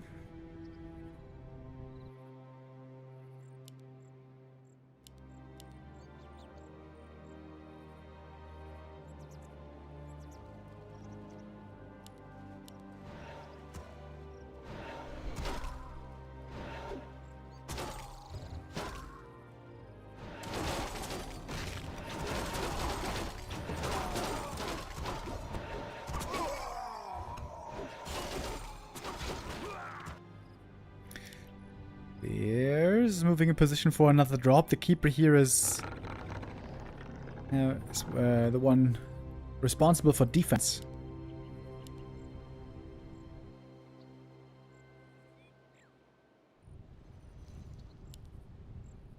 LawLiet expanding again.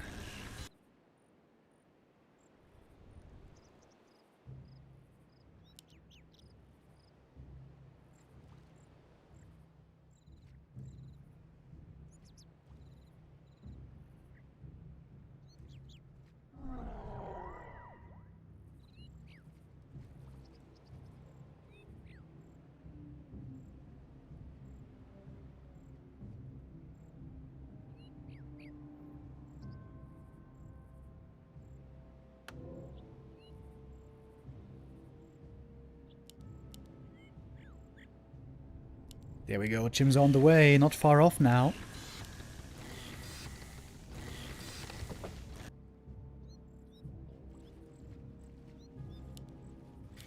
LawLiet's hero levels are looking kinda low. But the economy is about to be booming with a 3rd base soon to start mining.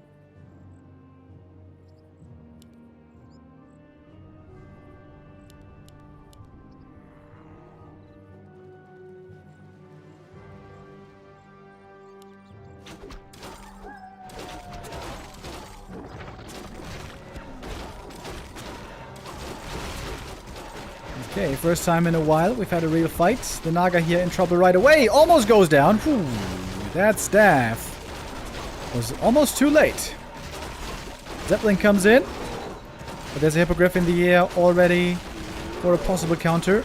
Keeper takes a lot of damage here as well. One bear goes down towards the end. I'm not really sure who lost more here. LawLiet rebuilding with another Chim.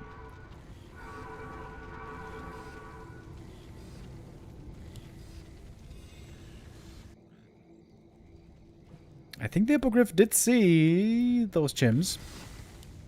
The town is under siege. Forces are under attack. LawLiet in high upkeep. Looks like he's giving up this Tree of Life here. Got no money out of it.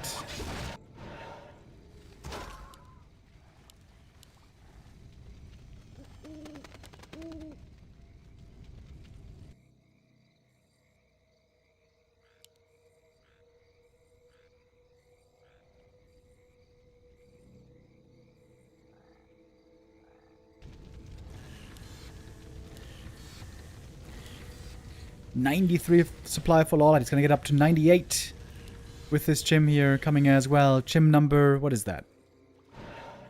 A player's How many we got? forces are under attack. 2, 3, 4, getting up to 5 Chims total.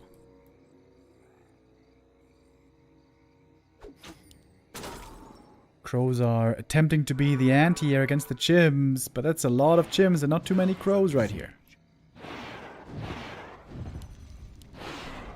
There's the roar. It's a lot of bonus damage on the Chims.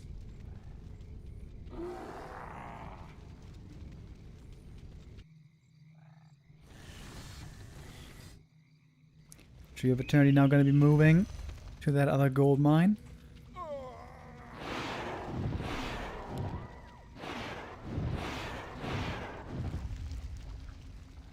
Oh, here come the crows. Oh, a little bit out of position. Get greeted by a little fork lightning.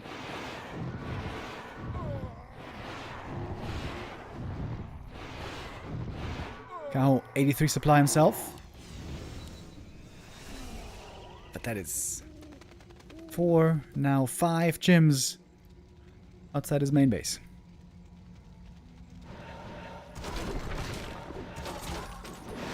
Ooh, look at that magic damage on the bears. Blowing up the first one immediately. But the crows also take out 1 Chim. Going for the next.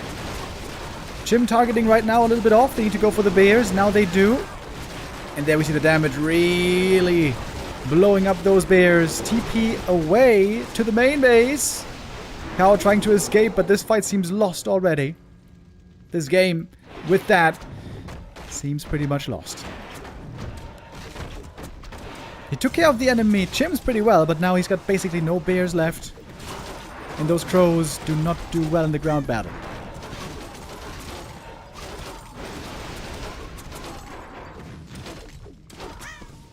GG is called. LawLiet with an interesting game here. Keeper, Fast Expo. Does take the win in the end. And the game looked rough at times, right? It was like 2 levels behind on the Keeper. Lost the Naga shortly after purchasing her. But the bear drop here. The bear drop really made the big difference. Bear, Doom drop into the expansion, then into the main base. That was extremely expensive for Kaho.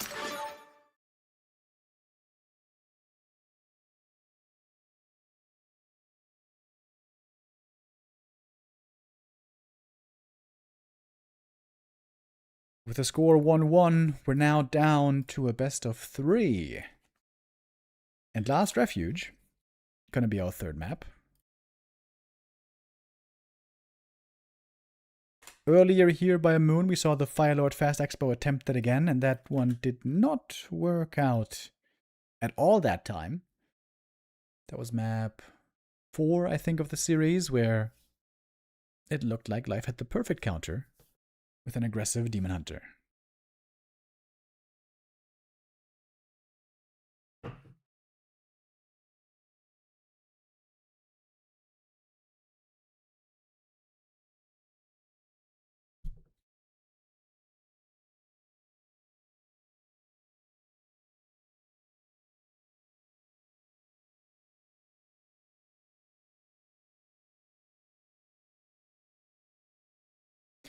We haven't checked in so far with BBC today.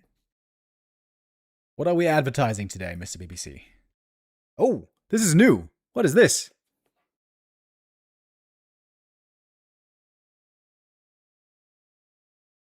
Wait.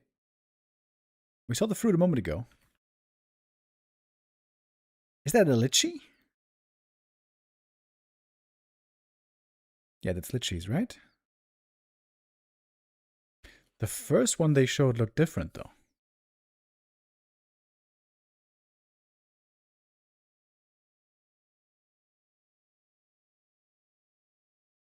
They like a lot of plastic packaging. It's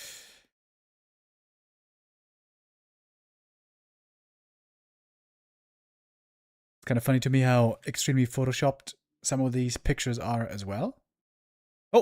But here's the man with the real deal. Mmm. Yummy, yummy. Perfect for the summer. I wonder how hot it is where BBC lives, actually.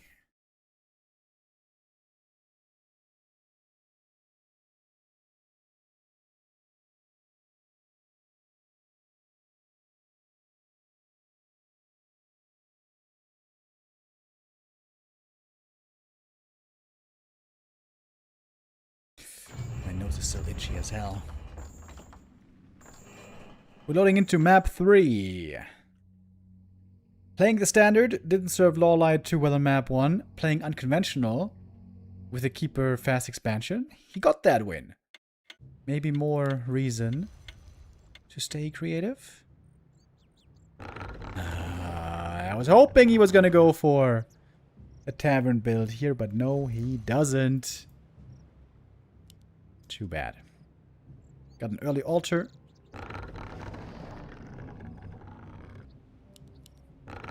On both sides. That was a Yoon berry? I've never heard that before. Well, Google doesn't know it either.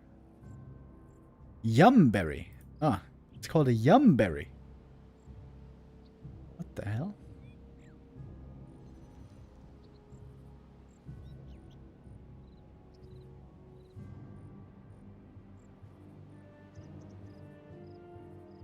Yeah, it wasn't a lychee, it was a yumberry. I got no clue what that is.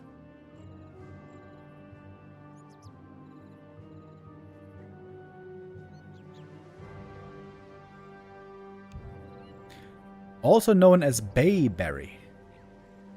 Uh-huh.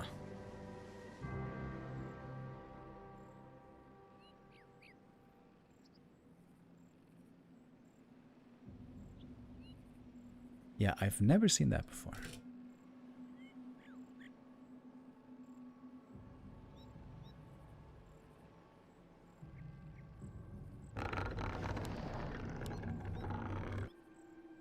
We're looking at the double Demon Hunter game here.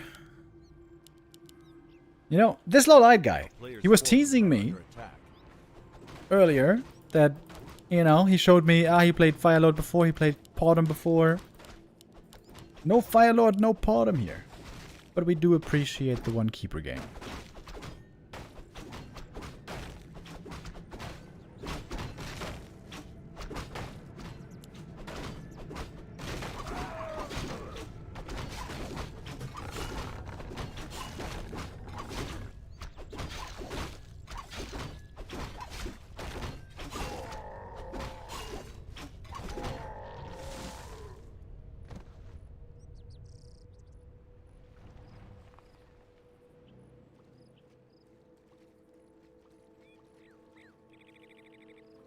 A player's forces are under attack.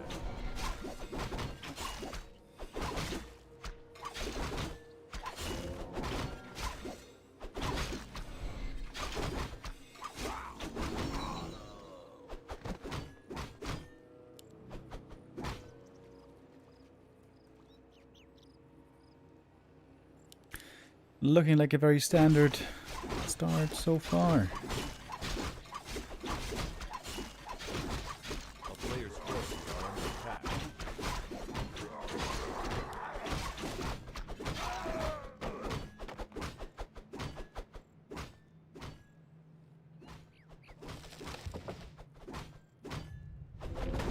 Oh, LawLiet with a very quick Mercamp. That's a bit ambitious.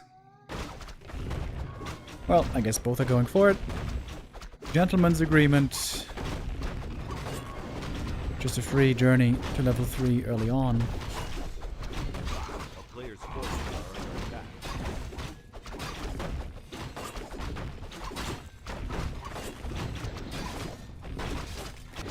Demon taking quite a bit of damage here. Shadow Priest is great to have. Soapy Mask and Rune Bracers. Both items pretty bad. Both will be getting sold surely.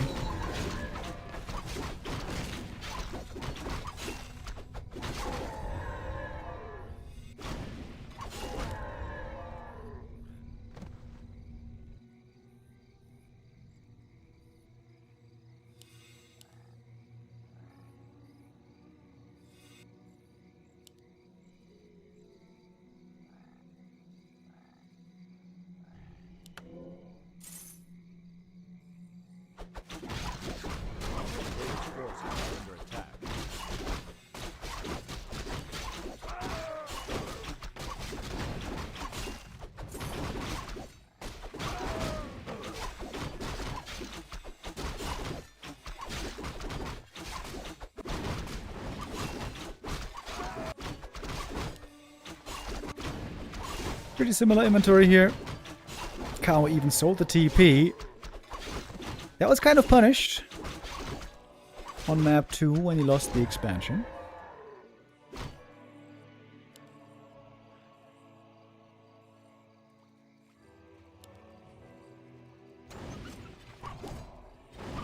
A player's forces are under attack.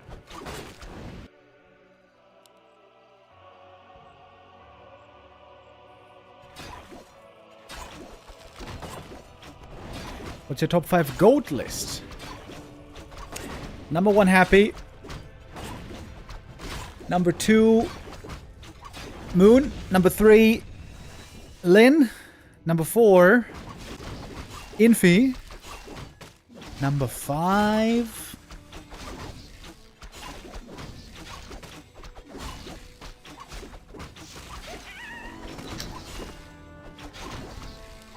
Number 5 is hard. Either Grubby or Sky.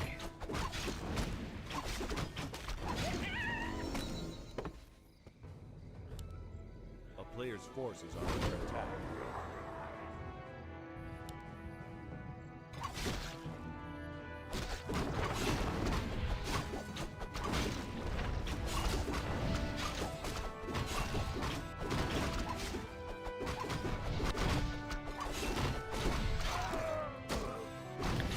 Alright, we got the Unholy Aura on one side.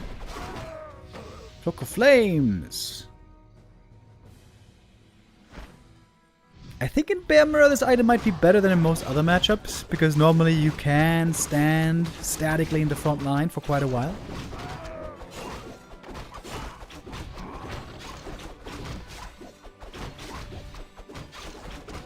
What about 40? Yeah, 40 is also a good shout. But 40 hasn't been... I think 40 hasn't been amazing for long enough to really be a guarantee. Like, 40 was amazing for 2 years.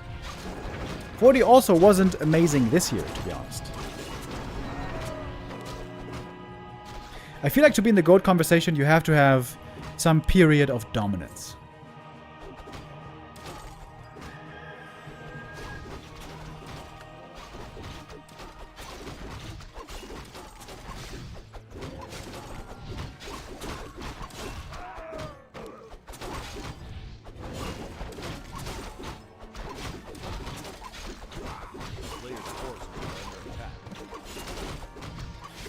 Did you look at the put your wild balance ideas here?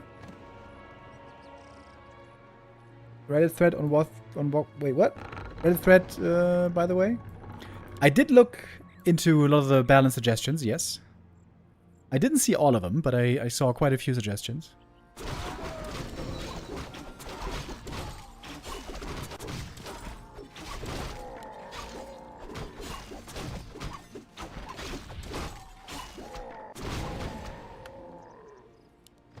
The best suggestion I heard so far was turning the Dreadlord into an agility hero. I think that's cool. I think that makes sense. I think that gives the hero a new role, a new identity.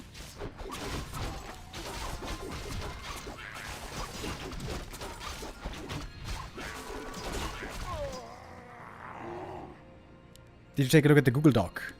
Ah, no, I didn't see the Google Doc.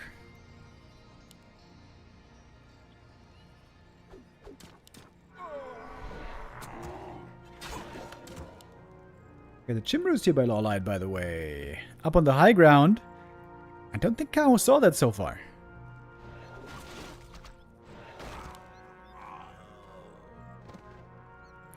Yeah, Carifian, if you could post that to me on Discord or something, the Google Doc, I would be interested to take a look. Or just here in the chat.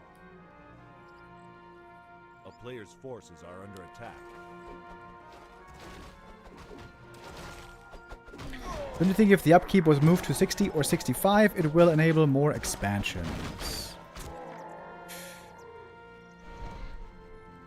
If anything, I think it would make expansions worse. Because then the one base push player can more easily build a bigger army without going into upkeep. I think what makes expansions good or bad, though, is mainly how safely you can get them and then build up and macro once the expansion is ready, right?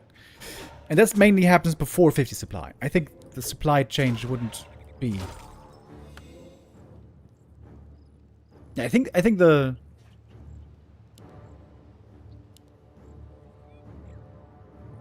buff, if you want to call it that, the point at which the expansion has to be good and has to pay off has to be before anybody gets into upkeep, I would say. A player's forces are under attack.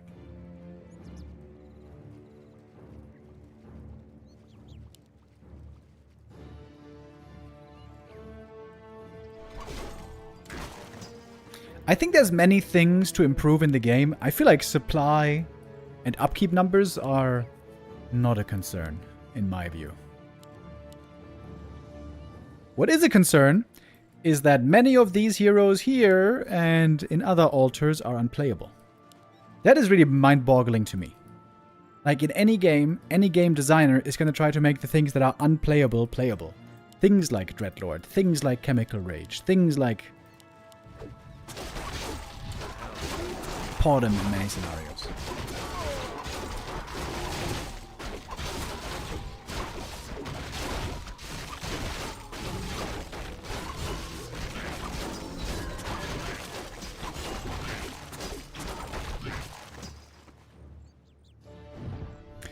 We got a Chim, by the way. Solo harassing the Moonwells here. That's being repaired, though. LawLiet staffing home the demon, TPing in after. Alright, now we got the big fight. Position a little bit awkward for LawLiet here. One bear not manking it to the front line. Oh, heal ward in the back here is really good. Hard to reach for LawLiet right now. He can't reach it. Free healing from the heal ward. The Chim is wasting a bit of damage here, maybe. Just forcing that repair, not doing anything else.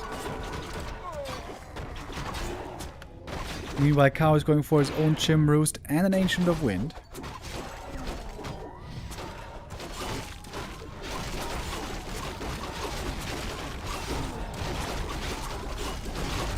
This time the heal ward should be killable for LawLiet. Keeper is close, one right click. But a good heal score here by Kaho as well. He is taking this fight very convincingly so far. The cheeky Chim by LawLiet does not seem to be serving the purpose too well. Hippogriff about to be ready against it. Bottom of the barrel. That is a very good nickname for her, actually. The bottom of the barrel.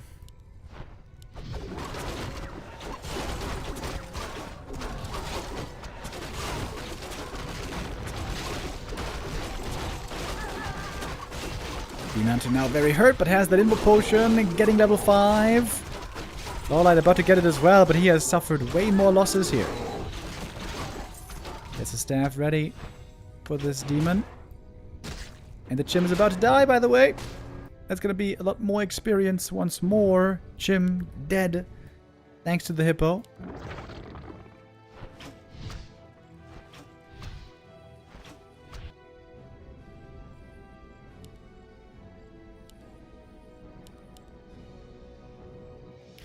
Supply lead for Kaho here.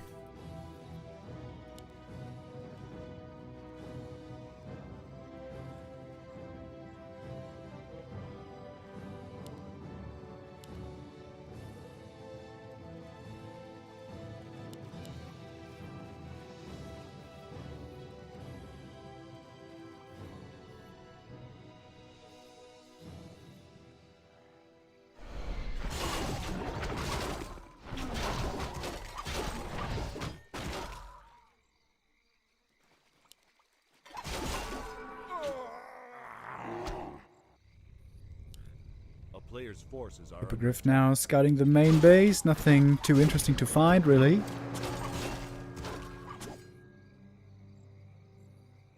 Mirrors suck. I wish there would be more races.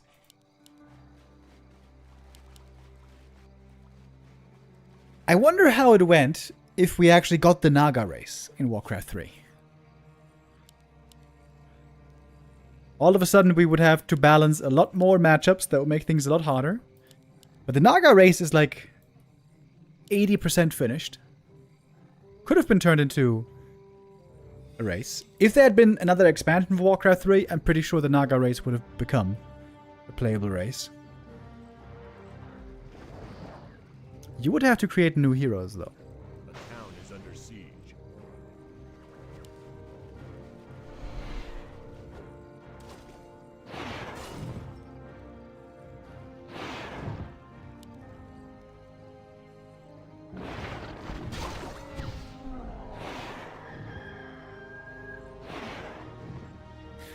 The Nagas are irrelevant in the lore.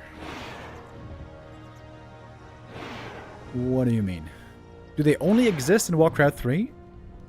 And then they're retconned out of all of the other Warcraft franchises? Is there no Naga in World of Warcraft?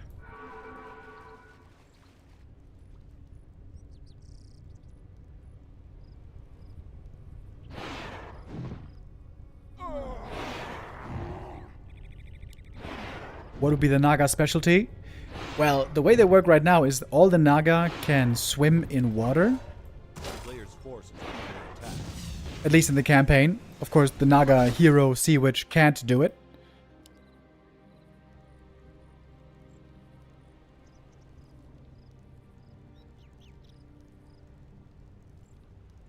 The Nagas are huge in World of Warcraft. Yeah, I was thinking, wasn't there this whole Ashara storyline? She used to be Night Elf, and then she became a Naga, and she made a deal with the old gods or something.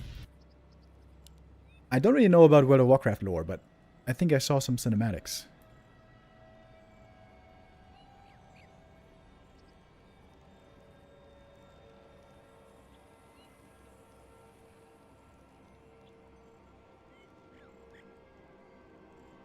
A player's force is under attack.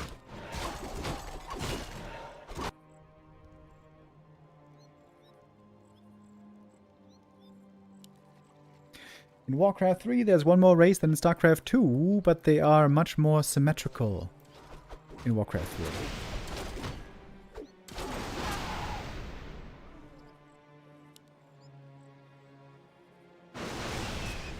3. I think the races are very distinct in all the RTS games. I think the heroes especially give the races such a unique feel. I mentioned this many times before. I'm obviously a big fan of heroes and RTSs, and when an RTS doesn't have heroes, it oftentimes feels soulless to me. It just feels like there's thousands and thousands of units being made, all the same, all just clones, all being thrown into the wood chipper, you know? But in Warcraft, there's more relevance to every unit and to every hero. And the heroes have a certain personality.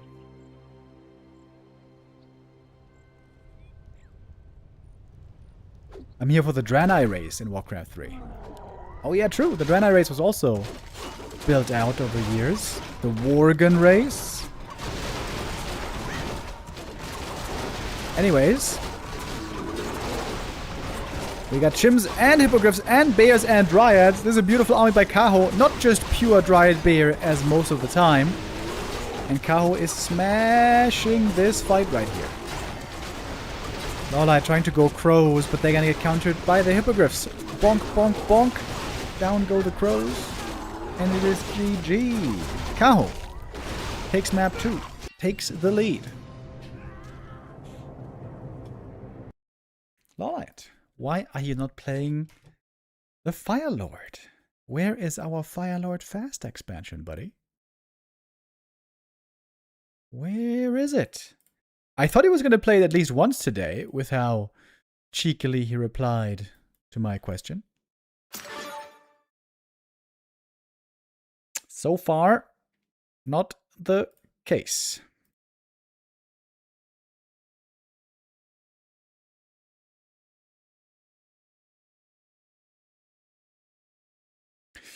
Springtime is going to be our 4th map coming up here.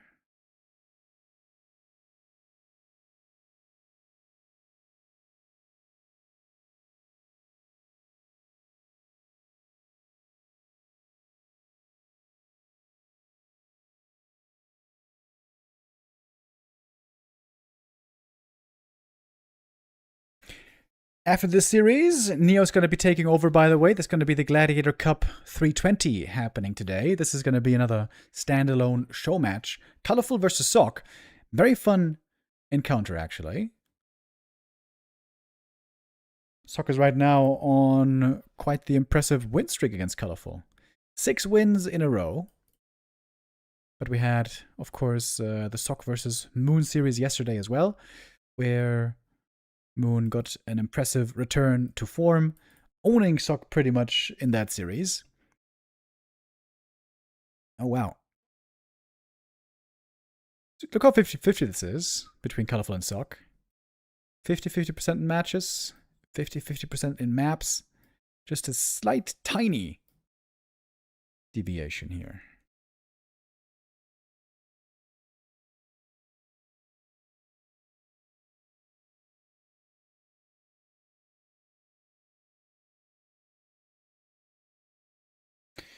You even have flying farms in StarCraft 2. Wait. In StarCraft 2, the production buildings can fly, right? Not the farms. The farms are the supply depots, and those can burrow. But I don't think they can fly. I thought that was super cool in StarCraft 2, by the way. You could build the wall with your supply depots, and then you can lower them into the ground, and then you can open up the wall and move out. That seemed great. Remo, how are you enjoying the non-stop Night of Mirror series? Yeah. I mean, it's not my favorite matchup of all time, but we've had some fun games as well. We've had some unusual ones in here. We're gonna have more Night of Mirrors tomorrow and the day after, and probably also on day 6. We'll see.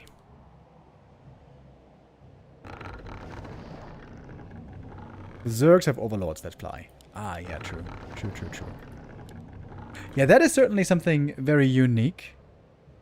And unlike something we have in Warcraft, where the supply provider of the race is not a building, but a unit. Yeah, that's actually really cool. True.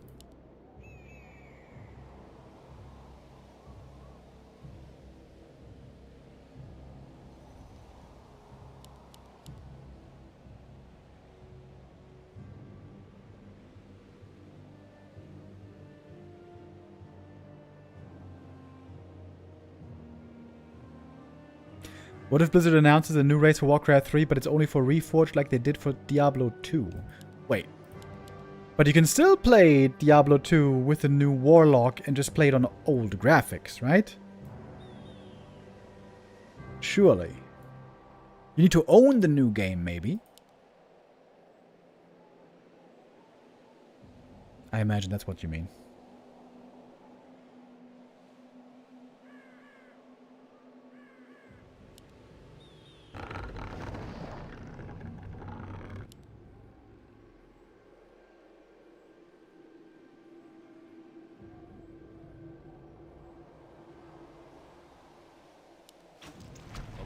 Forces are under attack. You can't play Warlock unless you bought the DLC. Oh, yeah, I forgot about that. How much was that DLC, by the way? Wait a minute. Diablo 2 DLC. What is it called? Reign of the Warlock, right? How much did that cost? 25 bucks?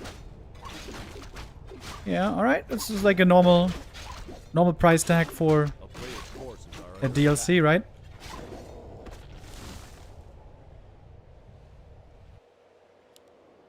LawLiet's going back to Keeper, by the way. Sorry, guys. I kind of missed it. Yeah, of course, we would all love to see a DLC for Warcraft. I gotta say, I don't think it's very likely. I think if they're doing a DLC, it's more likely StarCraft. It's, of course, sad for us to hear, but that is simply their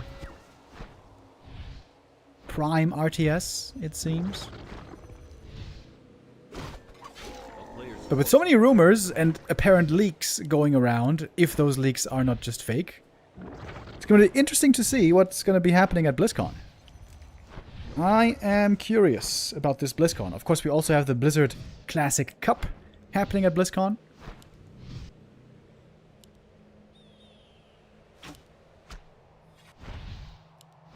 So we got at least a little bit of representation. A town is under siege. Has there been any announcement regarding the new patch when it comes out? No, not officially. The pattern and the rhythm has been the same the last few years. Blizzard would release a new patch with a PTR shortly before every 6 or 7 months, and then repeat that cycle.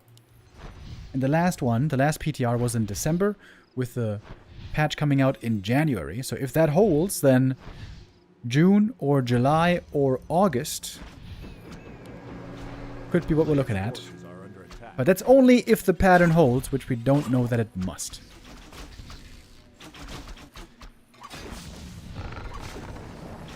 Keeper now mana burnt down to 0. He forced some Wisp detonates.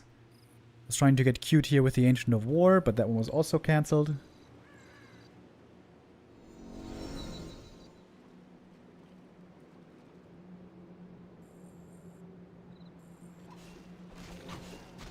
The player's forces are under attack.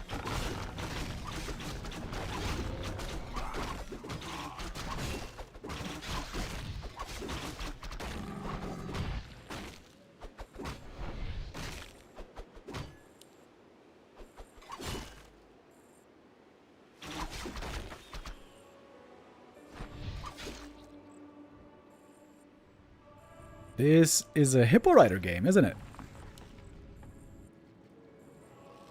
Naga second.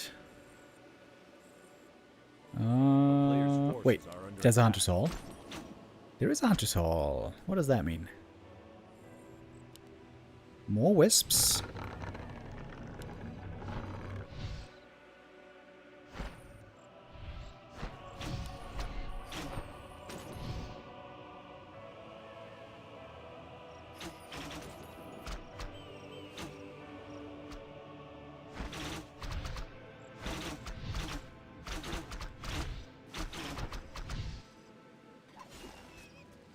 LawLiet going pretty deep here in the back of the base.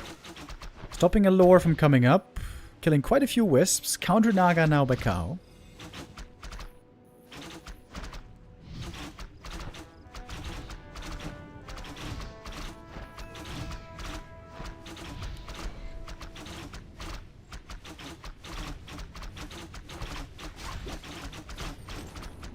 Now with the Naga showing up though, this should be pretty easy defense for Kaho. He's got the reveal ready.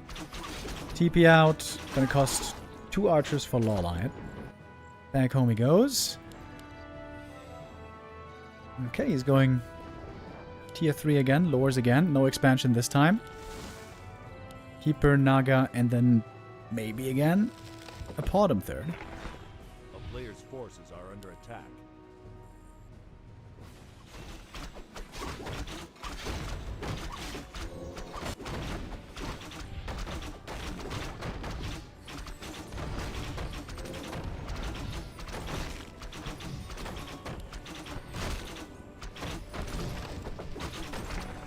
Soapy Mask. That could be good for the Keeper maybe, right? Could be a lot of entangles if he deems that worth it. But he's gonna prioritize Thorn's Aura anyways, so maybe worth more when sold. And the mana burn. Ay, just before the entangle. Keeper taking a lot of damage here. Nobody's as tanky as the Demon Hunter, of course, in this matchup. Under attack. These heroes feel the pain immediately. Little item on the ground here. Oh! Demon steals it! Yoink. Mantle would have been great for the Keeper on Naga.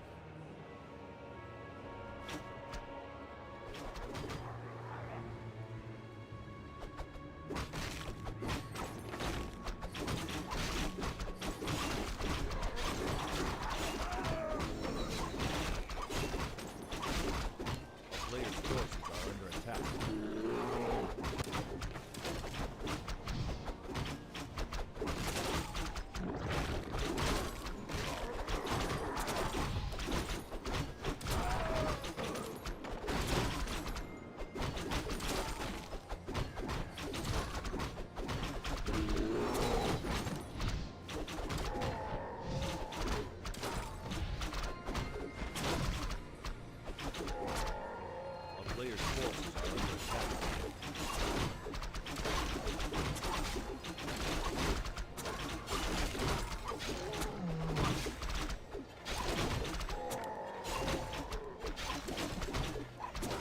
Demon Hunter's looking pretty good. Got the ring, got the big healing. Would love to get a couple more strong items.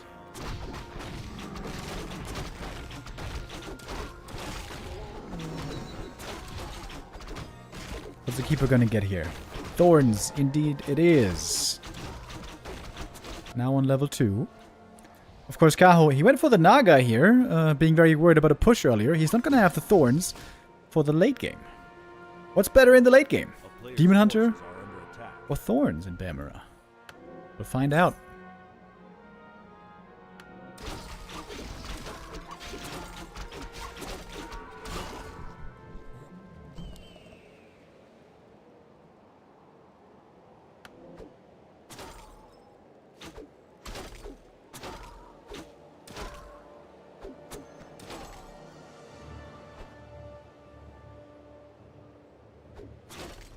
A player's forces are under attack.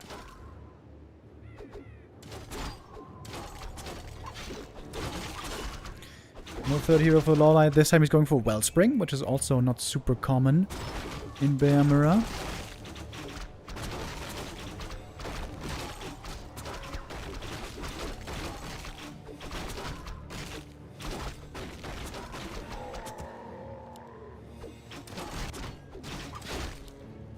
Choke of Flames for the Demon.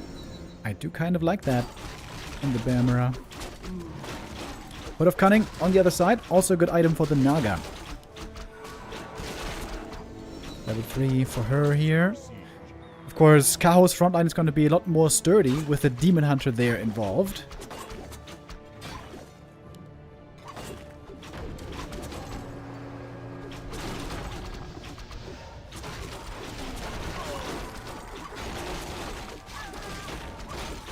Trying to snap the Dryad at the start. Is LawLiet here. Just coming out for the detonates. They dispelled their own roar though. That was not ideal. Oh, and all of a sudden, LawLiet's front line is gone. Demon Hunter still has the big heal potion. Oh my god, so much damage on the keeper. Yikes. It's crazy sometimes how squishy some heroes look next to a Demon Hunter who's the Giga Tank.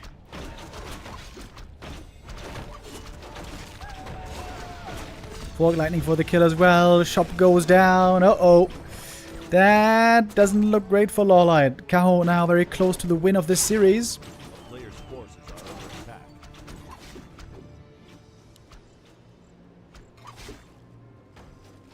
Wait, he even fought without Orb of Venom here. What the hell? Didn't even have Orb of Venom. Absolute slaughter.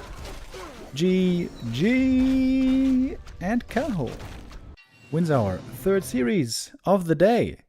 He's going to be advancing into the winners group to play the day after tomorrow. LawLiet is going to play tomorrow in the losers group. And still, we'll have one more map to be played today because we play all 5 maps in this tournament. Always.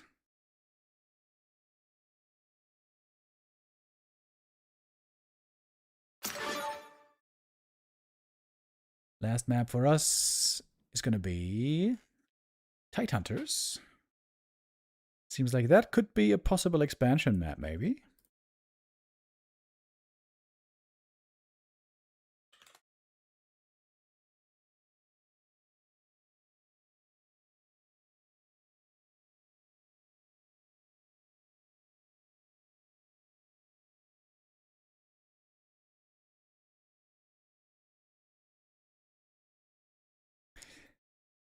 (3-1) Kaho could make it a 4-1.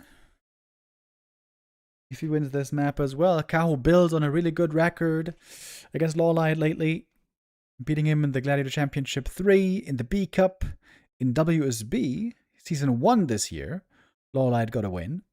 But before that, there was a lot of losses for LawLiet here.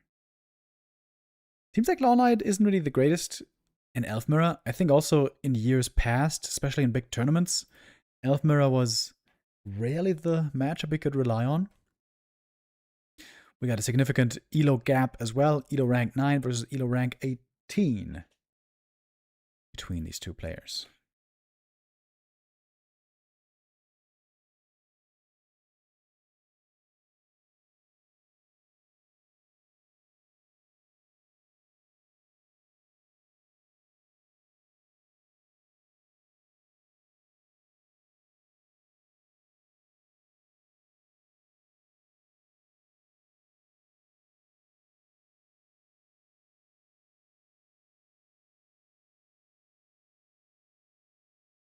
Seems like all the other observers disappeared. Are they streaming something else? What's going on with Colorful and Infi today? Let's take a look. Colorful's offline. Infi is playing 2v2. Infi and others from the Chinese streamers have been doing that quite a bit lately. I imagine 40 also. Nope. 40 is offline.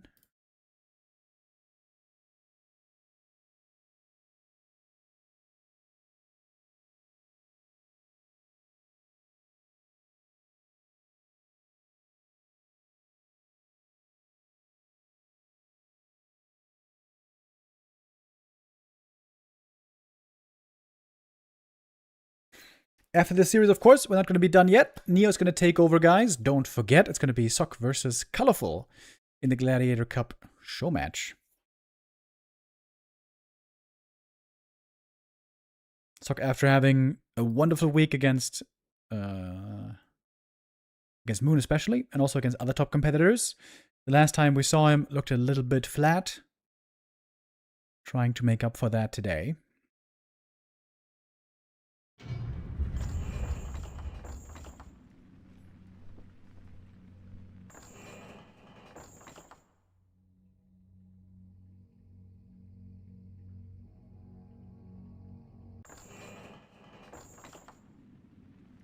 I think we got a join bug? Maybe? No. Never mind! We are ready here for map 5, final map. Between LawLiet and Kaho.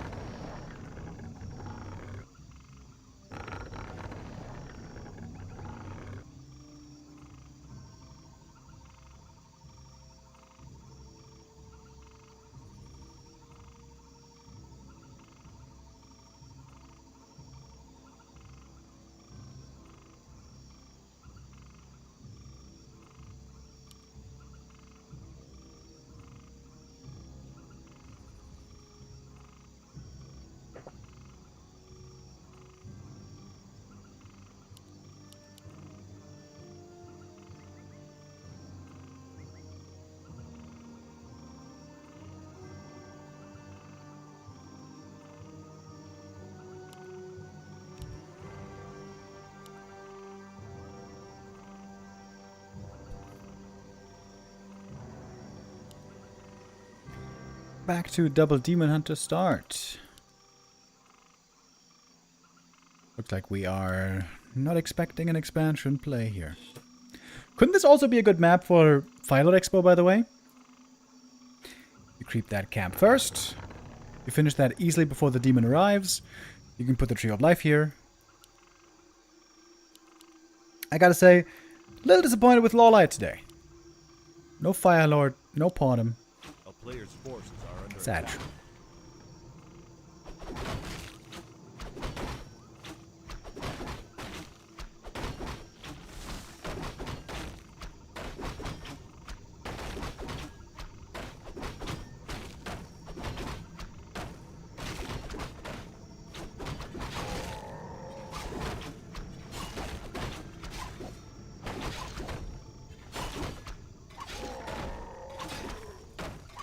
A player's forces are under attack.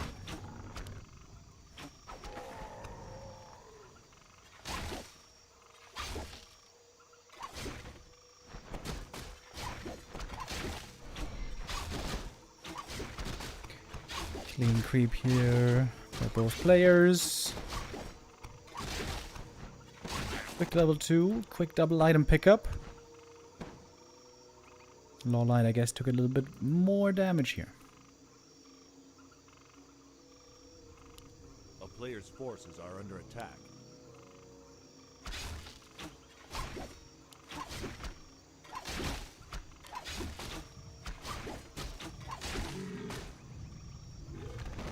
Ooh, slippers. Both with the slippers. I guess the Ring of Protection here outclasses the Gloves of Haste.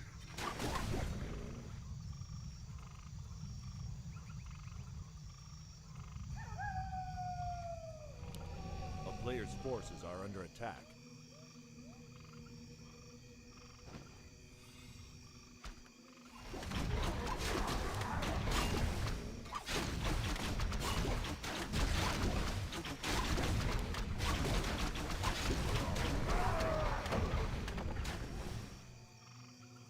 Kaho makes use of that time, gets the big heal potion, double Ring of Protection. He purchased one of those. Looking really tanky here. 12 armor already. Way more than LawLiet.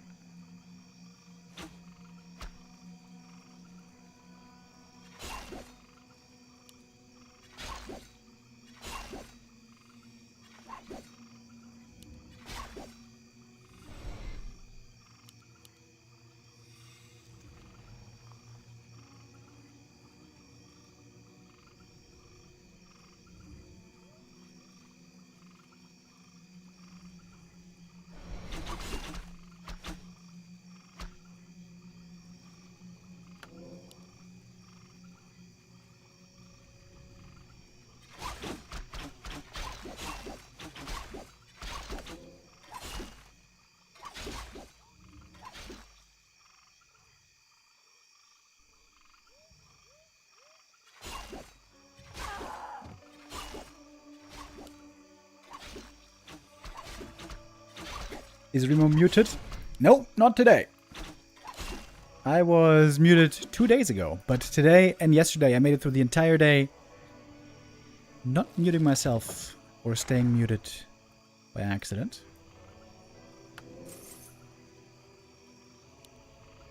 A player's forces are under attack. Double lures, double keeper.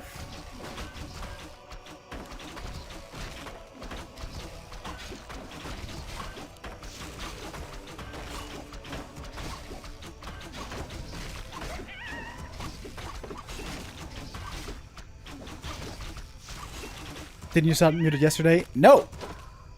Not yesterday. That's fake news. 2 days ago. A player's forces are under attack.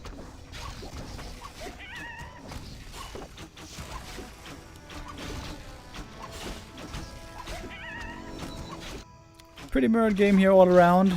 Experience-wise, creep routes, even pretty similar on items.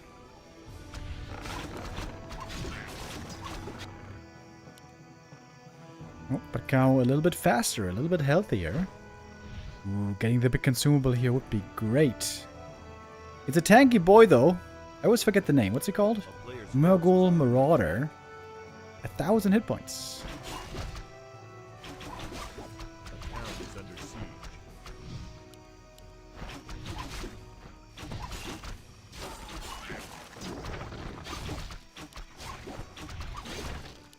What's the difference between Murlocs and Murgles, by the way?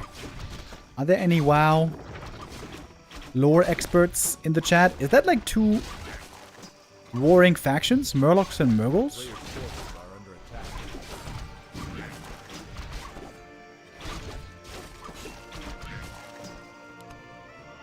Arc of Reincarnation found here can be a nice little safety item.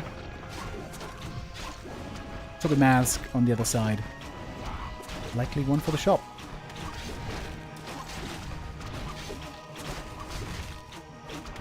LawLiet's tier 3 is quite a bit faster actually. Half a minute! Player's forces are under attack. Double heal pot for the demon. He almost needs one against the creeps, but of course there's gonna be moon juice. Sip sip. Back to green.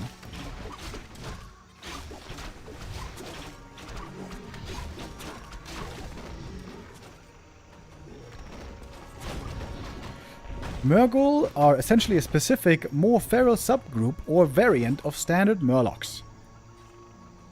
While traditional Murlocs are known for their bright colors, fins, and tribal societies, Murgle were introduced in Warcraft 3 as twisted, slave-like variants enslaved by the Naga. Ah, that makes sense. Yeah, I remember... Wait. The Naga workers are also the Murloc guys, right? Are those called Murgles? Are all the Naga workers slaves? Yo, that's sad. Okay. My condolences to the Murgles.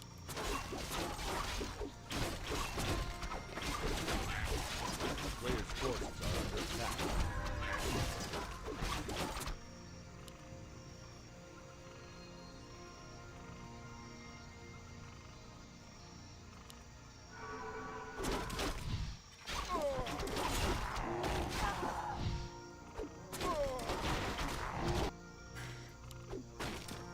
First aggressive move by Kaho here. A little bit too late to cancel the shop.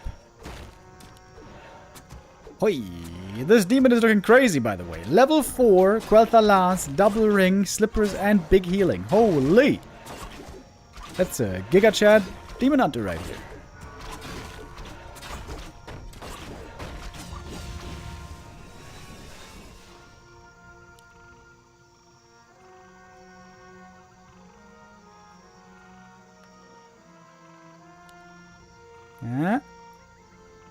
No fight yet.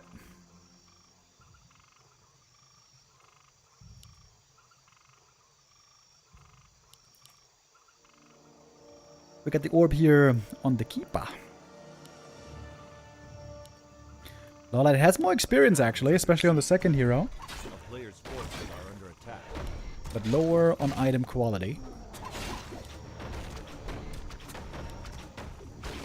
Still not bad though.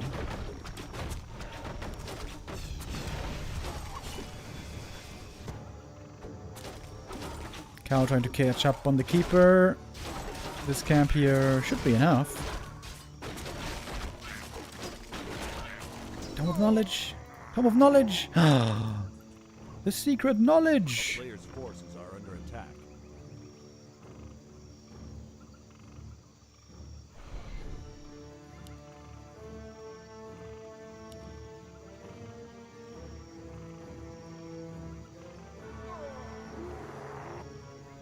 We got an Ancient of Wind here.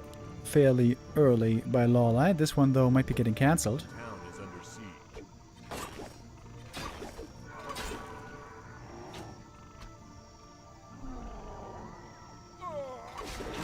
Alright, in we go. Zeppelin for Kaho here could come in as a little lifesaver. Look how much damage the demon is tanking.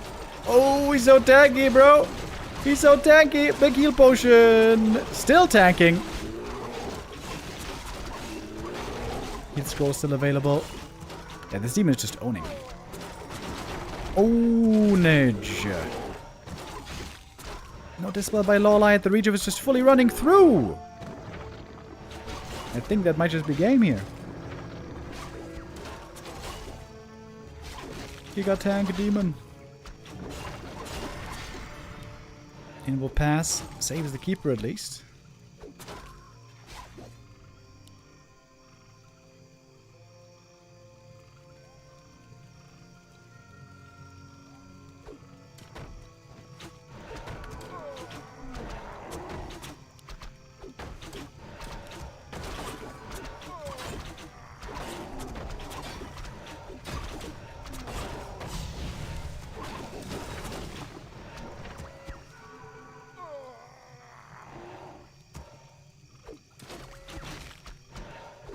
LawLiet here with the double Orb of Venom now. His only advantage. He also has Moonjuice advantage, I guess. Hippogriff being made here against the Zeppelin. LawLiet's range units in the back not really finding a proper way to contribute here. Another big healing! Hey! Double big healing, boys! Ain't it something? Rejuve, though, running through fully here for LawLiet. Oversight by Kaho. Didn't dispel. Oh, gets a nice bear snipe here in the back.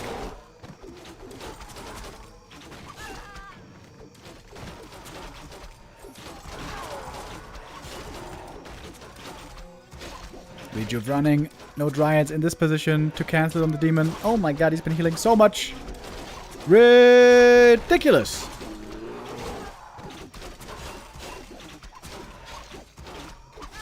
Dryad taken out, slow gone. This spell as well. Now it's the demon here. Almost going down for LawLiet. Surely there's a staff though. Backing off to the Moonwells just in time.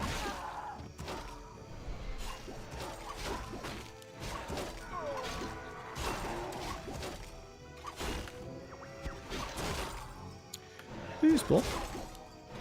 Oh, hey, and the demon goes down. That's gonna do it. GG. Kaho wins map 5 as well. 4-1. The final score. Kaho joins into the winners group. LawLiet drops into the losers group. And tomorrow we're gonna play the losers group of Gladiator Championship 4. In that group tomorrow, we're gonna be seeing Life and LawLiet and Lynn in the 3-player round robin. Alright boys, that's it from me.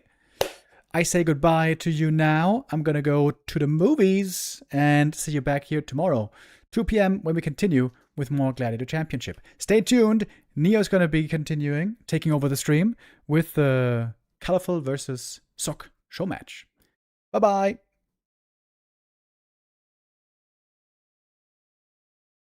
What do you mean, give me a second, Neo? You said you were ready. You said you were ready. How dare you not be ready?